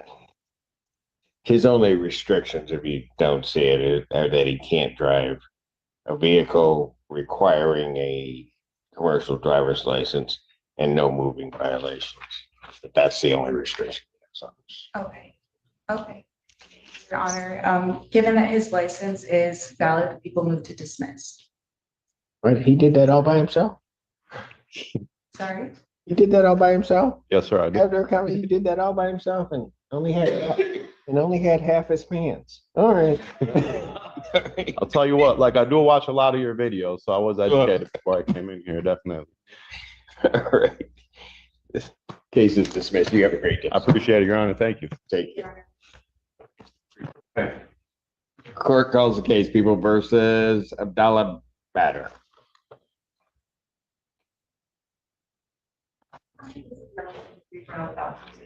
Counsel, people. It's an arraignment pretrial without counsel. All right. I'll issue an order to show cause on this case. Order to show cause, Your Honor? Yes. Court calls case People versus Candace Brooks. Good morning, this is Civil Defender Lauren Kearney on behalf of Ms. Brooks, who should be on Zoom.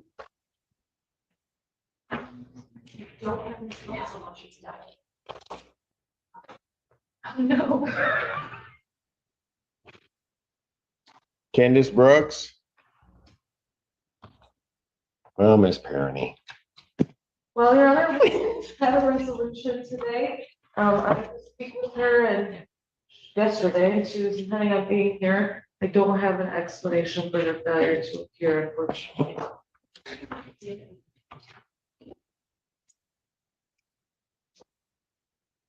The individual whose phone number ends in 999, could you identify yourself, please?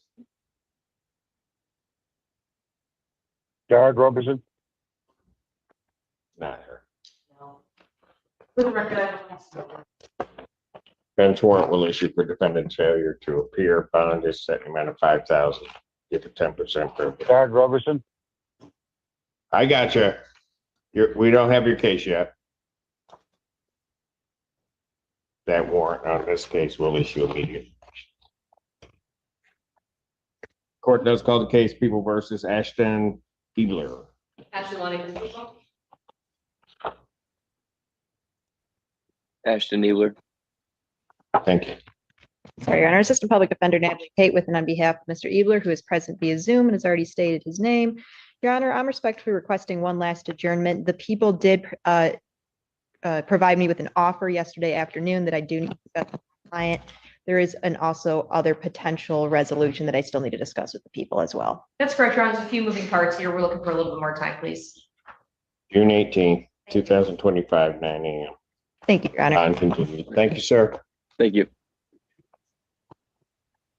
Court calls case People versus Ashley Garcia. Ashley Lonnie for the people. Agreement to reach out with them. Ashley Garcia. No response. I'll issue an order to show cause. Court calls the cases of the People versus Larry Geekaman. Ashley Lonnie for the people. Public Defender Lauren Perry, Mr. All three cases. Good morning, Your Honor. Larry Guy, come on.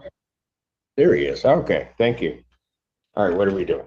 Your Honor, we have come to a resolution. Mr. Hekima is going to plead to no operator's license on this person as an added count 2 on the case ending in 1747. No ops. Yes, Your Honor. And in exchange, count 1 on that case will be dismissed, as well as the cases ending in 1748 and 146. That is correct. The no ops being $9,800 fine, contrary to 57311. That's a complete recitation of the plea agreement, Your Honor. All right. Sir, can you please raise your right hand? You solemnly swear or affirm testimony you're about to give will be the truth, the whole truth, and nothing but the truth, so help you God. Yes, Your Honor. State your name again for the record, please. Larry Guy, come on. All right. You can put your hand down. I think that was your left hand, but that's okay. Oh, you're right. right. What'd you say? I said you are correct. Yeah, I just gotta let it go, but all right. Sir, it is this court's understanding that you're gonna plead guilty to the charge of no valid operator's license on person. That is a misdemeanor, punishable by up to 90 days in jail and a $100 fine plus court costs. You understand that? Yes, Your Honor. And understanding that, do you still wish to plead guilty? I do. And to that charge, how do you plead? Guilty. Now, you understand that by pleading guilty, you will not have a trial of any kind. Yes, Your Honor. Because of that, you're also giving up certain rights. You're giving up your right to call witnesses to speak for you at trial or to have this court compel their attendance. You're giving up your right to see, hear, and question all witnesses against you at trial. You're also giving up your right to be a witness for yourself or to remain silent, not have that silence used against you. Sorry, Your Honor, he did sign an advice of rights form. Is that correct, sir? Yes, Your Honor. All right. Left hand and your left on getting the information. Well, I had it. Oh, it's okay. It's Okay. just, I didn't want to interrupt you because you were so eloquently explaining his rights, so. Wow. Okay, sir, you signed an advice of rights form? I did, Your Honor. All right, you have any questions regarding any of those rights? No questions. All right, you understand that you're giving up all the rights contained on that form, including the rights contained in paragraph 5, your trial rights. I understand. You also understand you're giving up your right to appeal of right? I understand. All right, are you on probation or parole? No probation or parole. Has anybody promised you anything other than what's been stated here today on the record to get you to plead? No, Your Honor. Has anybody threatened you or coerced you? No, sir. You're doing this voluntarily and of your own free will? Absolutely. And because you believe that you're guilty of this offense? Yes, sir. August 13, 2018. Location of westbound I-94 in Pittsfield Township, Washington County, State of Michigan. Were you operating a motor vehicle? I was. Were you stopped by the police? Yes, sir. Did they ask you for a driver's license? Yes, sir.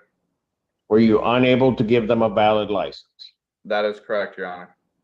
All right, counsel, have I complied with the court rule? Would it be proper to accept this defendant's plea? The people are satisfied. Satisfied, Your Honor. All right, court will accept the defendant's plea to count 2. Count 1 is dismissed. Sir, anything you want to say before I impose sentence? Nothing. I just have one question about fines and costs. Before this court date, I had paid 2 of those tickets, $100 each in full, and put $80 towards another ticket. Will this money go towards my costs and fines now?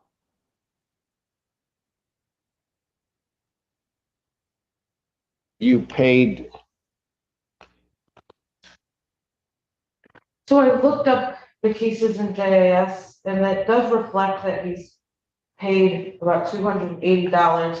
On May 21st, he didn't appear before Your Honor, and the court adjourned it to today. He paid some money, I think A, to display to the court that he was serious about resolving the cases, and B, to get ahead on some fines and costs.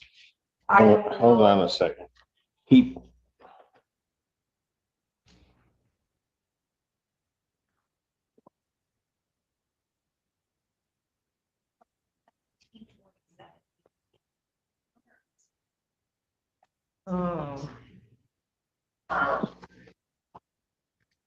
I do show that back in 2021, but I did see a payment of $100 on 5/21 as well, unless I might be mistaken, and maybe that 5/21 of this year. you see a. So I see an $80 payment in the case of 1748. That was on a different.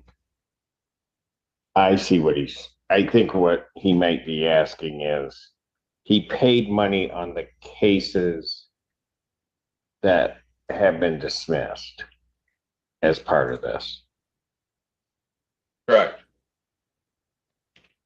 That's what he's asking, but he hasn't paid on this case. And I don't. There's also a couple civil infractions that are floating around in JIS, so I'm not sure. This is 1748 that he paid on. I know. Yeah, he paid $80 here and $100 on the 1464 one. He should not have been able to receive those payments because they are pending cases. Okay. So he. Okay, I got it. Yeah. So he's paid a total of $180. That's what I see. I do 180. Pardon? It should be 280. I paid 2 separate $100 payments and one $80 payment. On 1747 on the financial screen, I see $100 paid on 5/21 using a credit card. It says warrant. Okay. Right, because he had to clear his 2 warrants. So that one's out. On the other cases, he's paid it. On the other files, he's paid what? You said 180. I see $80 on case ending 1748. That was on 5/21.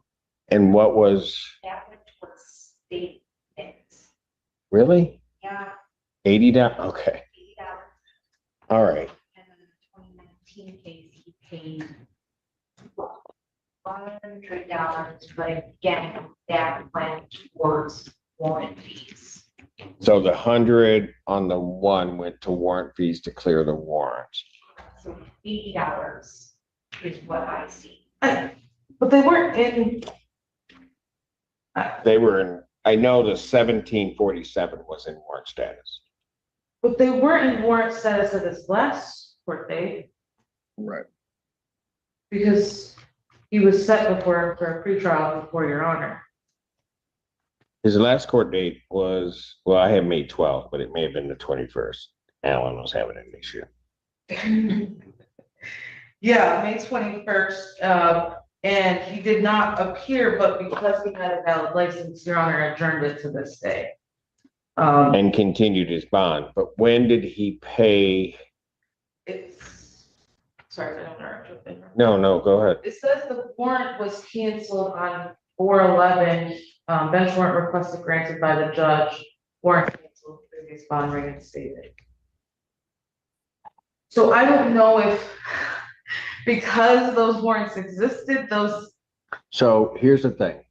He gets, it's gonna be a $50 charge when the warrant is issued. Right. So I'm looking at the card stock, and I issued, or the court issued 2 warrants against him. Yeah. One in October, on October 31st of 2018. And then another warrant on June 16th, 2021. yes. And so those fees were there. And even though he might have cleared it, he would still owe the warrant. And now that they're dismissed, Well, I'm talking on the case that, the one that he pled on. the one that he pled on, I'm saying. He would still theoretically, even though those cases were dismissed, still owe the warrant fees. Okay. All right, so on the $200 payments that he made, right?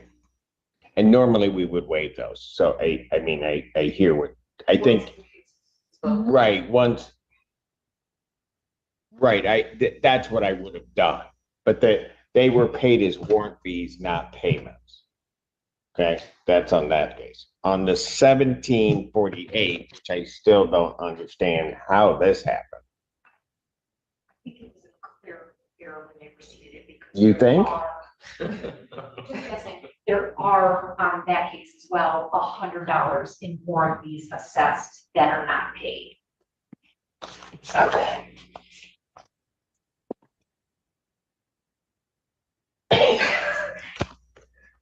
We don't usually have people paying their fees in advance, so this is kind of throwing us for a loop. Yeah, I'm shocked. Other than the left hand, I kind of like him. He paid everything. To be frank, Your Honor, we felt really bad that we missed the 21st, so we wanted to. I know, I get it. Yeah, and I'm just trying to figure out a way to. Can I take, here's what I want to do, and I don't know if I can. I want to take the 2 warrant fees. I don't know what to do with the $80 because that's weird, and I don't want to mess with it. I want to take the warrant fees on this case and the warrant fees on the other case, apply it to his fines and costs, and close this case out. The $200, close it out and waive any balance over the 200. He's not gonna have a balance over to it, because I'm gonna assess fines and costs of 200, but I need that money to go toward these fines and costs. That's fine. Give me I'll take the files when you're done. Well, okay. All right. Now that we've gone through that. Sir, anything else you want to say before I impose sentence? Now that you caused all this problem? No, no, Your Honor. Thank you. I'm sorry about that. No, it's fine. I will, it's the sense of the court. I'll suspend 90 days in jail. I'll order fines and costs of $200. The warrant fees, which were paid on 1747, what's the other case number? I gave it up already. 1464. And on case 1464, those warrant fees will be applied to the $200 because he's paid 200 there, and then we're good. Okay? Okay. You're all set, Thank sir. you. Thank you. Take care of yourself. You as well. All right. Bye. Okay, I'm gonna step off and then I'll come back and start my 10 o'clock. Court stands in recess. All right.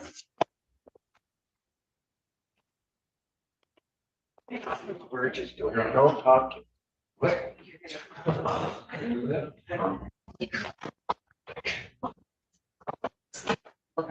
said don't talk to me. Don't know if we'd be able.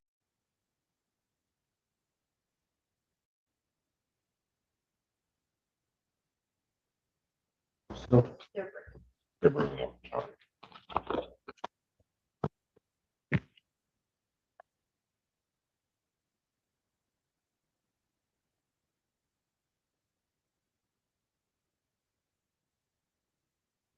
I have no probation intake. You do not have it today. Okay.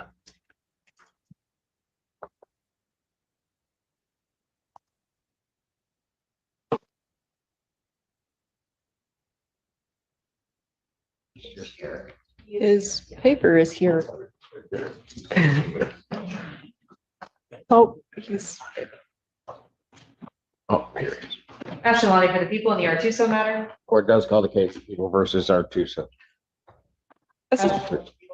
All three cases. Assistant Public Defender Natalie Pate with on behalf of Mr. Artuso and the cases ending in 1656 and 1657. Good morning, Your Honor. May it please the Honorable Court, David Burgess on behalf of Rick Artuso as the remaining matter set for pretrial, Judge. Okay.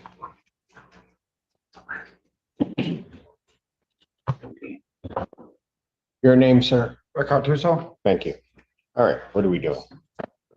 Your defendant is set on Tuesday for a preliminary exam in a different case that involves the same victim as the Larceny case in this case.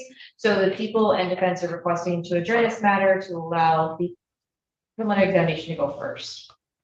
All right, and that's on your case. That's correct, Your Honor. I represent him on both on the other matters as well, but that's correct, Judge. Got it. So that one I will adjourn to June 18th, Yes. 2025, 9 a.m. Bond will continue in that matter. Thank you. All right. And I would also request an adjournment as to these two matters, Your Honor. This is a ticket case that I've been in discussions with the people about, as well as my client. I don't know if we'd be able to resolve it by the 18th. There's a world in which we could, but I would not be opposed to a later date. Okay, I'll see you. That's correct, Your Honor. And Ms. Payton and I have been trying to work on to it. This may be one case that ended up in, just maybe one ticket that ended up in two cases, and maybe the same ticket just got duplicated somehow.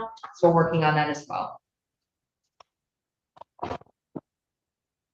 Oh, where he was written for two things on the same ticket. Where it was written one ticket, or it was entered twice, or two things on the same ticket. I can't recall off the top of my head right now, but I do believe it may be one of those. I believe that it was a duplicate case. I think it was just entered twice. But No, you mean 1657 and 1656? yes, No, there's so you don't have a copy of the ticket. we do. And we have the same discovery that we've been provided by. So the ticket was written for two charges. Correct. And they're just in two cases. So They're both, well, the discovery I have is they're both charged twice on each case.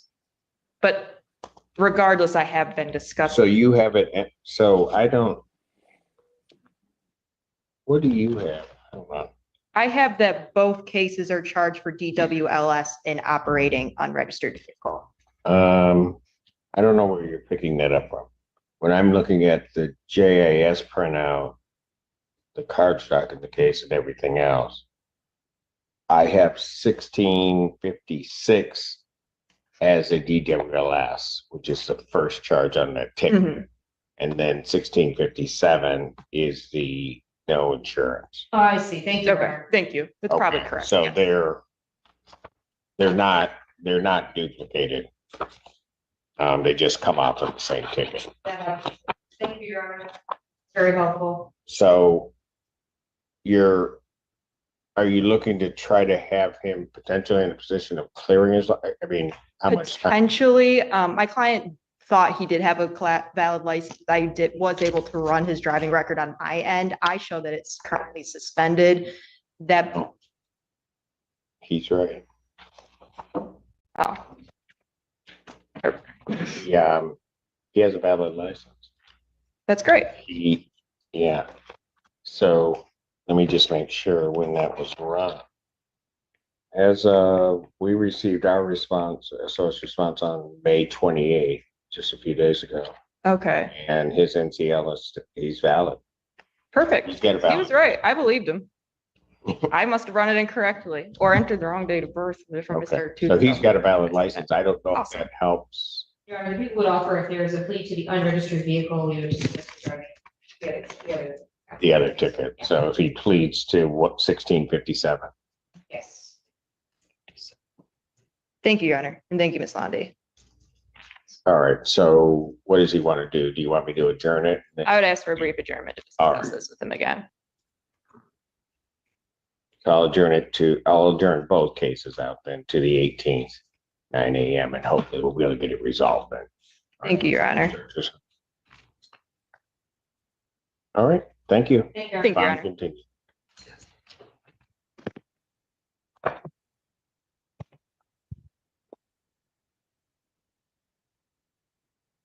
Court does call the case of the people versus Justin Goltowski. Ashley Lonnie for the people. Assistant Public Defender Natalie Pate with and on behalf of Mr. Giltowski, who should be present via Zoom.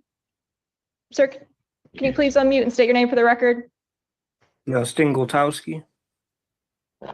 Thank you, Your Honor. So Mr. Giltowski has left me several emails and I've left him several voicemails.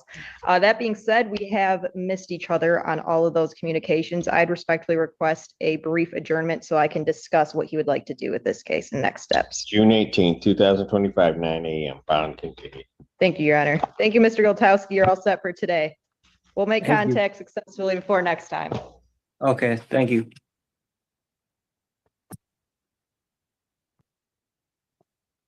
Why is Parody against the wall? I think she just moved out of the way for the last Oh, defendant. Manners. because she has manners.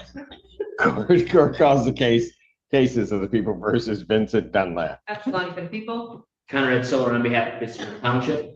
Good morning. Assistant Public Defender Lauren Perny on behalf of Mr. Dunlap. And good morning, Your Honor. If it please this honorable court, Brandon Bird, also on behalf of Vincent Dunlap. Mr. Dunlap, can you please state your full name for the record? Vincent Edward Dunlap. Thank you. All right, what are we doing? Your Honor, we did all have a conversation with all relevant parties in these matters. I believe Mr. Bird and I are requesting adjournments on the 3 files. Mr. Dunlap has a felony that's before Your Honor tomorrow. And the resolutions on these files may follow what happens on that felony sheet. Gotcha. So would the 18th be enough time, we think, or? I'd ask for one more just in case. What's after date? July 2nd. All right. I'll adjourn all of these then to July 2nd, 2025, 9 a.m. He does have minimal bonds on. Yeah, he has $100 bonds on all of these, so. All right, thank you. Thank Thank you. I wasn't about to argue this time, yeah. What? I wasn't about to argue mine this time. Were you? Oh, no, go ahead. No. I was. Thank you, Your Honor, for the court. All right, take care of yourself, sir.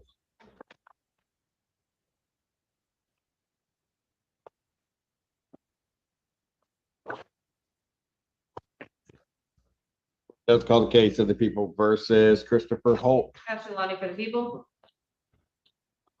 Good afternoon, Mr. Public Defender Lauren Perry on behalf of Mr. Holt. Mr. Holt, please state your name for the record. Christopher Holt. Thank you, sir. Yep. Your Honor, we have come to a resolution. Mr. Holt would like to plead no contest. I will admit my fault. When they exist. I did provide the court with a police report last night, which I know is over the deadline. I did speak with Mr. Holt regarding the possibility of a adjournment. However, we are prepared to report this today, depending on. Yes, my staff let me know that you sent it late, but I took the time, Miss Perony, last night to go over the police report. Thank you, Your Honor. I appreciate that. There'll be no more favors. Fair enough. All right. Okay. What's going to be the plea? So he's going to plead to an added count of larceny under $200 in exchange for a dismissal of count 1. That's correct, Your Honor. That's a no contest plea. Yes.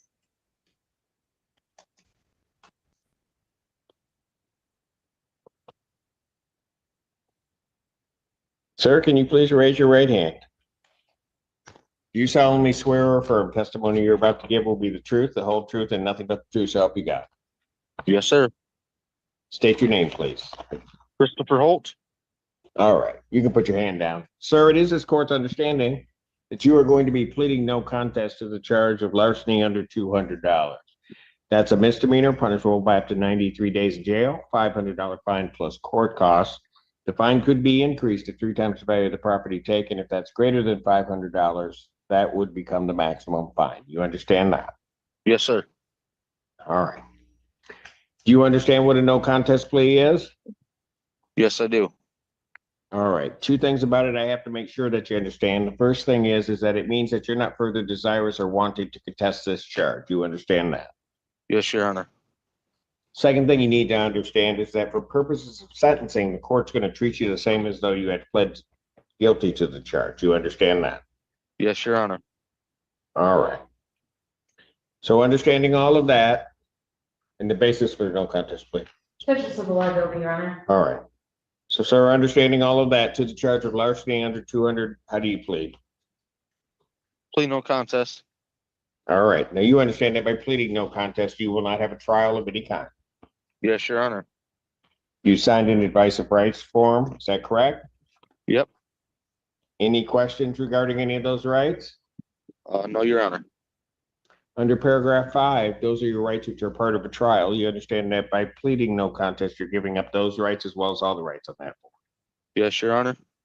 You understand you're giving up your right to appeal of right. Yes.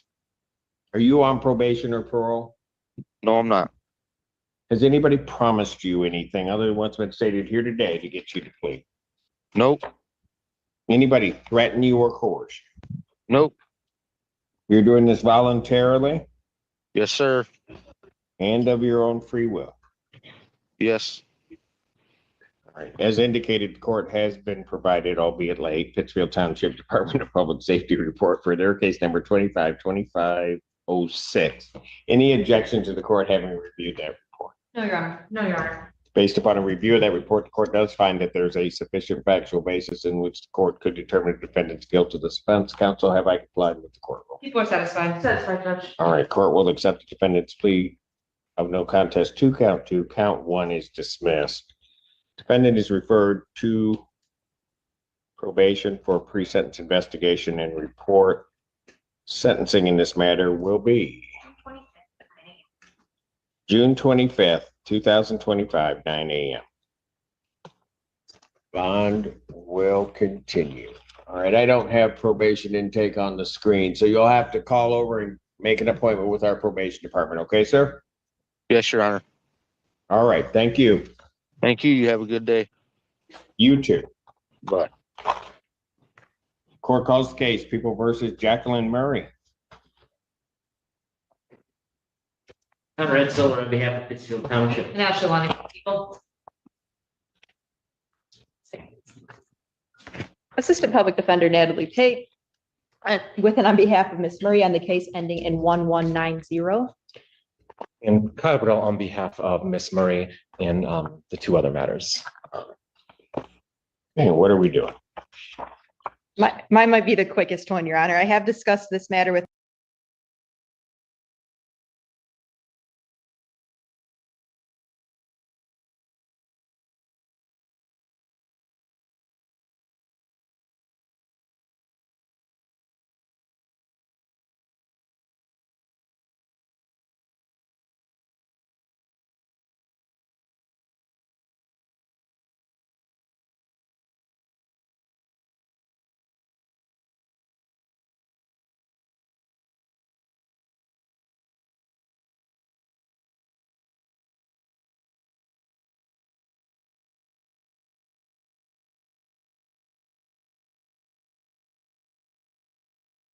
I have, interestingly enough, a number of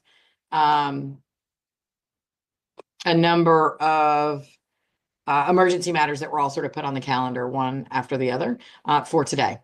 So they're in a rough order, starting with Throttlebox Entertainment versus Blair Richardson. Mr. Freehoff, I don't know if you can see who's trying to log in by Microsoft Teams, but if you could message that person and let them know to use the Zoom link and not Microsoft Teams. Do I have, who do I have here on behalf of Throttlebox Entertainment? Good afternoon, Your Honor. Chris Brown on behalf of Throttlebox, and here with me is Attorney David Wolf, who is also the witness who signed the verified complaint to testify today. And Okay, that's all. Thank you very much. And then I see that I have Blair Richardson. Ms. Richardson, do you have counsel representing you in this matter? No, ma'am. No, Your Honor. I'm appearing specifically today, not generally, and only for the limited purpose of objecting to this hearing, and I don't have counsel. Understood. And I'll go into that in just a moment. Before I do you have a court reporter? Has anybody retained a court reporter that is taking this down so I can call the case and get them started? Thank you, Your Honor. We have retained, and we would ask that the court inquire about sharing takedown, and if they don't wish to share takedown, that the court issue an order that only the plaintiffs will have access to the transcript before the hearing begins. Okay.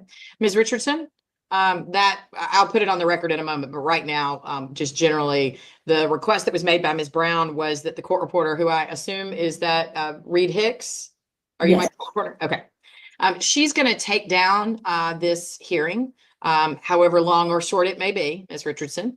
And part of that will be your opportunity to formally put an objection on the record. Excuse me.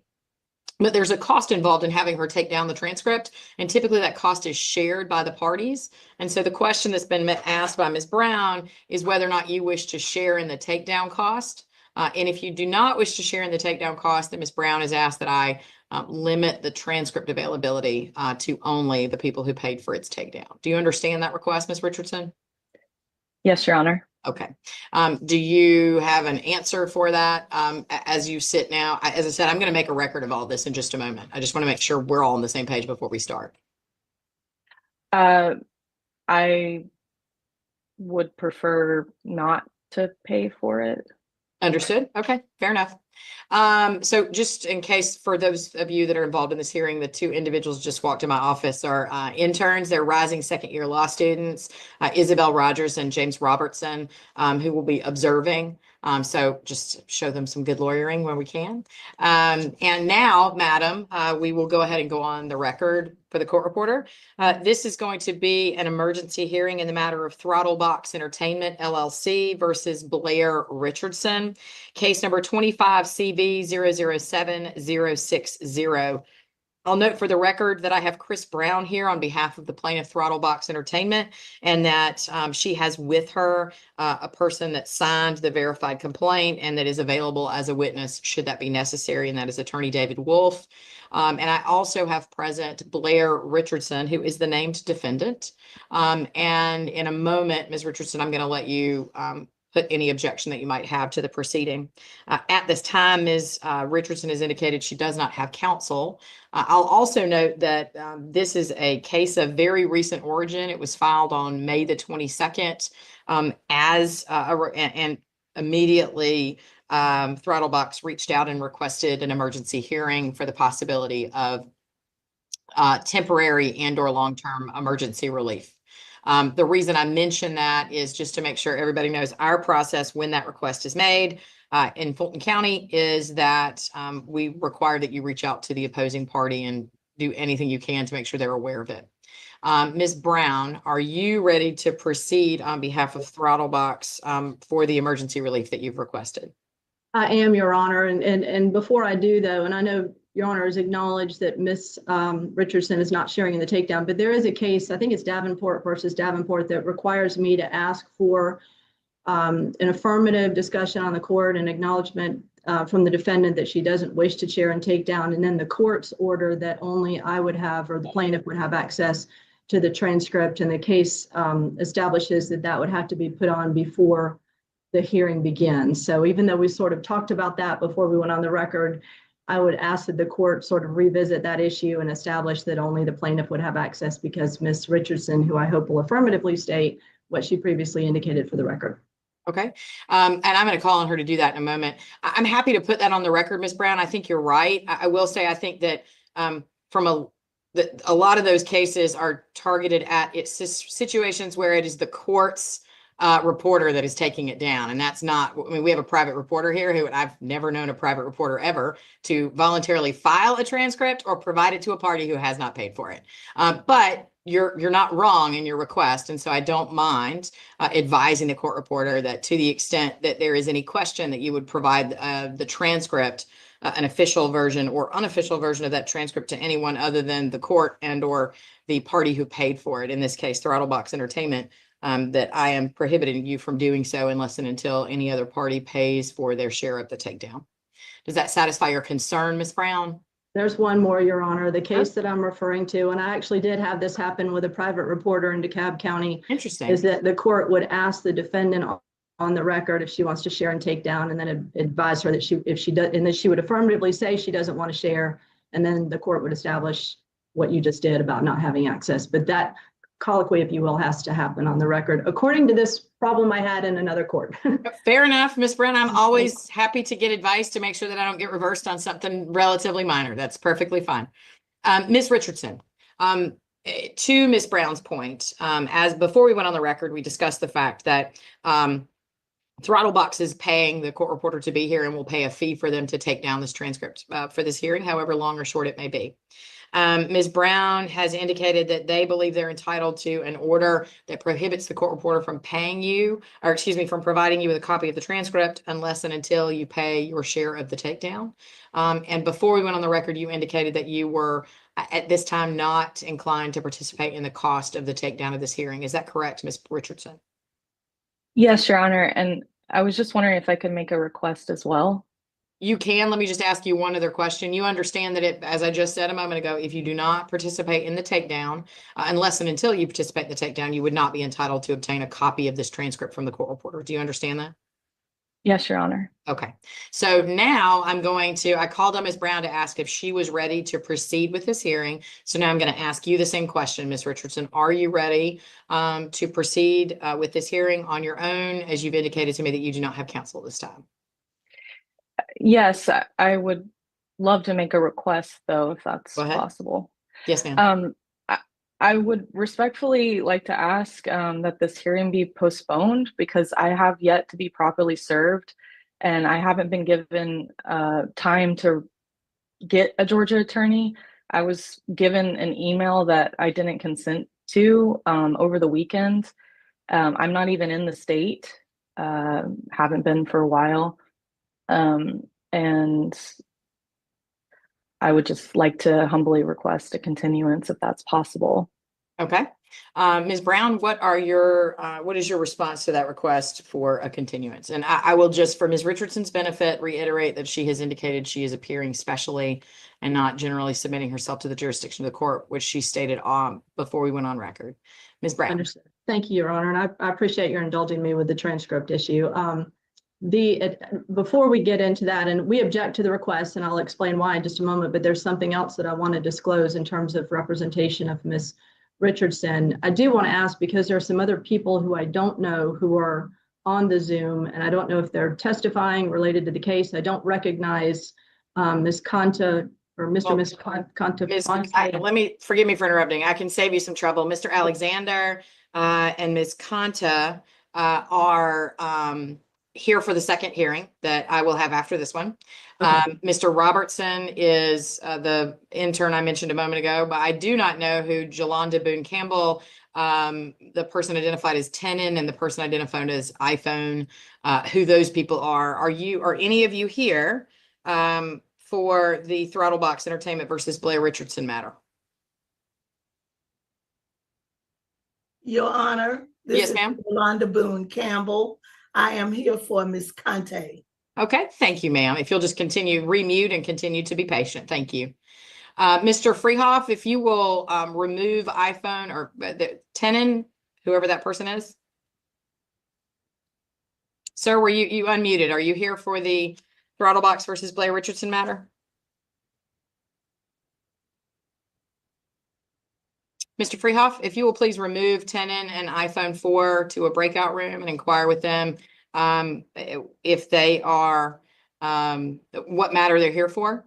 Thank you.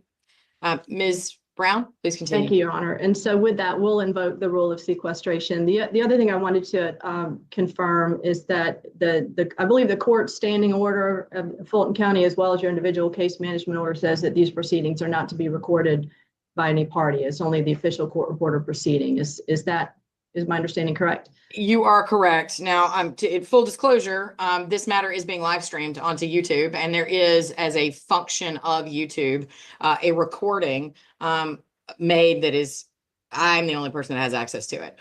But I will say a couple of things. One, it is marked when it lists as a live stream. It says do not record on it. It is not an official court record. It may not be relied on for any reason. You do not have permission to record. And again, it is not an official court record of any type. So just a reminder of that for anyone's benefit. Now, Excuse me, Your Honor. yes, sir, Mr. Alexander. I apologize. I couldn't find my button so I could speak. iPhone is one of my witnesses. Okay, that's fine. Thank you, Mr. Alexander, for letting me know. Just to be clear, a couple of things to Ms. Brown's point. Number one, anyone that is here who hasn't already identified themselves, although I think they have, it appears everyone here is for the other matter in terms of witnesses, with the exception of Mr. Wolf and Ms. Richardson. And just to let everyone know, the rule of sequestration has been invoked, and that means that if anyone is here who anticipates that they may be called to testify in the matter of Throttlebox versus Blair Richardson, the rule has been invoked and you are prohibited from remaining in the room unless you are a party. If you'll identify yourselves, Mr. Freehoff will place you in a breakout room and we will invite you back in to testify at the appropriate time. The second issue, Ms. Brown, I want to go back a moment ago. I understand you said you objected to Ms. Richardson's request for continuance. If you could just address that issue in terms of your formal basis for your objection. Thank you, Your Honor. And first, I want to disclose something with regard to an attorney in California who reached out to me yesterday on Ms. Richardson's behalf, who I understand just moments before we started today has said something directly to the court. And I'm not certain the court would have seen or received that prior to today. So I want to at least, or prior to starting the hearing. So I want to at least just disclose that from an ethical standpoint. And it speaks to what Ms. Richardson was talking about today with the personal service. However, with regard to my objection, and that lawyer, by the way, is not licensed to practice in Georgia, and therefore he didn't make an appearance this morning. But related to the objection, they have acknowledged now, both by her counsel in California as of yesterday's call to me, and by Ms. Richardson this morning, and by correspondence from counsel, that as of Friday morning, she received actual notice of this morning's hearing. Now, importantly, the scope of this morning's hearing is not the merits of the case. It is the interlocutory injunction and emergency restraining order request that we are asking for, specifically under OCGA 9-11-65, specifically B, the temporary restraining order that is allowed to be granted without any notice. So I don't think that given those parameters and the scope of what we're asking for this morning, that service of process, if you will, is required on her. I think this can be done ex parte without notice. Now, they're contending that email isn't service, but we are not required to show service for today because this is in essence an ex parte proceeding. The court was very clear in setting this down for a hearing with what you, Your Honor, would be expecting of me at the outset of this hearing to show that I tried to serve Ms. Richardson in the formal sense, and I'm prepared to address that this morning. There's an affidavit that my process server has filed. There's an affidavit that I have filed. Both are on record with the court, both sent to Mr. Freehoff yesterday morning. And I've got them here pulled up as exhibits to enter into this morning's hearing. But essentially, we tried to serve her at last known address, and I even addressed with counsel yesterday when he called me if he would acknowledge service or cooperate with acknowledging service when you raised that as an issue, and he declined. And obviously, Ms. Richardson's here this morning, so she's confirming actual notice and failure to cooperate with being formally served. I don't think that's grounds to have this morning's hearing continued because it is by its nature an ex parte request for an emergency restraining order, which we have presented evidence on with the verified complaint and the affidavit of David Wolf that we filed yesterday and also sent to Mr. Freehoff and to Ms. Richardson. Now her counsel would have access to it through her, and all of those things will point to the evidentiary basis for us to be able to get our ex parte relief that we seek today. So for all of those reasons, Your Honor, we are objecting to the request for continuance. Okay, thank you. Yes, Ms. Richardson? If I may, Your Honor, I'm so sorry. I've never been in this situation. So you're doing fine so far. So the request is, I just don't feel comfortable moving forward without proper service or legal representation. The case in point, I've never been in a courtroom, and I don't believe the court can hear my case until service is done correctly. I also just have to say the pressure to be here today was because of the lack of time I had. I did not know about this until Friday evening. I'm not in the state, and the attorney that I have representing me, I barely know. And he is in the state of California because that's where I do a lot of business as a professional filmmaker. But I just would really respectfully request a continuance just because I feel very out of my depth here. Thank you, Ms. Richardson, and Ms. Brown. Excuse me. So, Ms. Richardson, I understand your trepidation, your hesitation. I understand your concerns and the objection that you've stated here. But Ms. Brown is correct, right? So the way this works is this is an ex parte, essentially, which is a fancy legal term for your benefit since you're not a lawyer. That means I could have this hearing with only Ms. Brown. With no presence here of the other party. And it is her obligation to either satisfy or not satisfy the standard that would satisfy me that she's entitled to some immediate temporary relief. Now, that is different and separate from your right to be sued, to be properly served with the lawsuit that has been filed against you.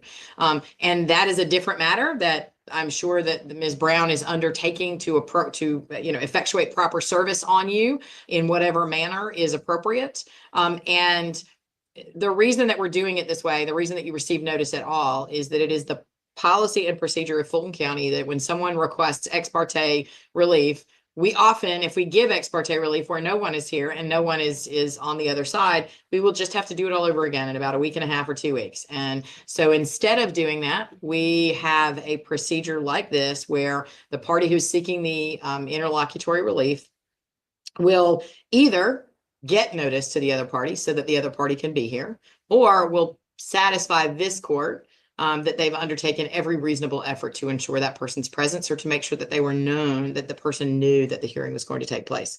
Your presence here indicates that Ms. Brown satisfied that obligation, which was to make sure that you were aware. That is very different than proper legal service, and that's a different matter for us to talk about on a different day.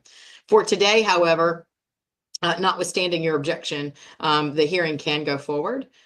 Ms. Brown, I have read the submission that you previously made, and so it would be very helpful to me if you could be as efficient as you can in terms of the nature of the relief that is sought. And because I am aware of the basis for the relief in terms of what the dispute is generally, and that the nature of the, I think I understand the relief to be to limit Ms. Richardson's ability to sell, market, or, I can't think of the right legal word, this product that is this potential film to which Throttlebox argues it may have ownership rights. And so if you could focus on the nature of the relief that's requested, and of course the elements for why such relief is acceptable and not any greater than necessary to accomplish or protect the interests that are at issue here. Understood. And first, thank you, Your Honor, for reading the things that I submitted, because that certainly helps both of us. I do want to confirm, because there were multiple submissions. Are you referring to the verified complaint that we submitted? I think it was May 22nd, but we also submitted an affidavit of L. David Wolf that was Dropbox to Mr. The size was, kept me from just emailing, but it was sent to Mr. Freehoff. Have you had an opportunity to read the verified complaint as well as Mr. Wolf's affidavit? I have not read the affidavit in detail. I have read the complaint, so I'm familiar with the nature of the relief that you are seeking and the nature, at least, of what I think is at the crux of what is at issue. The reason I keyed in, and so feel free to educate me about what you've represented for in Mr. Wolf's affidavit, what he has testified to. The reason I mention that, though, is because if we are focused on a particular type of relief, which is the extent to which Ms. Richardson can alienate in any way the ownership rights that she has to the film product, at least I think that's what I understand, then let's focus on that, because the larger issues to me of the alleged wrongful conduct, et cetera, those are things that we're all going to hash out at a later time. Understood. And I'll do that, Your Honor. And I guess first, in terms of, you've already established that we can go forward today. To the extent that you'd asked me about my efforts, and I think we're past that, but I had prepared P1 affidavit of my process server and P2 affidavit of Christine Brown that I'd like to just tender into the record, if I may. I don't think I need to go over them because I think you've indicated we're past that, but if I could tender those for admission, please, at this time. Yes, you may. Go ahead. And then I will also go ahead and tender P7, which is the complaint, which you've indicated that you went through, asked that those 3 be admitted. And now I'm going to summarize and sort of proffer what's in the affidavit of Mr. Wolf, just to sort of keep things moving along. And if you want me to put him up beyond that, I can certainly do that. The affidavit essentially highlights. Forgive me, sorry, Ms. Brown. Just so the record is a little cleaner, you'd offered P3, which you've represented as the complaint. I'll just let you know that P3, assuming that it is unchanged from the one that was filed with the court, is docket number 1 on my docket. I'm looking at it right now. Mr. Wolf's affidavit is docket number 9 on my docket. And so as far as I'm concerned, those are both matters that are properly before the court with or without your admission of those documents. Okay, great. And it was P7 for me. I'm sorry. So that's okay. So you're admitting docket number 1 and docket number 9 is my P7 and P3. Yes. And P1 and P2 were the 2 affidavits with regard to service. So can all 4 of those be admitted at this time? Yes. Okay. Then with regard to the affidavit, essentially, and to speak to your concern and the reason why I asked us to gather here today, the complaint sets out that the parties somewhere in about February of 2023 were introduced to one another. Throttlebox and Ms. Richardson started having conversations. Ms. Richardson was represented to be somebody who was experienced in the industry, who could connect Throttlebox with location, cast members, props, all of the vendors necessary to shoot a film known as Selena, which is my client's film. In consideration of the conversations that ensued from February until the actual shoot was to begin in October, the parties reached an agreement. That agreement is memorialized in emails between Throttlebox and Ms. Richardson and between Ms. Richardson and third parties. In other words, it's confirmed that there was an agreement with her emails to third parties and a budget that is 2 budgets, actually, one that was sent to Throttlebox from Ms. Richardson in August of 2023, and then a follow-up budget in September of 2023. All of these things are attached to Mr. Wolf's affidavit, so they're already in evidence, but I'd ask you to sort of refer to those. I can put it up on the screen if you want me to screen share, but essentially— I actually have it open on my screen and I'm able to look at it while you're referencing it. Yes, Ms. Richardson? Your Honor, I just have to ask once again, I understand that we have 2 separate issues here. Forgive me, the name of what the injunction and then the actual lawsuit. Everything Ms. Brown is saying, I cannot contest today because I don't have any paperwork. I don't have anything I wasn't given enough time. That's why I'm asking for a continuance. And the injunction, this is something, as she said, is from 2023. There's never been anything filed until a week ago. So I'm just really not understanding what the emergency is and where the irreparable harm or damage is coming from. Ms. Richardson, those are all fair issues for you to raise. It's just that the first objection you made was to the hearing taking place at all, and I've overruled that objection. So the hearing is going to take place. And so what that means now is that it's Ms. Brown's client's opportunity to present, and then you would be given an opportunity to respond. And the things that you're saying about whether or not Ms. Brown's client has satisfied the factors that you're outlining about irreparable harm and other things like that, you would have an opportunity to represent, make those arguments to me at that time. For now, my understanding, Ms. Brown had represented that she had provided by email a copy of at least the petition, and possibly, I thought I understood the affidavit as well. Your Honor, yes.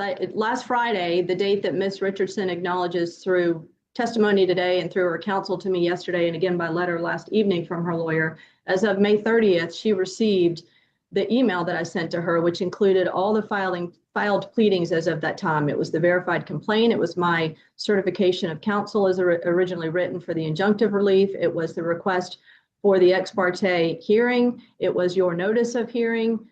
For today, it was, I actually downloaded the court standing order and sent that to her so she would be fully apprised of the obligations of the parties to prepare for the hearing. I think there were 7 things. Oh, I included as well an acknowledgement of service and asked her to acknowledge service at that time. And again, I revisited that with her counsel yesterday. Thank you, Ms. Brown. I'm actually most interested in whether or not you've provided her with a copy of Mr. Wolf's affidavit and the exhibits. Yeah, yes, Okay. I'm getting to that. So yesterday when I Dropboxed things to Mr. Freehoff, I included Ms. Richardson on the Dropbox share. And the court, if you wanted to verify what I'm saying, Mr. Freehoff can go in and see that she is included as one of the members of that shared folder with the court. And that includes. I'm certain that's the case, because if Mr. Freehoff had received it in any other form, he would have advised you that we couldn't receive it because it wasn't included, that the other side was not included. So I'm not concerned about that. It was mostly just, Ms. Richardson, I do not mean to discount in any way the overwhelming nature of what's happening when a bunch of people, myself and Ms. Brown, who went to law school, start talking about what we're talking about, and it can be overwhelming. But it is legally proper, at least based on the ruling that I've made so far. And Ms. Brown did, in terms of due diligence, provide you with the documents that we are discussing. Now, you may not have had a chance to review them in the detail that you would like to review them, or to understand them and discuss them with an attorney, but I am aware of those as shortcomings of this hearing, and the hearing is still going to proceed because it's my understanding that you do have the documents. You maybe just haven't had an opportunity to review or understand them or discuss them with an attorney. So with that explanation, Ms. Richardson, I am going to ask Ms. Brown to continue with her presentation, and I can assure you that I will call on you and give you an opportunity to respond when she is done with her presentation, okay? Thank you so much, Your Honor. Thank you. Ms. Brown, please go ahead. Yes, ma'am. So with regard to your question, the affidavit of David Wolf was included in that Dropbox, as well as mine and the one from my process server. I also, those have been, already put into evidence. The affidavit of David Wolf has all of the exhibits that we're relying on attached to it. So she got that in the Dropbox.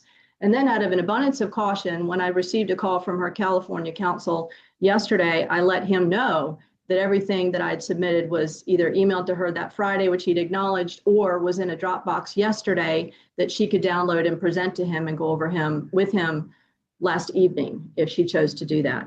Substantively, getting back to our request, there was an agreement between the parties, Throttlebox and Ms. Richardson, that Selena would require 3 days of filming, and REM, a film that Ms. Richardson was proposing to be joined with the Selena production, over a course of 4 days, with 3 days allocated to Selena and the 4th day allocated to REM. And then the parties would share budgeted expenses. Ms. Richardson would be the producer. In other words, she would tee up getting the location, getting the cast members, getting the vendors lined up, getting the props, all because she had these connections in the industry over, I think, 15 years of experience, which was specifically why Throttlebox was referred to her for collaboration on this effort. In exchange, Throttlebox was to fund the production of both films. They were to share these expenses, and the budget that I mentioned previously, one in August and an amended one in September, was a joint budget for both of the ventures that were to be done together. Included within that budget, critically, and again, both of these budgets are attached to the affidavit of David Wolf as exhibits. Let me get to that so I can draw your attention to it, since you had it up on your screen. It's 6 and 7 attached to Mr. Wolf's affidavit. Critically, in line 1000, I believe it is, there's a line item for story and rights to the productions, and that includes REM.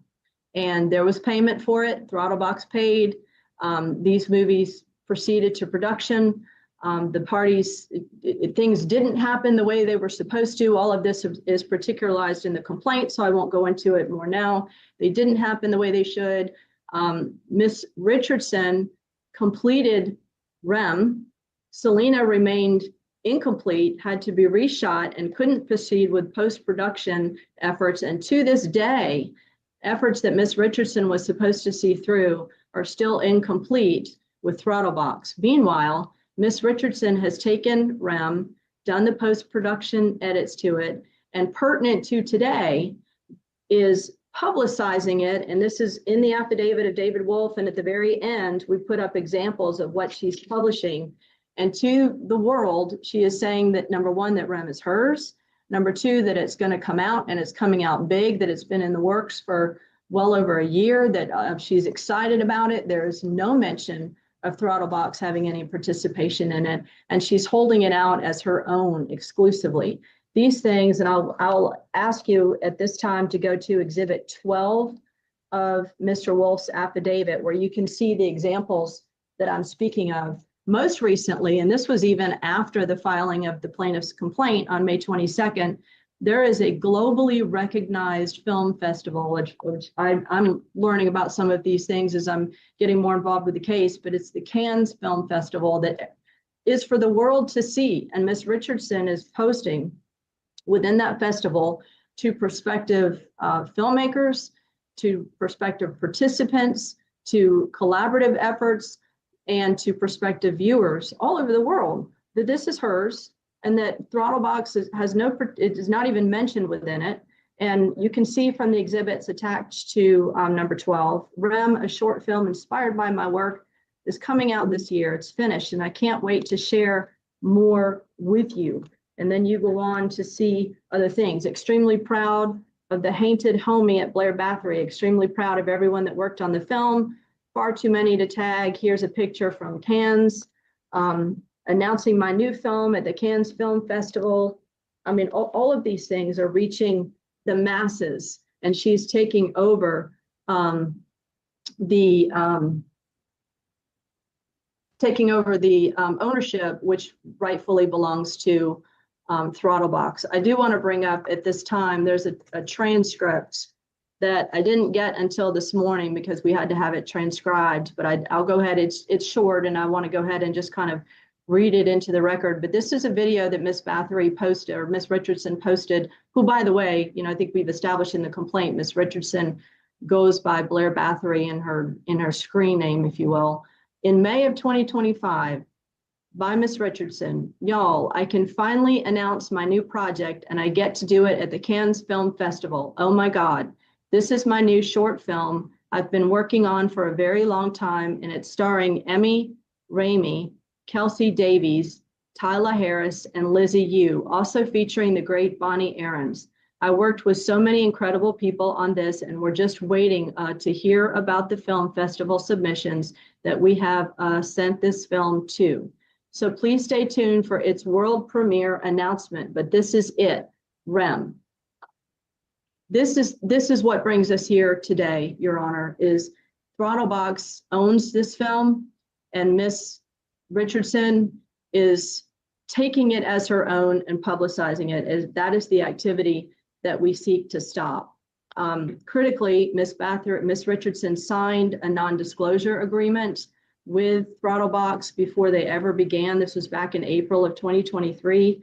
Early in their discussions, that she would not be taking ideas that my client presented to her for the production of Selena, which included, and this is attached to Mr. Wolf's affidavit as well, the entire script for Selena that was shared with Ms. Richardson so that she could be certain to make the selections as producer of the film that were fitting for Selena. With regard to the four prongs, and I'm kind of working my way through them, although in not any particular order, but the four prongs that the court I know is going to consider with regard to injunctive relief that are set out in the case law. With regard to the substantial likelihood that we will prevail on the merits of the claims at trial of the plaintiff, the contract is set out in the affidavit of Mr. Wolf. The script is referenced in the affidavit there. And Ms. Richardson was specifically, and this goes to our complaint and the damages referenced therein, she was specifically supposed to secure a location that fit with an interactive, but it was to be a video game. It was an interactive film, and it required intricacies that somebody who was experienced in the industry, such as Ms. Richardson, was supposed to provide. It was a live action interactive video game built for streaming platforms. Your Multiple Honor, may I object? to be May I object? Yes, on what basis? Is that allowed?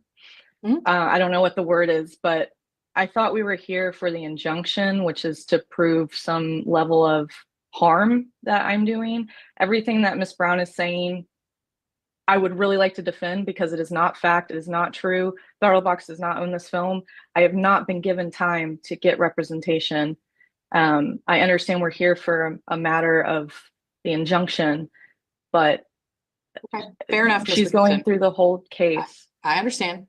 So the reason that Ms. Brown is doing that is because there are 4 factors that the court is to consider when deciding whether or not to grant the relief that is being sought here, right? Which the purpose of which, it's always a good reminder, is to maintain the status quo, which I understand their general request is to limit what actions you might take with this film. I think that's the general tenor of the relief they're requesting. But basically what they have to demonstrate is that there is a threat of irreparable injury to them, that the threat of that injury outweighs the injury that might accrue to you if I were to grant them the relief that they request. The third factor the court is to consider is what Ms. Brown was talking about, which is the likelihood that she will succeed, that her client will succeed on the merits of the case long term. And then the fourth factor is whether or not, an injunction serves or disserves the public interest. So that third element is what she was talking about. And Ms. Brown, I'm going to overrule Ms. Richardson's objection in the sense that obviously you're entitled to go into some of the merits of the case if you're going to talk about the likelihood of you succeeding on the merits. I will tell you, though, that I find that if the purpose of a true interlocutory injunction is to maintain the status quo, then really what we're talking about is, let's assume for a moment that there is a likelihood that you might succeed on the merits.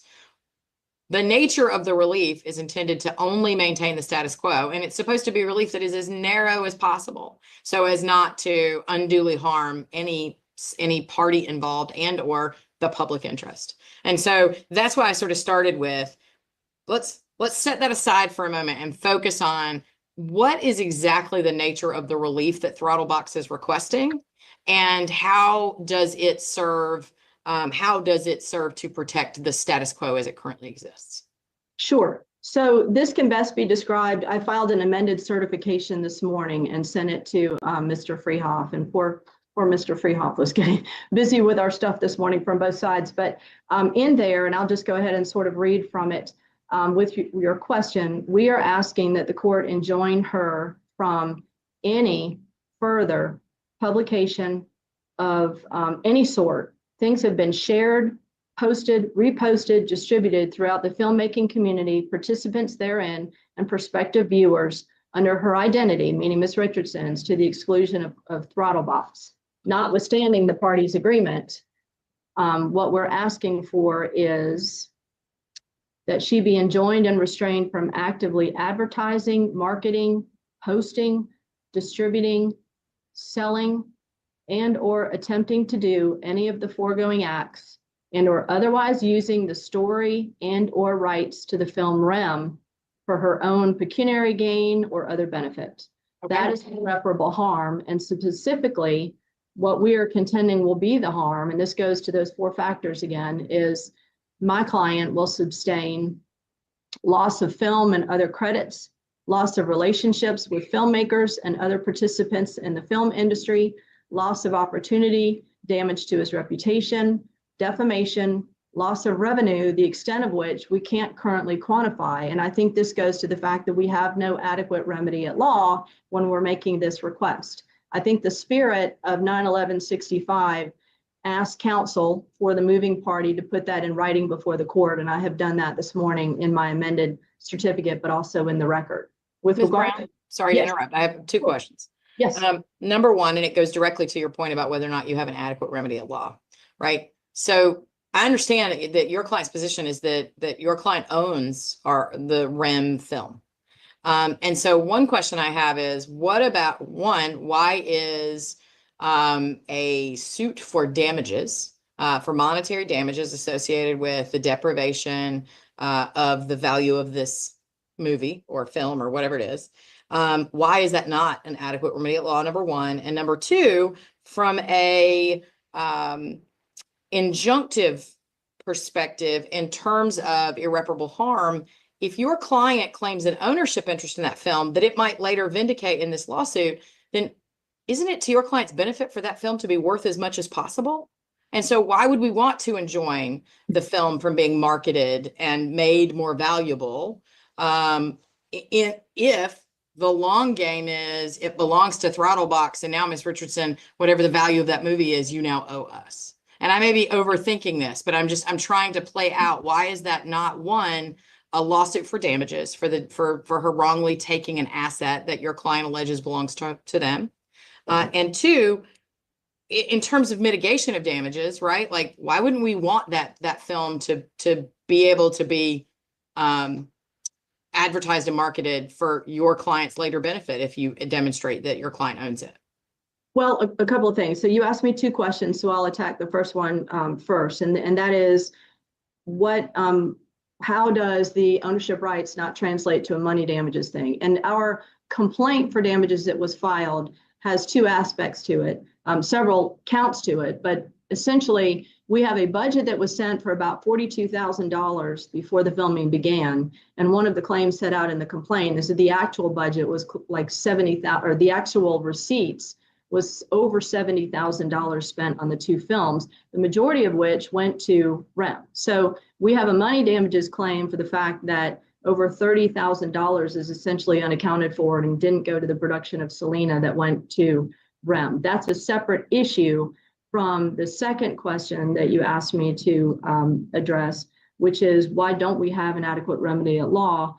It's because now what she's doing is taking REM, publicizing it as her own, and not acknowledging Throttlebox at all. We don't have a way to quantify that. What we need her to do is to stand down on that and let us get together with her lawyers and figure out a proper procedure going forward. And that is the essence of the injunctive relief and the status quo.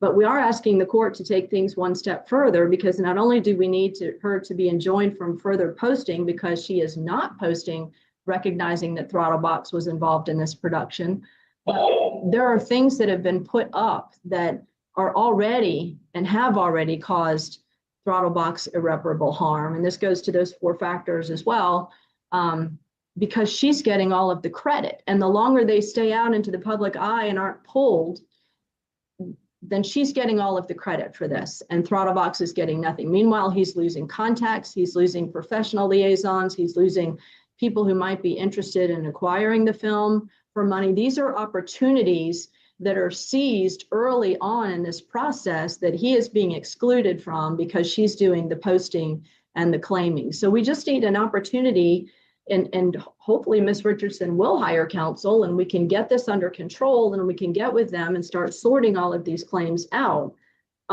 Regardless of who gets the story and rights to REM at the end of this litigation, and we believe our case is strong for that, establishing early on that it doesn't go to Ms. Richardson is critical, because she's misusing the story and rights to that film that belongs to Throttlebox. And so if the court does not think about an injunction at this point, there is no adequate remedy at law. We've been asking Ms. Richardson since as early as December 22nd of 2023 in multiple emails, and these are all attached to Mr. Wolf's as Exhibit 10 in his affidavit, Exhibit 10, sub-exhibit, if you will, 1, 2, and 3. These are emails we sent to Ms. Richardson well before this litigation saying, stop, you're publicizing, you don't have permission, we own the story and rights. And because she has ignored all of those attempts over 18 months of time and continues to proceed, that is where we don't have an adequate remedy at law.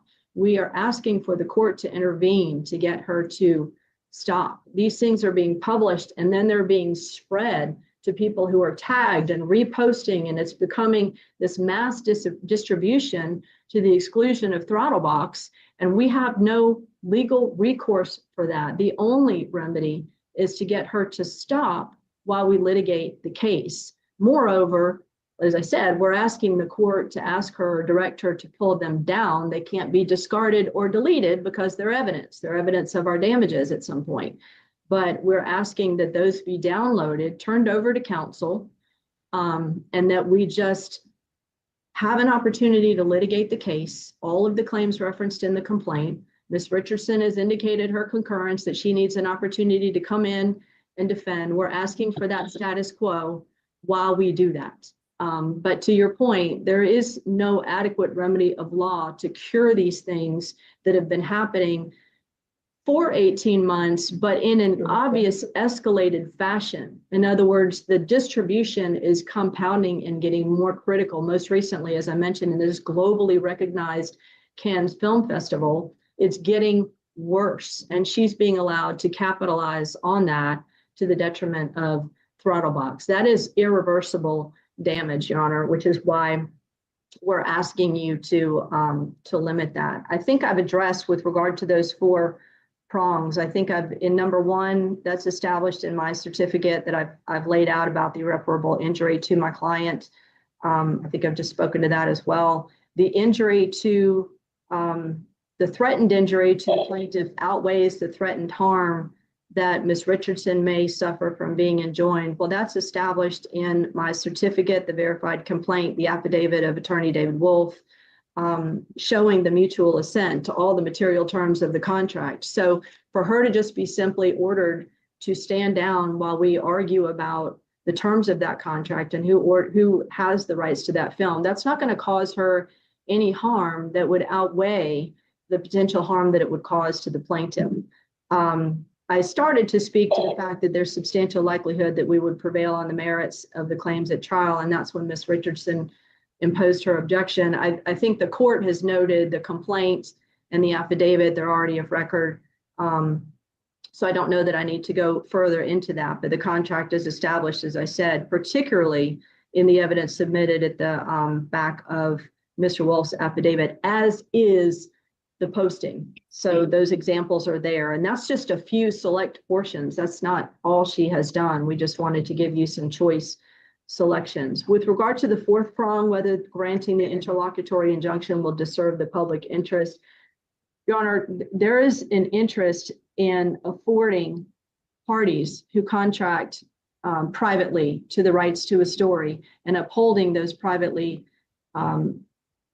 agreements. Moreover, I think there's a big interest that is served by making certain that somebody is claiming and publicizing rights to a film that one does not own. So I think the public interest would be served by upholding the private contract of the parties, number 1, the specifics of which would be dealt with in the merits of the case. And secondly, make certain that somebody is not allowed to benefit and capitalize on something that belongs to someone else. And that is how I think the public interest would be served, specifically in the movie making industry, because she is in essence taken something that's belonging to Throttlebox. She has also, you will find this in the affidavit of Mr. Wolf. He has on at least 3 different occasions in these emails that I mentioned previously on Exhibit 10 to his affidavit, he's written to her, number 1, and he said, stop publicizing. But number 2, he has said, we own the story and rights to REM. She has acknowledged by writing back, but she's never come forward with any denial that the story and rights belong to REM.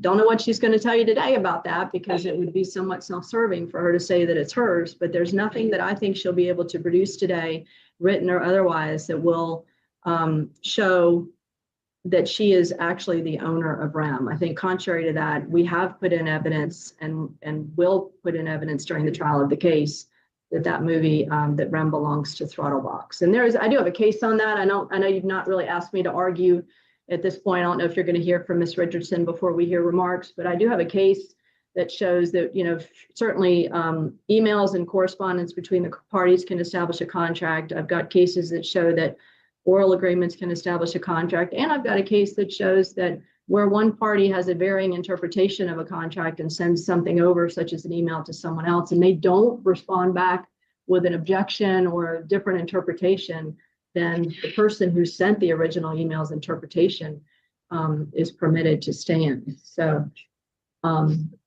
In Exhibit 11 of Mr. Wolf's affidavit, Ms. Richardson acknowledges the contract between the parties. There are also, as I mentioned at the beginning. I object to that, Yes, Ms. ma'am. Brown. I'm sorry. I What's object the to, nature of your objection, Ms. Richardson? I don't, everything that's been said just now, is not true. And again, I would really like the opportunity to defend myself. I So, have Ms. all the Richardson, proper paperwork. Forgive me for interrupting you. I understand your objection, but I disagree, or it's not true, is not a legal objection to prevent her from making the presentation. She's making an argument on behalf of her client of the fact she believes she can demonstrate. You Yes, will ma'am. have an opportunity to respond in a moment. If you have a different type of objection that you want to raise, you're welcome to raise that. But I disagree, or what she's saying is not true, is not a legal objection. It is merely that you disagree with what she's presenting. And when Ms. Brown is done presenting, I will allow you to speak and you can tell me what you believe to be the correct facts. Do you understand that, Ms. Richardson? Yes, Your Honor, it won't happen again. Thank you. Ms. Brown. Yes, ma'am. So just a couple more points with regard to that, and I know she'll have her time to speak, but in Mr. Wolf's affidavit on specifically Exhibit 11, one of the emails that we've provided to you, and it's the one that's her responsive email on June 24th of 2024 at 7:53 p.m. Specifically says, in my role as producer, and then she goes on to talk about things that she, quote unquote, did her best to do. So she does acknowledge that role there as well as other places. There are a couple other things that I wanted to just go ahead and put into evidence. The transcript I've marked as P6, which is what I read from. That's from the film. And I did send those over to Mr. Freehoff, although this morning, because I didn't get the transcript, or P4, the non-disclosure agreement that Ms. Richardson signed for Throttlebox, which is at least extrinsic evidence of the parties' agreement. So I wanted to put that in as additional evidence. So I would like to tender P6 and P4 at this time. Okay.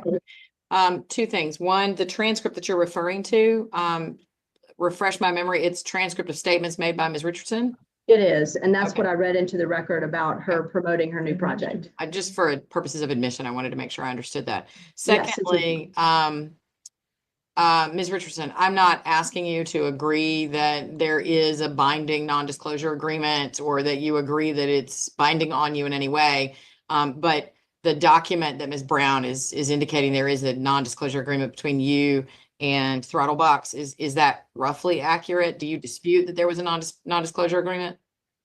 I dispute that it has anything to do with RIM. Understood. Right. But the only reason I'm asking is that for purposes of admission, right? Yes, ma'am. She's representing that there is a signed non-disclosure agreement between the two of you. And when she's doing that, all she's doing is saying, this is a non-disclosure agreement between the parties, not what it says or what it means to the case. Yes, Your Honor.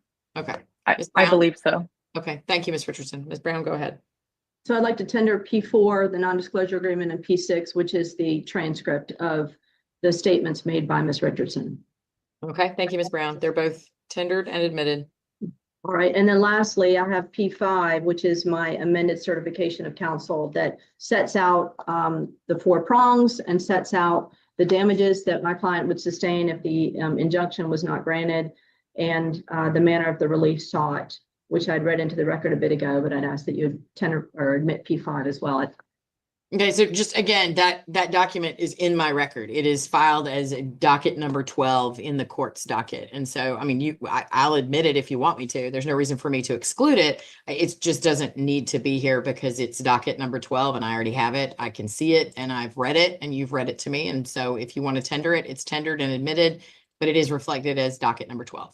Okay, and I hate to be difficult, but I would like to tender it because I think it's required to be in writing for me. So if you wouldn't mind indulging me, I'd appreciate that. Yeah, that's fine. I mean, like I said, you've tendered it and I don't have a problem admitting it. It's a part of my docket. So go ahead. It is admitted. So that should be, I should have P1 through 7 in the record at this time, in the docket and in this proceeding. I understand they're kind of one and the same, but. Yeah, that's what my notice, that's what my Sure. notes indicate based on what you've requested so far. All right, thank you. And excuse me. P6 is in, yeah. Oh, excuse me one moment, Your Honor. Yes, ma'am. Feel free to mute.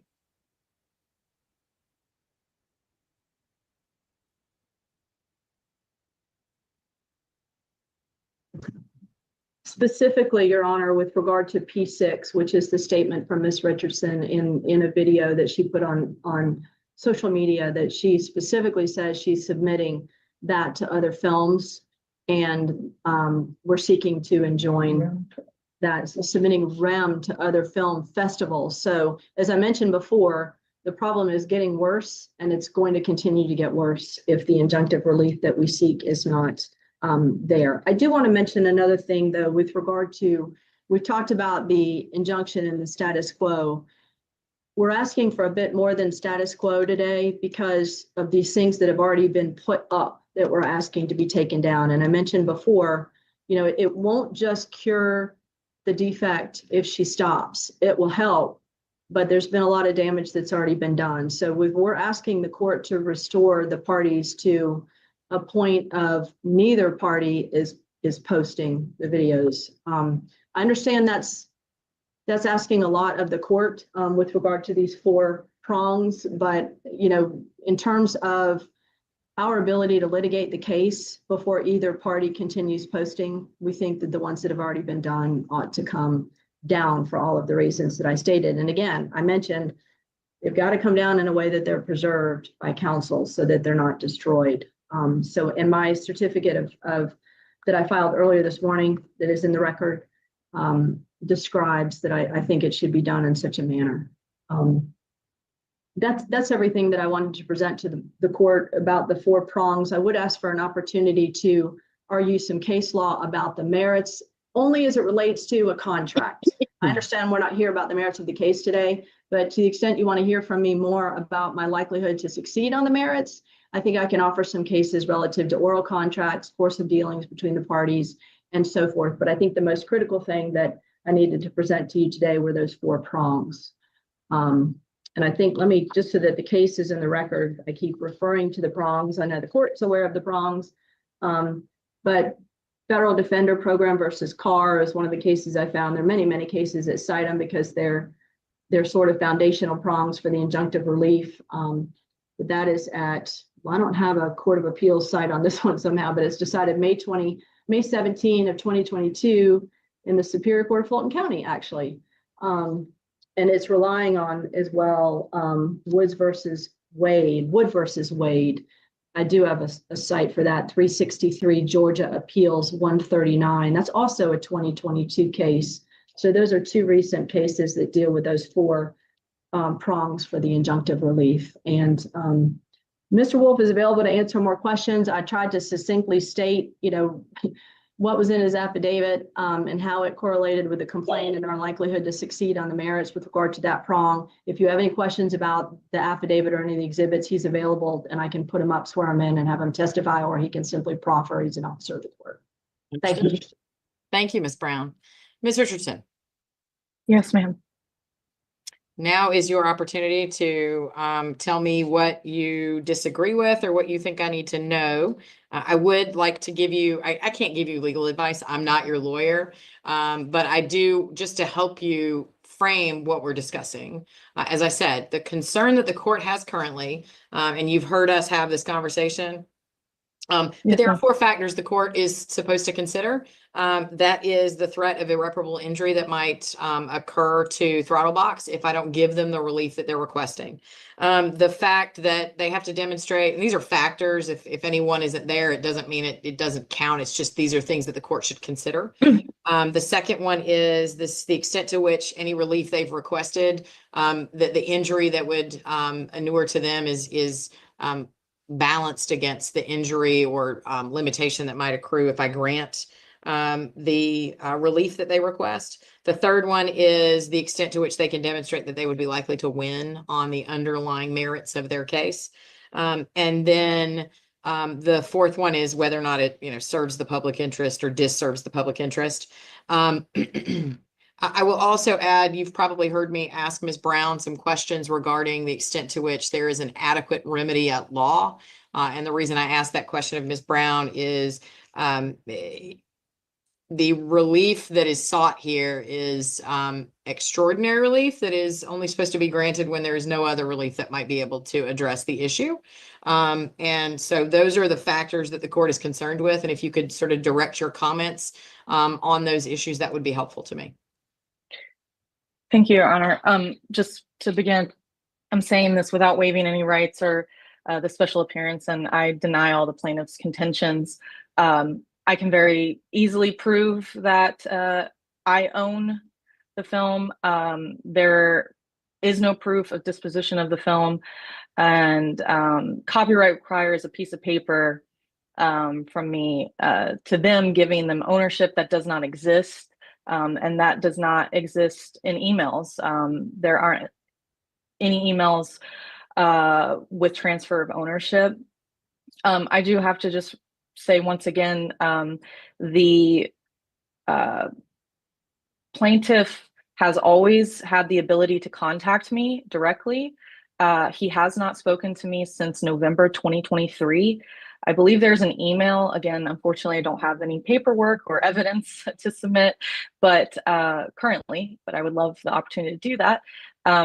There is an email from me saying I am here until the project's done. I am not walking off this project, and I am available until it is finished. And I still maintain that to this day for his project. I think under the circumstances, this very severe injunction that is trying to be placed on me with such little notice, it feels like a pressure move, not an emergency. And, you know, it's two very powerful men going after a woman with limited resources, and the statute is not intended to cover this. And Throttle Blocks just cannot prove that they own this movie. And also, everything that they've mentioned is from social media, my personal social media, me presenting as myself as a writer and director. I've been posting about RIM since the day we shot it, which was October 2023. And that is when these projects started, and we've been both working on our projects this entire time. There's nowhere that says RIM is completed, and RIM has never screened anywhere.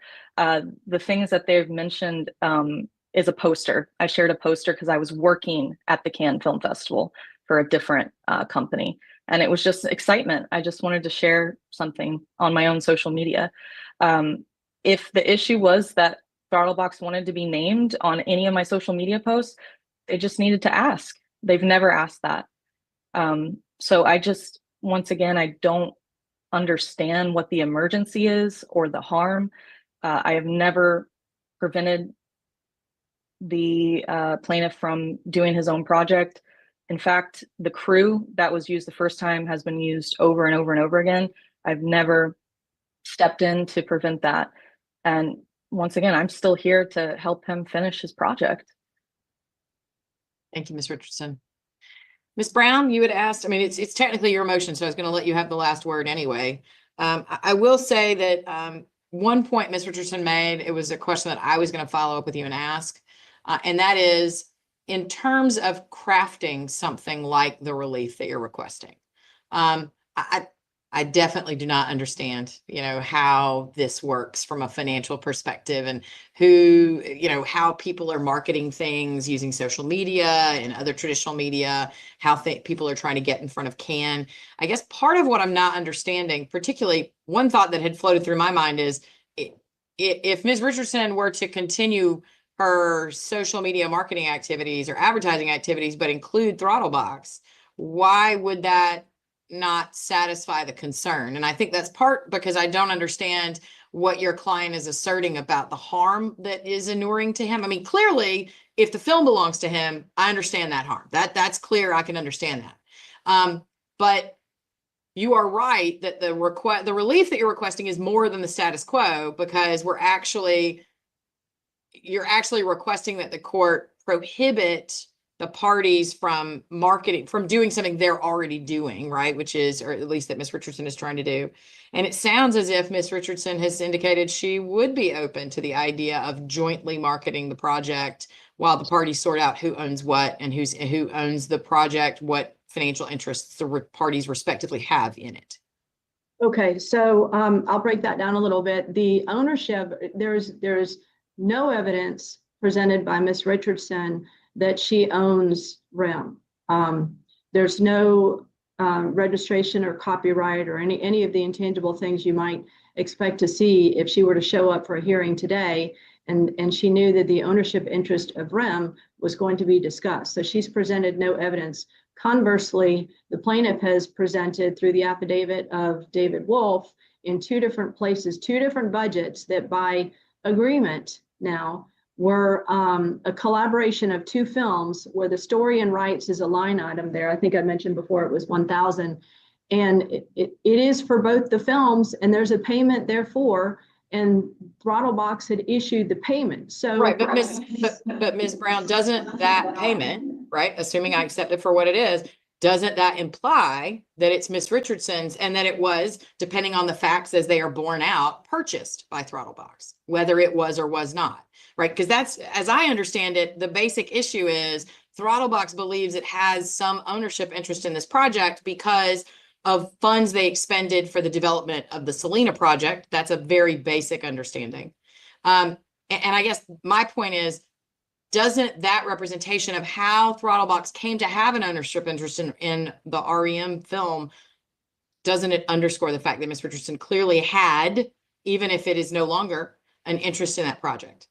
So we are unaware of where REM originated. I will appreciate that Ms. Richardson brought the concept of REM to the table, but we absolutely purchased those rights in what we paid to do the production, the story and the rights to REM. So regardless, I'm not disputing that. What all I'm saying is that if your client paid a substantial amount of money to Ms. Richardson, then your client, at least at some point, believed that Ms. Richardson owned the rights. And so I'm just saying, I don't think you're getting anywhere by saying she can't prove she owned it, right? Because it seems like everybody thought she did. And that's why there was effort through contract, through course of dealing, through these budget line items, through this joint venture, whatever we're going to call it going forward, to purchase the rights and interests to the film. So that's all I'm saying. Is not a foregone conclusion or a predetermination of the facts you're arguing. Just, I don't think we get anywhere by arguing that Ms. Richardson has no interest other than an interest she previously had that was obtained by Throttlebox. Understood. So I think the essence of what we're asking for, though, is that the injunction would serve so that neither party can do the posting because the ownership rights, the story and rights are in fact in dispute in the merits of the case. Right, but again, Ms. Brown, forgive me for interrupting, but to Ms. Richardson's point, and I had asked you the same question during your original presentation, to some extent, you're asking to devalue this asset that the parties are arguing over. And if part of what Ms. Richardson is willing to do is allow you to jointly market it so as not to lose the potential value of a film being acknowledged at an international film festival, why wouldn't that be the appropriate status quo so that there's a value to this asset that we're continuing to fight over long-term in the lawsuit? Understood. And this is the first time that Ms. Richardson has even discussed that that might be an option. And all of the emails that we've sent objecting to her publishing it, she's never said, hey, come on, be a party to this. I'll recognize you too. Let's both be on there. It was a collaborative effort. Had she done that, we might not be here. I don't know, but I would ask for an opportunity to go over that with my client. I mean, certainly if I don't know if the court's inclined to make a ruling from the bench or not, but excuse me. I can respond. Okay, actually, Mr. Wolf is asking to respond in that regard, so. Should I be speaking? Sure. Mr. Wolf, you swear the testimony you're about to give the court will be the truth, the whole truth, and nothing but the truth, so help you God? Yes, ma'am. Thank you, I sir. do. You may lower your I hand. do. Thank you, Go ahead. Judge. Regarding some of your questions, the agreement to produce both films was going to be at a huge expense to Throttlebox and its investors. The only collateral that we would have had in the film would be the purchase of the rights and story of REM, which we are attempting to help produce. When the court says that what difference does it make if she's promoting it? It's only increasing the value. It is the persona that is being presented by Ms. Richardson that is the key. Throttlebox entered into the agreement and was supposed to be the executive producer of REM and has not gotten any of that credit, okay? The $100 for the story and rights is like in a contract, $1 and other valuable consideration. It is payment for those rights in addition to the tens of thousands of dollars that were paid to make sure both films got produced and only one of them did. And that's been running along to the detriment of Throttlebox for 18 months. We started making our objections regarding this in December of 22. We continued to make objection to them using, and they're attached in my affidavit. But at the end of the day, that it is our film, but someone else is getting credit for it is, is to the detriment of Throttlebox. And if in fact they're about to submit it to other film festivals, if it hasn't been shown, if it hasn't been submitted, then there's the status quo. Don't submit it until we get an opportunity to get a response to our lawsuit. There is no question from the emails that I've submitted that she was supposed to produce to fruition. Selena, REM was produced to fruition at our expense. And while the estimated amount for both films was $41,000, it's over $80, $90, or $100,000 that was spent without our control or input based upon how it was produced. So when I hope that gives to you an understanding is, why don't we just go let her promote it around the world as her film? That must help us.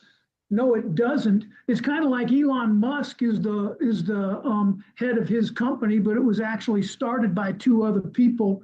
But he's getting all the credit and the wealth. So I hope you understand how allowing it to continue, even by saying, yeah, they're doing it with me too, now doesn't. Thank you, Mr. Wolf. Our concern. So I have provided, so a couple of things. I've given considerably more than an hour, even though we started a smidge late and there were some procedural matters that needed to start first. So a couple of things. Number one, not to do, Madam Court Reporter, you can be off the record for a moment.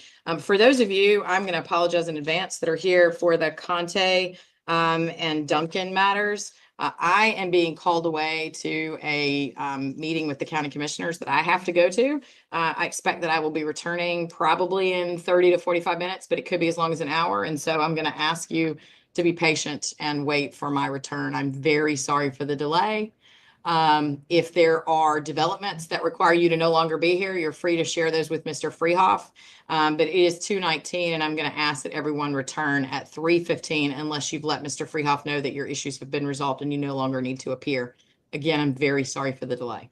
Thank you, Your Honor. Thank you, Mr. We Alexander. understand. We appreciate you accommodating us. Okay, thank you. And again, I do apologize. Now, going back to the matter that is currently in front of me.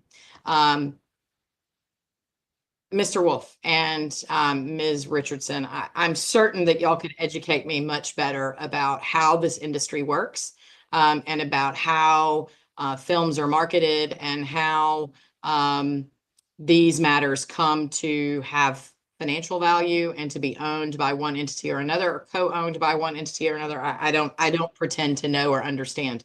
I suspect that I will know a lot more about it by the end of this lawsuit than I ever have known about it before. But here's what I hear so far. Sorry, Ms. Richardson. I've heard all that I wish to hear from the parties for today. What I hear is that, at least at this preliminary stage, and understanding that the evidence may prove that I am wrong in my understanding at this preliminary stage. I fully acknowledge that.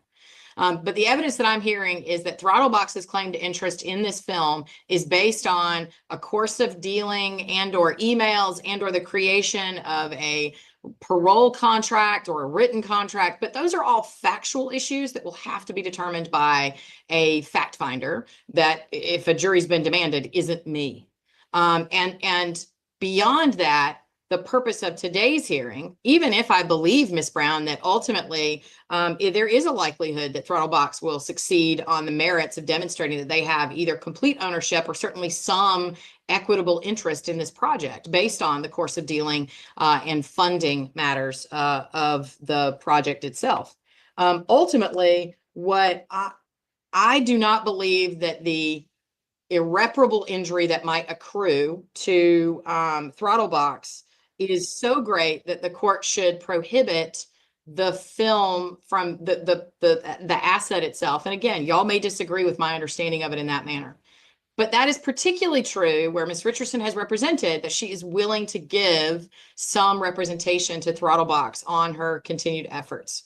So here's what I'm going to do. I'm going to grant in part the request for interlocutory relief, and I'm going to order two things.